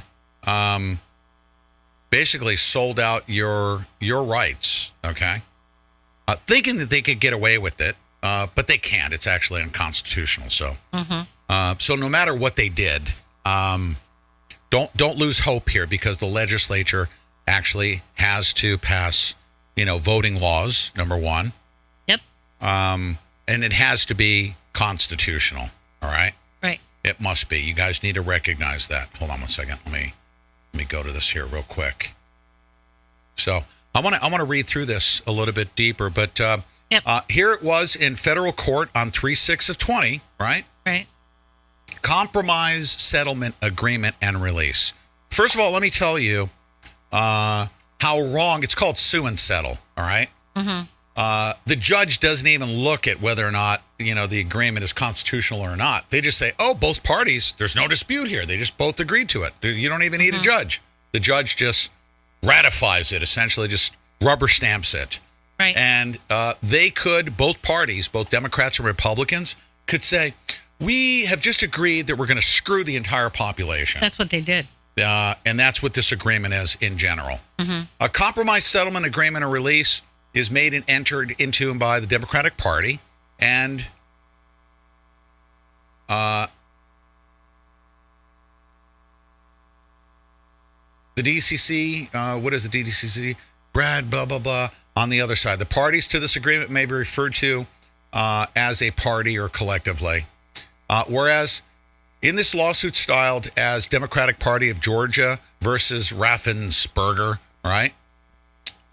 The political party committees have asserted claims in their amended complaint that the state defendants' absentee ballot signature matching procedures and the notification process when an absentee ballot is rejected for any reason, and the procedure for curing a rejected ballot violate the First and Fourth Amendments of the United States Constitution by unduly burdening the right to vote, subjecting similarly situated voters to desperate treatment, and failing to afford Georgia voters due process. Okay, so that was the complaint. The original complaint was, this is illegal. You can't do that. It's unconstitutional. Mm-hmm.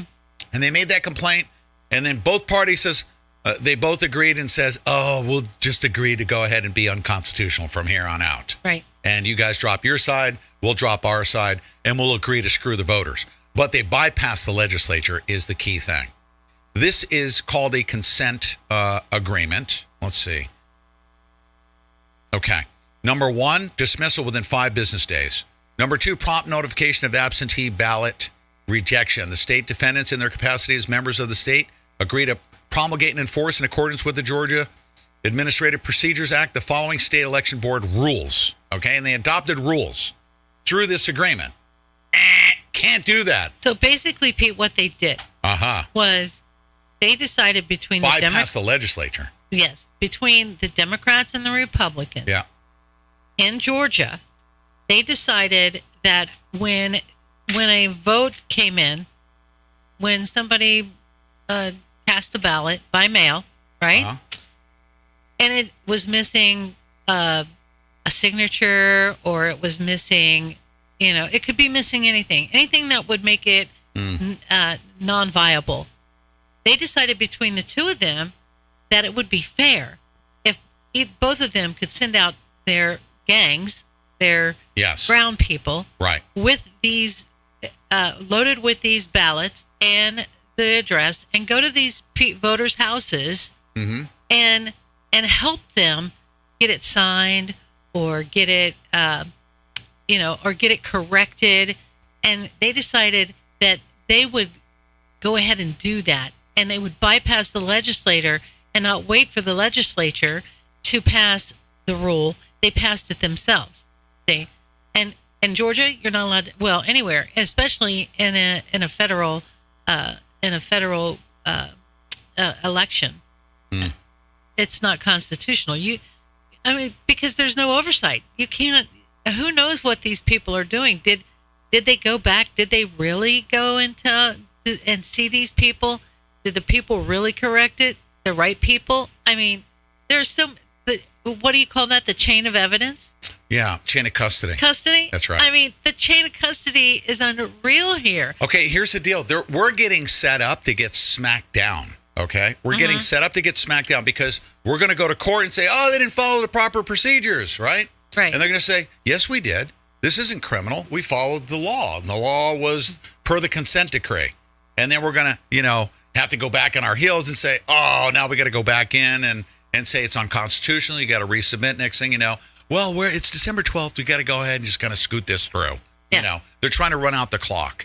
Right. They knew that they had this in the bag, and Lin Wood stepped up and said, "No, go back to the legislature and have the legislature say, not only is this unconstitutional, it requires the approval of the legislature. You can't just set up unconstitutional rules by a consent decree." Right. Okay.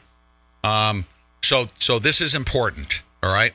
I'm gonna read the consideration of additional guidance for signature matching. The state defendants agree to consider in good faith providing county registrars and absentee ballot clerks with additional guidance and training materials to follow when comparing voter signatures that will be drafted by the political party committee's handwriting and signature review experts. No admission of liability is understood and agreed by the parties that this agreement is a compromise and is being executed to settle the dispute. Nothing contained herein may be construed as an admission of liability. You just wave the... Now, they're doing so, I might add, they're doing so on behalf of you scumbags, okay? That you're harmed, but both of those guys are not liable for it. And they just agreed to it, okay? You died in the freaking car crash, all right? But the insurance company and the auto manufacturer say, we had nothing to do with the liability. Don't come to us. And we just agreed that you can't come to us, by the way. So if you tried to sue the insurance company and the freaking automaker for their negligence that caused your freaking death, well, they just agreed that they're not liable. That's what happened here. Right. That's what they're saying right there. Authority to bind, no prior no presumptions. This is just all lawfare bullshit to sell off your constitutional rights. Counterparts and witness hereof. There you go. Who? Oh, Perkins Coie. I wonder why. Perkins Coie is who's Perkins Coie? You know what they were doing in March? Setting up the freaking coup to make it legal, to violate all the procedures. This is insane. Yeah. Huh? No, Perkins Coie is the firm that was behind the dossier. Mm-hmm. Yeah. Mm-hmm. Not Norm Eisen. Oh, it's Mark Elias. Mark Elias is worth Perkins Coie. Hold on a second. Let me show you something here. Wow, this is a big deal. Hold on a second, folks. You ready? .com. Okay. I just want to remind everybody, and if you don't mind, let me throw some hand grenades at myself just for a couple of minutes, okay? Give myself some credit here. Mm-hmm. I said, ladies and gentlemen, why hasn't Christopher Wray's FBI, arrested these three people right here? Did I not say that? When did I say that? And I identified those three as, number one, Norm Eisen on the left-hand side, And the second person is Mark Elias, senior partner at Perkins Coie, who just so happens to show up on the freaking consent decree in Georgia that they're attempting to freaking steal from the American people. Okay? What I said, how come you didn't arrest the guy? This guy's involved in a freaking coup d'etat, okay? Ballot harvesting, doing all that crap. According to his law firm, Bio Elias has also played a role in the election integrity issues, okay? Following the 2014 elections, Mark was appointed to the DNC chair, Wasserman Schultz, as a member of the Victory Task Force to review key components of the role of the Democratic Party and how to screw America and install communism. There you go. Go read the article. I published it there. I've been saying this. These deep staters are behind the scenes, and here we have documented proof. Thank you very much. Right? Can I please just throw some hand grenades at me? Huh? Huh? Say Some good potpourri. job. Everybody say good job, Pete. Good job, Pete. Good job, Pete. Good job, Pete. Huh? Good job, How sir. did I know this guy's name would show up here? How did I know? Wow. From And- Perkins Coie. Yeah. So I mean, what in any world makes them think that they can get by with it? I mean, because if you could give anybody This any is a ballots. This is a coup d'etat. You could give anyone any ballots that you wanted to, and just say, "Oh, look at that! Go to this person, who's registered and they didn't vote. Go, you know what I mean? Just go get signatures. Just go do it." Crazy. Yeah, and they kind of agreed to all that stuff, that it'd be okay. Yeah. And if there's no signature on it, we can just. I'm surprised it's not written in there that it's okay. We can just forge their signature. We both agreed to it. That's basically what and they did. bypass the legislature because they're running a separate government. Okay, RRC podcast coming up as soon as we cut the stream off. Okay, so you guys get ready. RRC, stand by to send your stream through. We'll be back tomorrow at 9 a.m. Now I'm going to say this again. Get on our text alert system. They're screwing with the internet. How do I know that? Oh boy, wait till you see what is going on with the internet. Look at this. Outages on YouTube, Instagram, Google, Comcast, Cox, Fox, Facebook. They're just getting ready to cut us off and kill us, aren't they? Okay? We've got a way to get out. Just make sure you're on our text alert system. Text range to 81257. That's range to 81257. And get to PeteSantilli.mobi to find all the different ways you'll be able to stay in touch with us. Why? Because we're at war, folks, and we're fully prepared. I got the equivalent of bullets, okay? Lots of ammo. Virtual bullets. Do so right now. Get on our text alert. As if your life depends on it. 81257. Bye, everybody. Thanks to everybody for all of your support. Please keep it coming. Stand by for RRC podcast. Yep. We'll see everybody in the morning. Bye, everybody. There we go. Wow. Lots of stuff going on. Yeah. All night long. Uh-huh. A strange video from Louisville shows a U-Haul truck unloading riot supplies to protesters, including riot shields, masks, banners, and signs. As things get more tense in this country, it's important